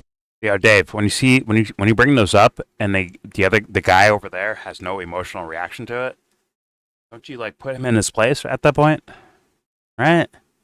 Don't you put him in his place at that point? Okay, who cares, right? It's about winning a debate, right? If you're pro-life, and you say It's a stupid argument. You should not buy this for a Guys, second. let Dave finish his sentence. Shut up, bro. It's not. Hamas It's is a the party, stupid not argument. pro-life here. It's a Please. stupid argument. You Dave. haven't heard the argument. What's the argument that's stupid? Dave, You're not finish- pro-life if Guys, Your best argument, Dave. That's your best. That was your best thing he asked the entire fucking night. The entire thing. This is the best. Like, what the fuck do you think I mean by that? What do I mean by that? Make him answer that. Say, yo, Charlie, shut the fuck up. Dumb fuck. Answer that question. What do you think I mean by that? Why do I keep bringing that up? What do you think I mean by that? Make him answer that right now, Dave. This is it right here. He's going to disappoint me. I'm so sorry, guys. Sorry. We live in a dumb fuck world. Dave's going to disappoint me. But in reality, he should make him answer that question. Like, what the fuck does that mean? What does that mean when I say that? Make him answer it. Anyways, here we go. Let's see what happens. What's the argument? It's Hamas that is not What's pro-life. the argument? Hamas You likes just to called kill stupid. people. Dave, What's the argument? this is what. Hold on 1 second, Charlie. I know people don't What's like the seeing argument that- that you Exactly, Dave. Yo, shut the fuck up, Charlie. Yo, dumb fuck that Charlie's protecting. What do I mean by that? Not enjoyable to watch. Okay? What's the argument that you called Why stupid? don't you finish it, No, Josh? 'cause he Let him doesn't even finish. know what it is. He interrupted me before I even said it. No, Dave, keep going. Charlie's protecting him. Scoot Charlie to the fucking side. Like, yo, get this dumb fuck away from me. Bye, Charlie. Yo, dumb fuck over there. Answer that question. What do I mean by what I'm saying? Like, what do I mean by that? Make him answer that. Make him answer that. He's all over, like, see, he's sitting there comfortably while Charlie's out here, like, catching bullets and shit like that. Yo, Charlie, get the fuck out of the way, because I know you're a little protecting dumb fuck. Get the fuck out of the way. Yo, fuck boy. Answer that question. What do I mean by that? That should be, like, the obvious thing to do right there. Dave, don't let him off the hook. You got him. Make him answer that question, dude. Please, I beg you to. Please do that. Okay, here's the argument. No. If you're pro-life, it's not incumbent on you to have a plan for what the mother ought to do with the baby. Like, you don't have to have a plan No. for daycare and. No. I'm telling you, these guys are dog shit. They should not be up here arguing this, actually. They should not be up here. This is terrible. This is pageantry and entertainment. This is not legit. Dave may mean well, but god damn it, he sucks at this. He should give like fall back and give it to someone else, honestly. Here we go. College funds and all that. You just say, hey, I think this option should be off the table. Make I don't him think you have the explain right what to you- murder the baby while it's inside of you. Likewise, I'm not saying I have to have the perfect plan. If we had more time, I could expound on what I think they should have done. But how about don't deny 1 ounce Got of it. grain for 3 months and then shoot at the poor people who are trying to get food? Josh, how respond. about you take that option off the table? Is that argument stupid, Josh? Dave. Okay, Josh. the party. No, don't listen to fucking dumb fuck Charlie. Who the fuck is this guy? He's nobody. Skip past him and say like, yo, answer that question I just asked you. Answer it. I don't need applause from the crowd. Answer the fucking question, dumb fuck. Charlie, I swear to God, if you open your mouth one more time, I'm gonna fucking knock you sideways, bro. Fall back. Dumb fuck over there. Answer that question I just asked. Dave doesn't have he doesn't have the grits for that shit, bro. He doesn't have it, dude. I'm so sorry. Sorry, Dave Smith fans. this guy's he's kind of mediocre. He's kind of kindergarten level. Fuck. And these are our heroes? These are the people that are going to... Well, at least he made it an issue. I mean, who else is saying that? TPUSA, huh? Who else is saying that? That's not good enough. Come on. If you know better sitting on your fucking couch, that means you should be in that guy's place instead of him. Come on. Fucking dumb. We're so stupid. It's like we hate ourselves or something. What are we doing? Here we go. In Gaza that is not pro-life is Hamas. Agreed. Hamas is the jihadist U.S. No. Make him... Agreed. Make him answer. Like, yo, what did I mean by that, though? Instead, Dave, like, already stepped in front of it and gave a dog shit answer for it. But he should be like, yo, what is being implied by that? Dumb fuck over there. Dumb fuck, never touched a hammer in his life guy. Tell me. That's a major pause, by the way. Like, please tell me. What did I mean by that? Yeah, because you have to run over your own fucking narrative that you actually want to spin, which is Hamas isn't pro-life. Wait. So they're radical jihadists, but they're not in favor. But they're also in favor of abortions. See, it gets stupid there, but like that'd be a stupid counterpoint. It'd be asking how tall the grass is over there. Like, that's a stupid fucking question. A better question is, yo, what did I mean by that? If you support this amount of kids being killed, how the fuck are you pro-life? That's what you meant by that, Dave. Make him say that. Make him say it. Make him say that. That's how you showcase, like, yo, this guy's full of shit. And Charlie's up here playing human shield for this motherfucker. Ironically enough. Fuck you, idiot. Once again, anyone up here, anyone on my platform, I'm so sorry to tell you, anyone like this, but like, if you're up here protecting Charlie Kirk, who was a protector for someone else, God bless you. If you don't realize this yet. Once again, they'll get mad at me, but then in 5 years they'll be like, well, all right, but they'll say nothing back to me. They won't be like, yeah, Jordan, all right, Jordan. All right, got it. You got it. They won't do that. Instead, they'll struggle and strangle. Like, oh no, they will protect their own egos, but claim I'm the prideful one at the same time. This is what happens. This is what fucking life is, dude. I'm telling you, this is where we're at. All right, here we go. Recognized foreign terrorist organization. What do you want me to do? In their founding charter. By the way, they were founded simply as the Palestinian Arab offshoot of the Muslim Brotherhood. We all agree Hamas is bad. Well, no, I'm not going to sit here while he interrupts me every time I speak and never interrupt him. But Dave, respectfully, you are criticizing him for interrupting, so don't do that. So just let's have an uninterrupted narrative. Just thank you. Okay. Hamas calls in their founding charter for the Charlie death, Kirk, not merely awkward every smiles Israeli, at Dave not Smith, merely knowing every what Jew, he's but doing. every infidel, which they identify as not merely all Christians, but also all Muslims who don't subscribe to their idiosyncratic form of Sunni Sharia supremacism. So the group in Hamas, Typical the group in Gaza that is not pro-life, State Department is Hamas. arguments. And Hamas has the unequivocal, and I would argue sole moral culpability for the human shield-induced deaths of all the women, civilians, and babies when they are indiscriminately firing rockets, mortars, and missiles from mosques, from United Nations schools, and on. So, okay, I get it. They're using schools. That's the idea of a human shield there. Okay. I was about to say earlier, like running around with like baby knee pads, baby chest plates, and baby elbow pads. It's like running around with babies like taped to them or something. Like, what do you mean by that? I guess it means like every hospital, every school, every tent, every ambulance, they're all Hamas hiding places. Dave doesn't realize he's useless, to be honest with you. That is where the blame goes. The blame goes to Hamas. You should be disappointed. Once upon a time, anyone with any decent functioning moral compass or any knowledge of international law 101 would have been able to tell you that. So that is where this goes. But again, it's just you pivot to blaming Hamas, and they're the ones who aren't pro-life, as if I was making the claim that Hamas is pro-life. I'm criticizing Benjamin Netanyahu for funding and propping up this horrific terrorist organization. So how are you in... I thought your point was about the the massive amount of children that are getting killed. Massive amounts. Once again, in less than 2 years.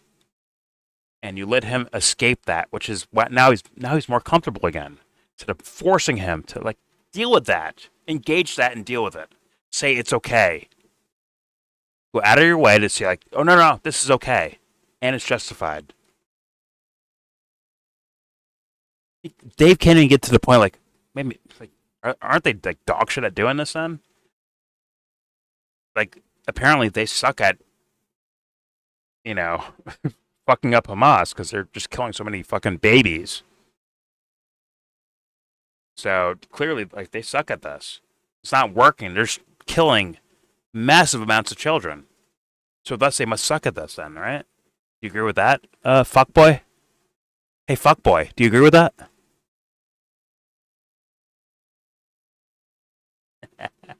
It's Dave can't go there because Dave's a little pussy. And he's worried about his self fucking image, apparently. Embarrassing. In one breath going to talk about how terrible they are and then completely remove culpability from the guy who kept Dave, them in power intentionally. I am curious. Got it. I'm curious. I got to interrupt. What is your response to the human...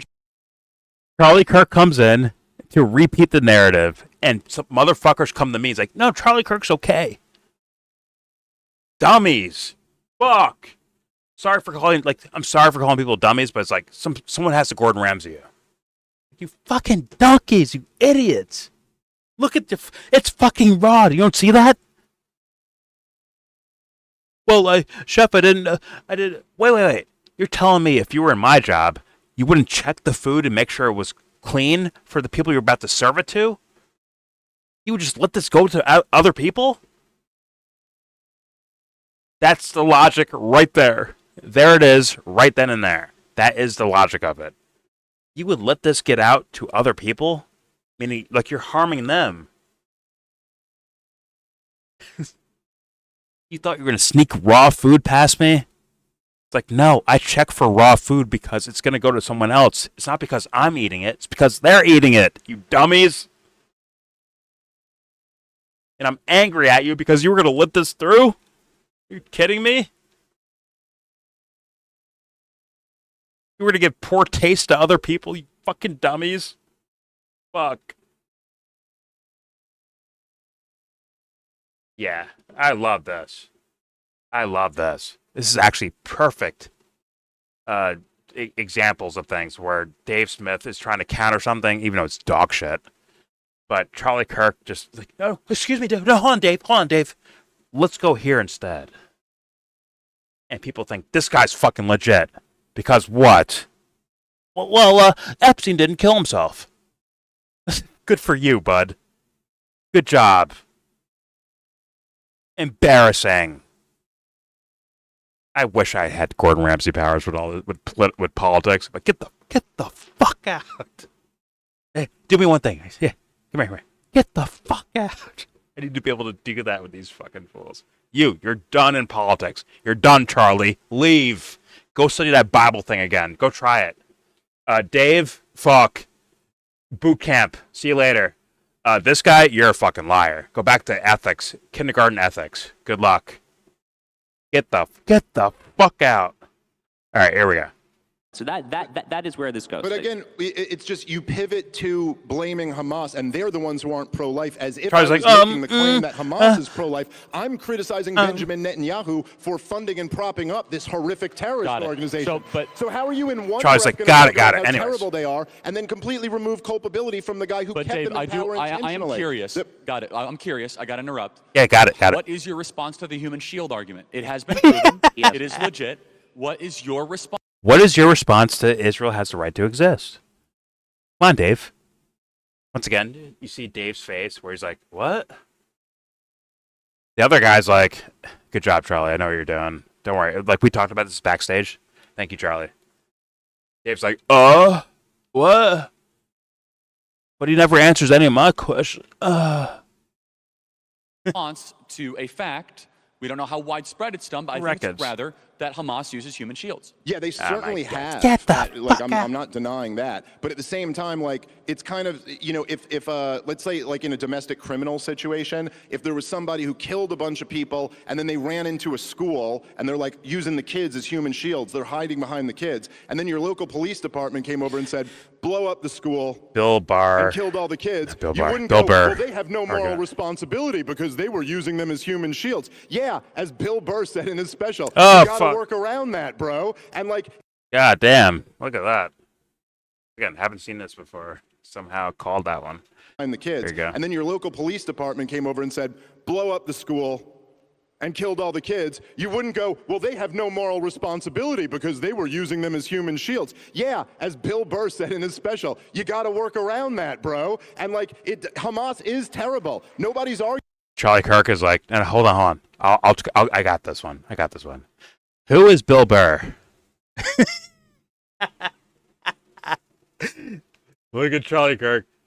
Oh gosh. You got to work around that. He's looking bro. at him. He's like, And, he's like, no, I got Hamas is that. terrible. Nobody's arguing with that. But that doesn't mean there's no responsibility Dave, for the people dropping the bomb. Got it. And by the way, Excuse me, Dave. again, Yeah. you know Shut what I'm up, talking Dave. about? Shut How about up. when they're shooting at people trying Who to is get Bill aid? Burr? There were no human shields there. No, I do want to Go talk look about at a it, picture of Gaza. The human shields does not describe most of what's happened to Gaza. Yes, there are certain instances. And by the way, Israel also has a bunch of military targets in civilian areas. Like, I'm just saying, that doesn't actually mean it's okay to just, now you have a moral get-out-of-jail-free card to do whatever you want to the poor, innocent people who, as you pointed out, are also victims of Hamas. Josh. And that's what people are objecting to. Josh, what is your response to, because I know there was some pushback online, to the shooting at the aid site with food? Is that as Dave is telling it? Charlie, honestly, I have Turn the topic instead of making this full answer for that. Come on. Charlie Kirk is he's full of shit, dude. Sorry. He's extra screaming he's full of shit. I mean, I already said it, but, like, here's what I think, right? There we go. At the aid site with food? Is that as Dave is telling it? Charlie, honestly, I have not spent too much time on the details, but what I can tell you is this. We know for a fact that at least until the recent Gaza Humanitarian Foundation, which is this U.S. organized NGO distributing aid, we know that prior to the establishment of this, Hamas was pilfering and confiscating a shockingly high percentage of the aid that entered Gaza. Sometimes That's not true. As far as I understand, that there are groups, like, openly being funded by Israel that have been, like, looting food. That's A. B, the UN said, hey, we'll do the food distribution, and we have a system to make sure Hamas doesn't get it, but was denied by the U.S. and Israel, obviously. So then they sent in U.S. mercenaries along with Israeli mercenaries with the IDF in the background, pot-shotting. I'm just saying, as far as I understand, but is this guy going to say that? Is he going to fess up? Is he going to call it out? Of course not, because this guy is a devil worshiper. Sorry, he's a Douglas Murray. Here we go. Hamas was pilfering and confiscating a shockingly high percentage of the aid that entered Gaza, sometimes well more than 50%. Because that's what they do. They have monopoly of use of force in Gaza, and they were essentially just artificially inflating the prices of the actual Gazans' goods and then stealing it all for themselves. That's what Hamas does. It is a deeply corrupt kleptocracy in addition to being a jihadist hellhole. The new aid group, the Gaza... He's once again, discount Ben Shapiro. Like, just saying nothing, but not as fast and not as clear. That's what he's doing. That's why he's discount Ben Shapiro. I'm lying. It was like, if these guys got hit with the trick on Jim Carrey, I'm lying. Chuck Kirby like, yeah, I'm protecting. Basically like, I'm here for me. Humanitarian Foundation is a noble and righteous effort that, guess who opposes it? Hamas. Hamas are the ones who actually have started indiscriminately shooting, even much more so than whatever anecdote Dave Smith is talking about. Hamas is the one that has actually started indiscriminately shooting at this U.S. perpetuated this U.S. orchestrated new aid distribution organization because Hamas. By the way, just want to throw this in there. So, like, with a certain topic, like, if you bring up the Iraq War, right? This guy will be like, well, you know, I'm against that. maybe I was wrong at the time, but now I know better. Or they're younger guys, right? They were too young. So they can just say, like, well, I was against it, right? I was against the Iraq War. But then again, we're not in the midst of the Iraq War. I mean, we are, but we aren't. You know what I'm saying? Towards, like, the actual heightening and hype of it. So thus, anyone can say, like, yeah, I'm against that war. But when it comes to the things that look exactly like the same playbook style thing, somehow these guys are all in favor of it over and over and over again. But then get to pretend like, yeah, we're not neocons. It's like, yo. It's like people get fooled by the idea, like, yeah, I'm not a neocon. I don't like them. It's like, is that good enough? Hey, is that good enough for you? Hey, welcome to Yellow Brick Road. I am Jordan, and I'm not a neocon. Is that good enough? Or do I have to show you? Duh, right? Pretty obvious. I can't just say things.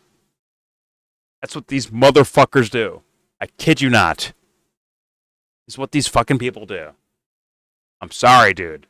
But Charlie Kirk, sorry, I'm throwing him on the same boat. That's what these fucking guys do. And they're here to fucking trick you. Just like Trump did. Sorry, Trump fans that voted for him and supported him and all that shit. Or even gave him, like, you know, tacit support. I'm sorry, but you got fucking tricked, and they're here to play you. It's obvious with these guys. Sorry, it's obvious with this guy. It's obvious.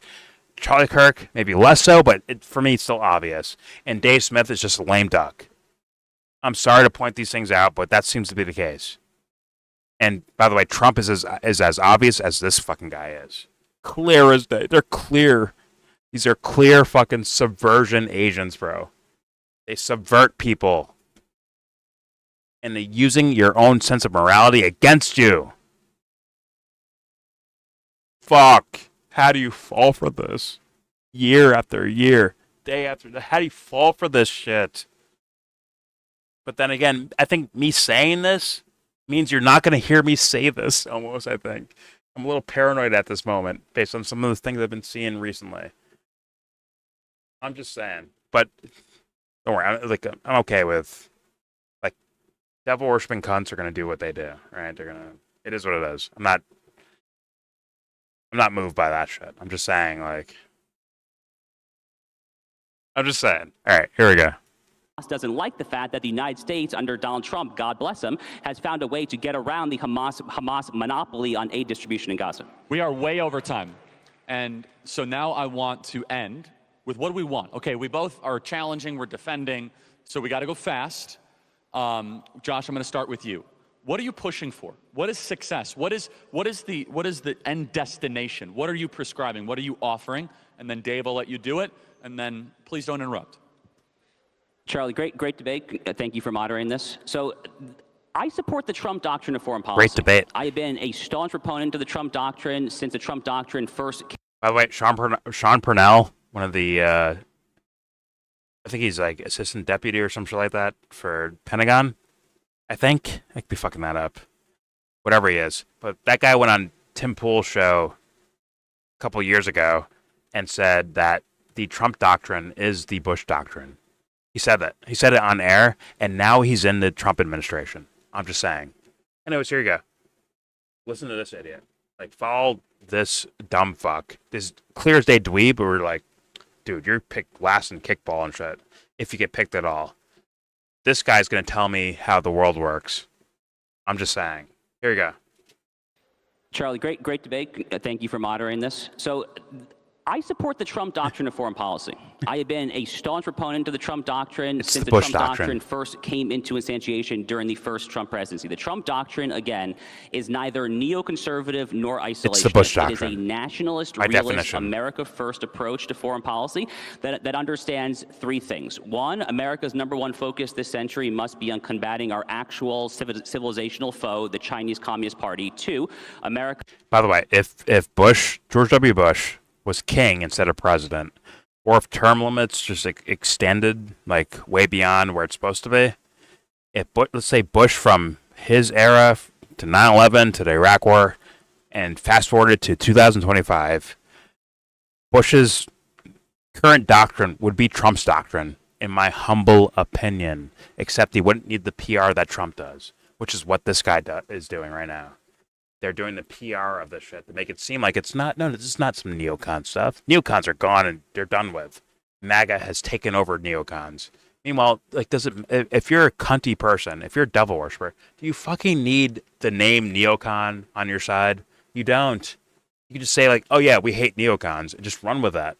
Meanwhile, your actual policy would be what people would call neocon whatever fucking years ago.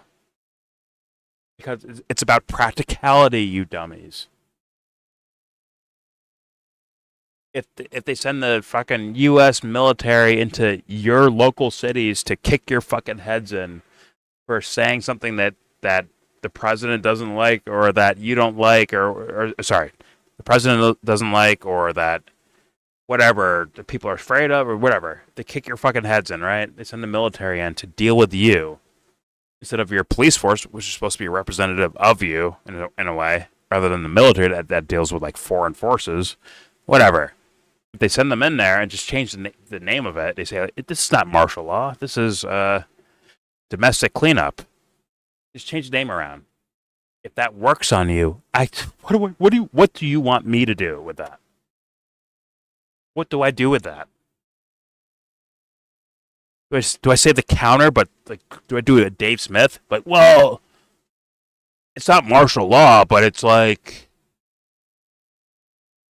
the military, policing its own citizens. Isn't that martial law?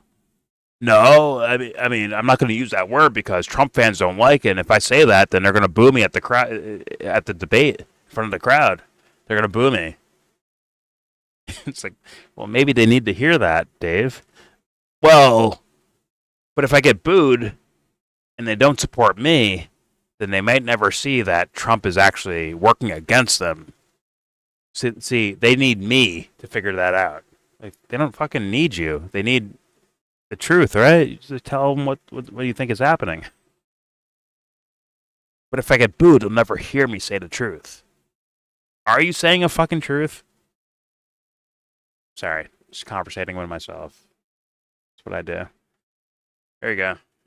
Nor isolationist. It is a nationalist, realist, America first approach to foreign policy that understands three things. One, America's #1 focus this century must be on combating our actual civilizational foe, the Chinese Communist Party. Two, America has declining resources. Three, the way to deal with both those two is to prioritize in non-Indo-Pacific regions of the world allies who are capable of securing and patrolling their neck of the woods in a way that redounds not just to their national interests, but to the American national interest. That in the Middle East is Israel. We've seen that time and time again throughout the Middle East. And again, Charlie, just to drive home this point there, the guy who understands this better than everyone, despite this whole kind of very online debate about what MAGA or America First should think about foreign policy and U.S. relations, the guy who understands this the best, as he recently reminded us, is the guy who literally defined the terms.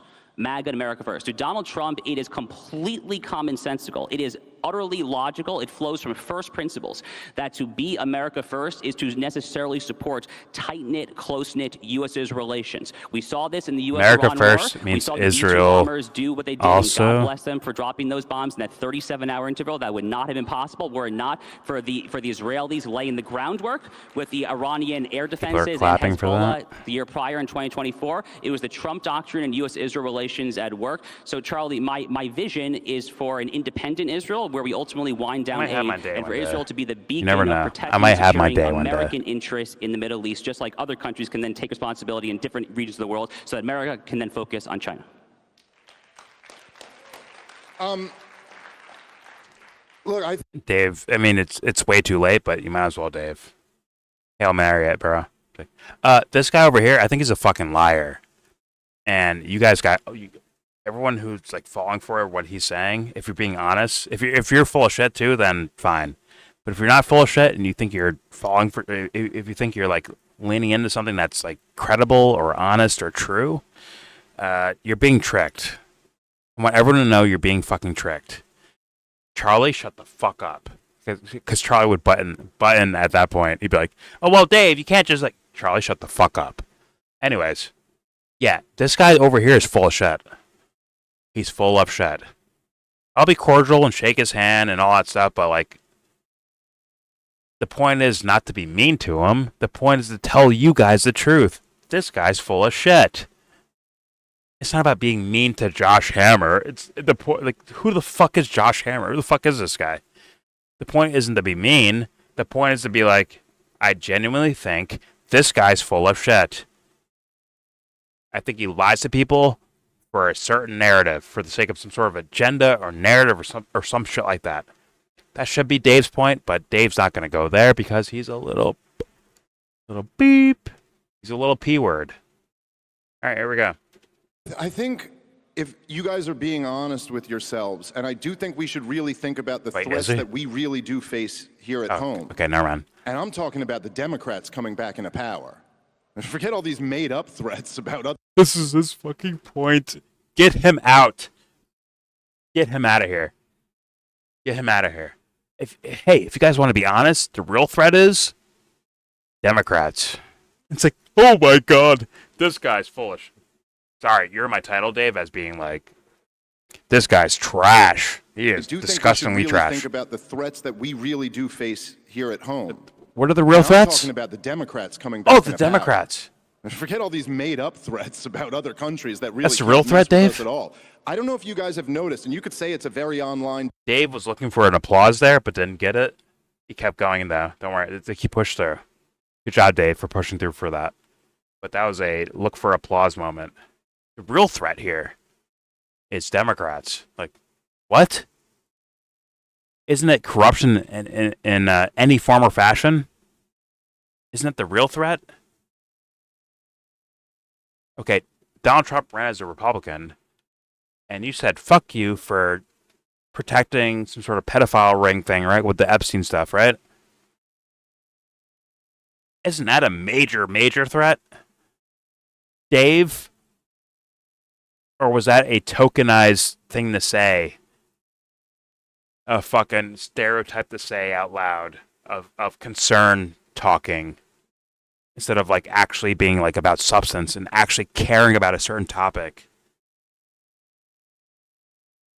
Was that for a crowd cheer or to gather supporters on your team?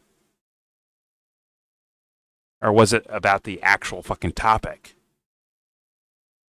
This he's terrible, bro. Dave Smith is dog shit at this. He's actually terrible. But here we go. Debate all you want to. This hasn't been a good month for Donald Trump. His base is really kind of turning on each other, and these are major issues that are dividing his coalition.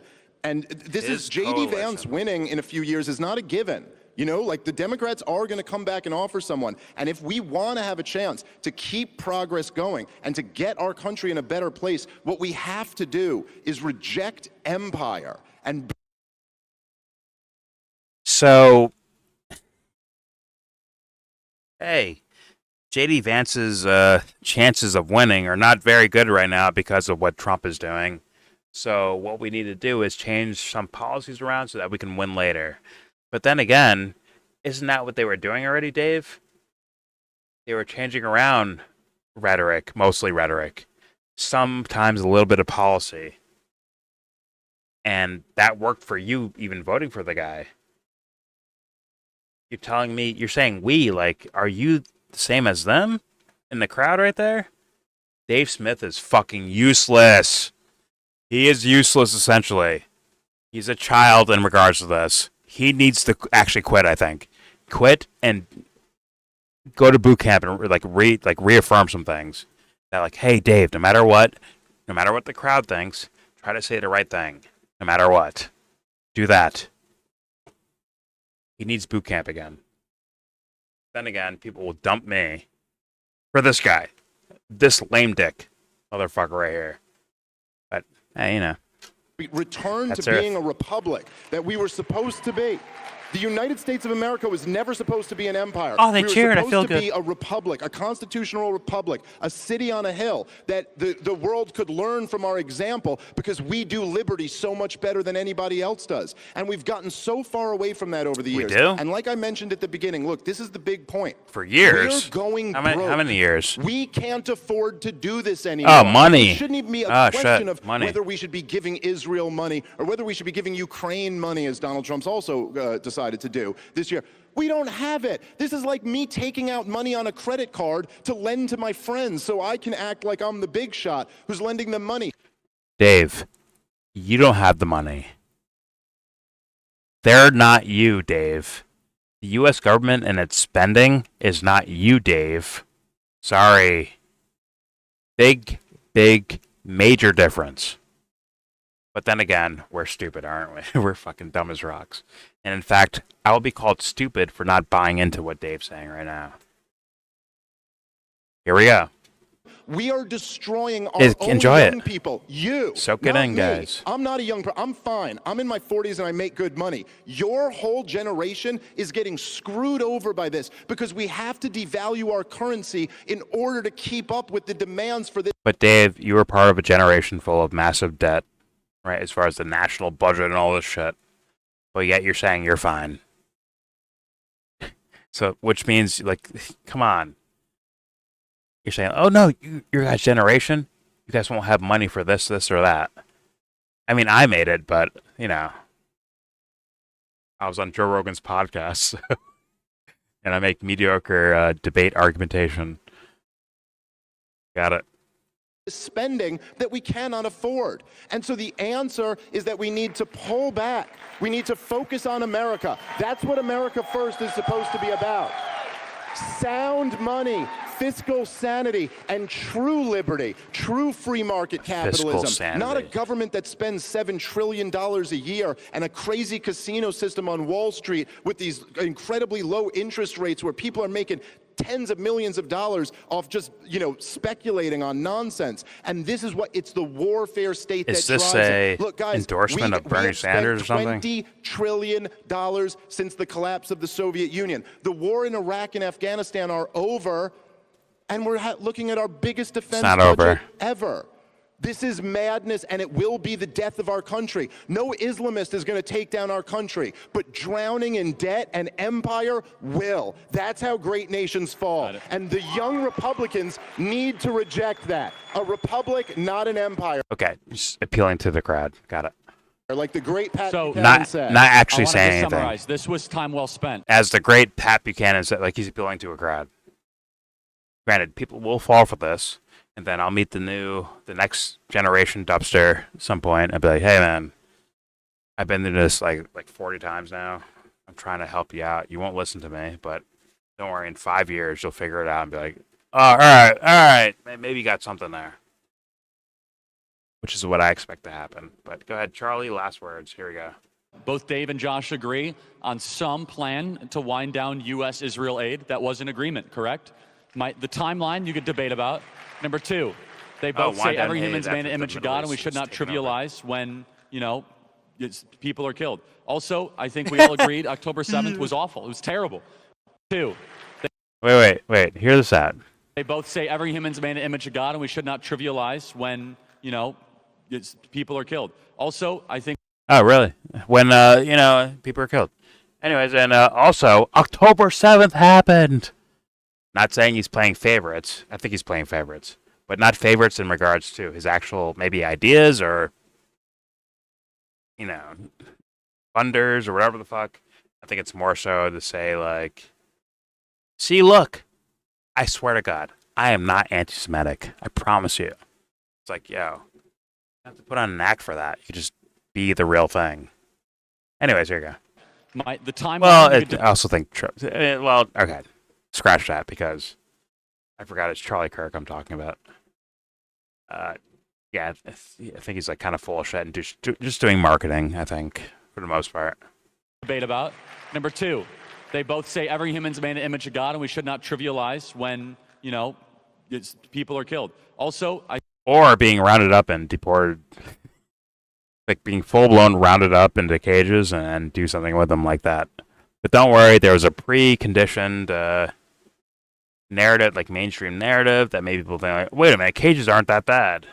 It's the Democrats doing that, and thus I fell for that. And then when Jesus came back, they were like, oh, fuck Jesus. But they told me on MSNBC and CNN that, like, and those guys lied. It tried to tell me something. I didn't believe them. My son, you're a fucking idiot. And you should try to do the right thing no matter what. Like, think about it first, and then try to do the right thing. There's nothing wrong with, like, thinking and saying, man, I don't know what's going on here. Let me think about it. It's okay to do that, my child. But then they kill that Jesus, and these dumb fucks wait another 2,000 years before that happens. Anyways, here we go. I think we all agreed October 7th was awful. It was terrible. And it should be talked about more, and it needs to be emphasized. We also agree this Jew hate stuff Talks has about no and place in emphasize public discourse, period. and Jew hate, End of story. and I don't like it. And they kill some Muslims over there. Anyways, October 7th. Jew hate's terrible. Like, yeah, they are, man. As bad as anything. One person killed anywhere is equally bad as one person killed anywhere else, right? It's equally bad. It's time for Charlie to think about it that way one day. It's time for the little fuckboy all the way to the right to think about it that way. And it's time for Dave to actually realize that. Because guess what? I think all three of these fools are absolutely clueless. Like, what the why is that a problem, Charlie Kirk? Josh Hammer, Dave Smith. Like, why are those things a problem? Why are they an actual problem and not some sort of abstract thing that happens in some sort of world somewhere? It's not a fucking movie. Why is that bad, guys? Can you tell me? Why is that bad? They probably can't. Let's be honest. They probably can't. But don't worry. I'll be waiting in the wings, I assume. All right, here you go. It's disgusting, and we need to call it out when we see it. Yeah, and true. Finally, I think the fifth is that I hope we demonstrated, and both our participants got a little lively at times, that this is a debate worth having. Charlie, also, we're all God's children, but get out of my country, right? That's also, like, hypocritical, right? Right, Charlie? We're all God's children, but get out of my country. It's also, like, that's kind of against God, too, right? That's anti-Christian, anti-morality, right? And then if I hear a technicality like Josh Hammer, the hot Josh Hammer guy's doing, right? Technicalities of like, well, those are human shields used by Hamas. That's why there's so many kids dying. It's because Hamas is using them as shields. And if you say like, yeah, we need borders because God said a line in one of the books and said like, yo, that's Judea and that's Samaria, so thus that means there's borders. If that's your argument for that stuff, I'd be like, okay, got it. Devil worshiper. But like, I'm just saying, for Charlie's sake, for Charlie, who might have to confront his own image one day. Hopefully he sees that. Maybe there's some sort of suffering that's involved in being so inauthentic about things, so blatantly hypocritical, or it's like, oh my god, I need to like confront myself about this. Maybe Charlie has one of those moments, but probably, I'm sure there's plenty of people that will excuse him and condemn me. There's plenty of people that will excuse Dave and condemn me, and then the other guy, there is no excuse makers. They don't care. I'm just saying, those guys don't care. All right, here we go. That it's better to have this out in the open than silence people and censor them and call them names. It's so good. Instead, this is how we solve our problems. Give it up for Josh and Dave one last time, everybody. Thank you. This is so good. You know why it's good? Because we talked. What if you did nothing with it? We talked, and let's, like, love each other. And you know what Jordan says? Yeah, let's love each other. I love you so much. I'm going to tell you that I think you're lying to people. You might be hiding it, but I think I can see that. I think you're lying. That's fine, right? Right, Charlie? To say someone's lying? It's not me blocking or censoring them. It's just me saying I think you're a liar. But who cares? All right. Thank you, guys. Thank you, Charlie. Oh, just thank yous. All right, there's your video. It's late now. Overall assessment: Dave, horrendous. This dweeb all the way through. This guy's a major. Look at it's perfect image right here. See this guy right here? Full blown dweeb, major dweeb. Magic the Gathering, picked last in kickball.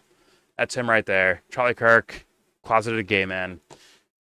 They all suck. They were all terrible here. So yeah. Dave can't call out liars if they're right in front of his face. He can't do that.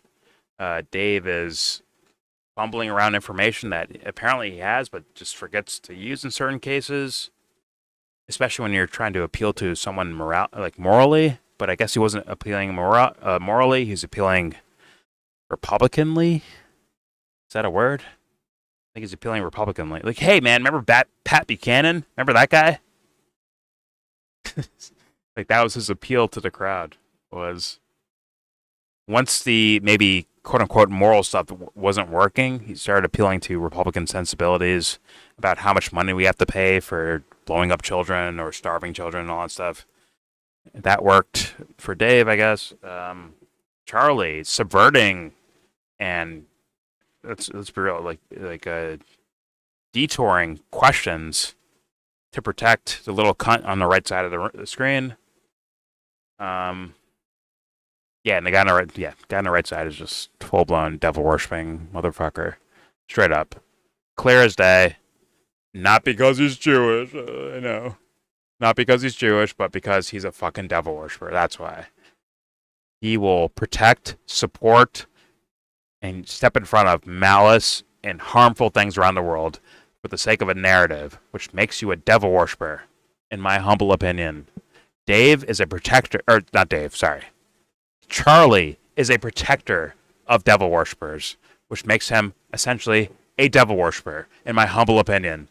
I think Charlie has showcased that he's full of shit in this discussion, by the way. And he's actually gay, too, by the way. He's closeted homosexual. But anyways, for sure, he is full of shit, in my humble opinion. Every little, turn of question, he played protection for this guy. Dave Smith, God, go back to boot camp, maybe kindergarten, and go find your smile. Go find go find your point of why you're doing what you're doing. Go find that, because winning debates is nowhere near the fucking point.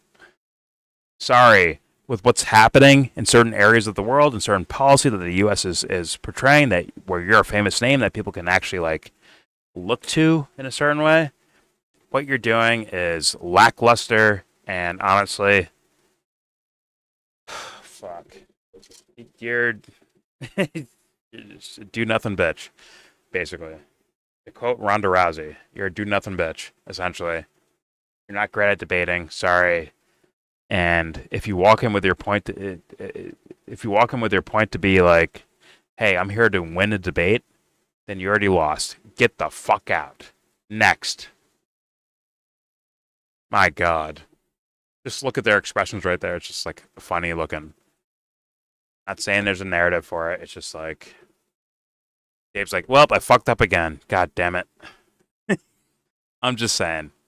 But all right, there's your video. There's your assessment. Please subscribe if you feel like. Comment. Agree, disagree. Tell me what you think in the comments section. Are you looking for winners and losers here, or are you actually looking for man, the world should change because there's something horrible happening? We shouldn't allow this. So I'm against that bad thing from happening. So thus, this whole little dog and pony show I just fucking watched was kind of useless. Maybe for me it worked, but then again, I was already on the right side of things. I don't know. You tell me in the comment section. Do not forget to share, support, hopefully donate to all the links in the description box. Check them out, read them, share them, then donate. All of it is very much appreciated. And with all that said, please, more than anything, give this video a thumbs down. Trash ass disappointment. Horrendous. Embarrassing. This is what I tuned in for, bro. Trash. Yeah, thumbs down. Say you wanna get in.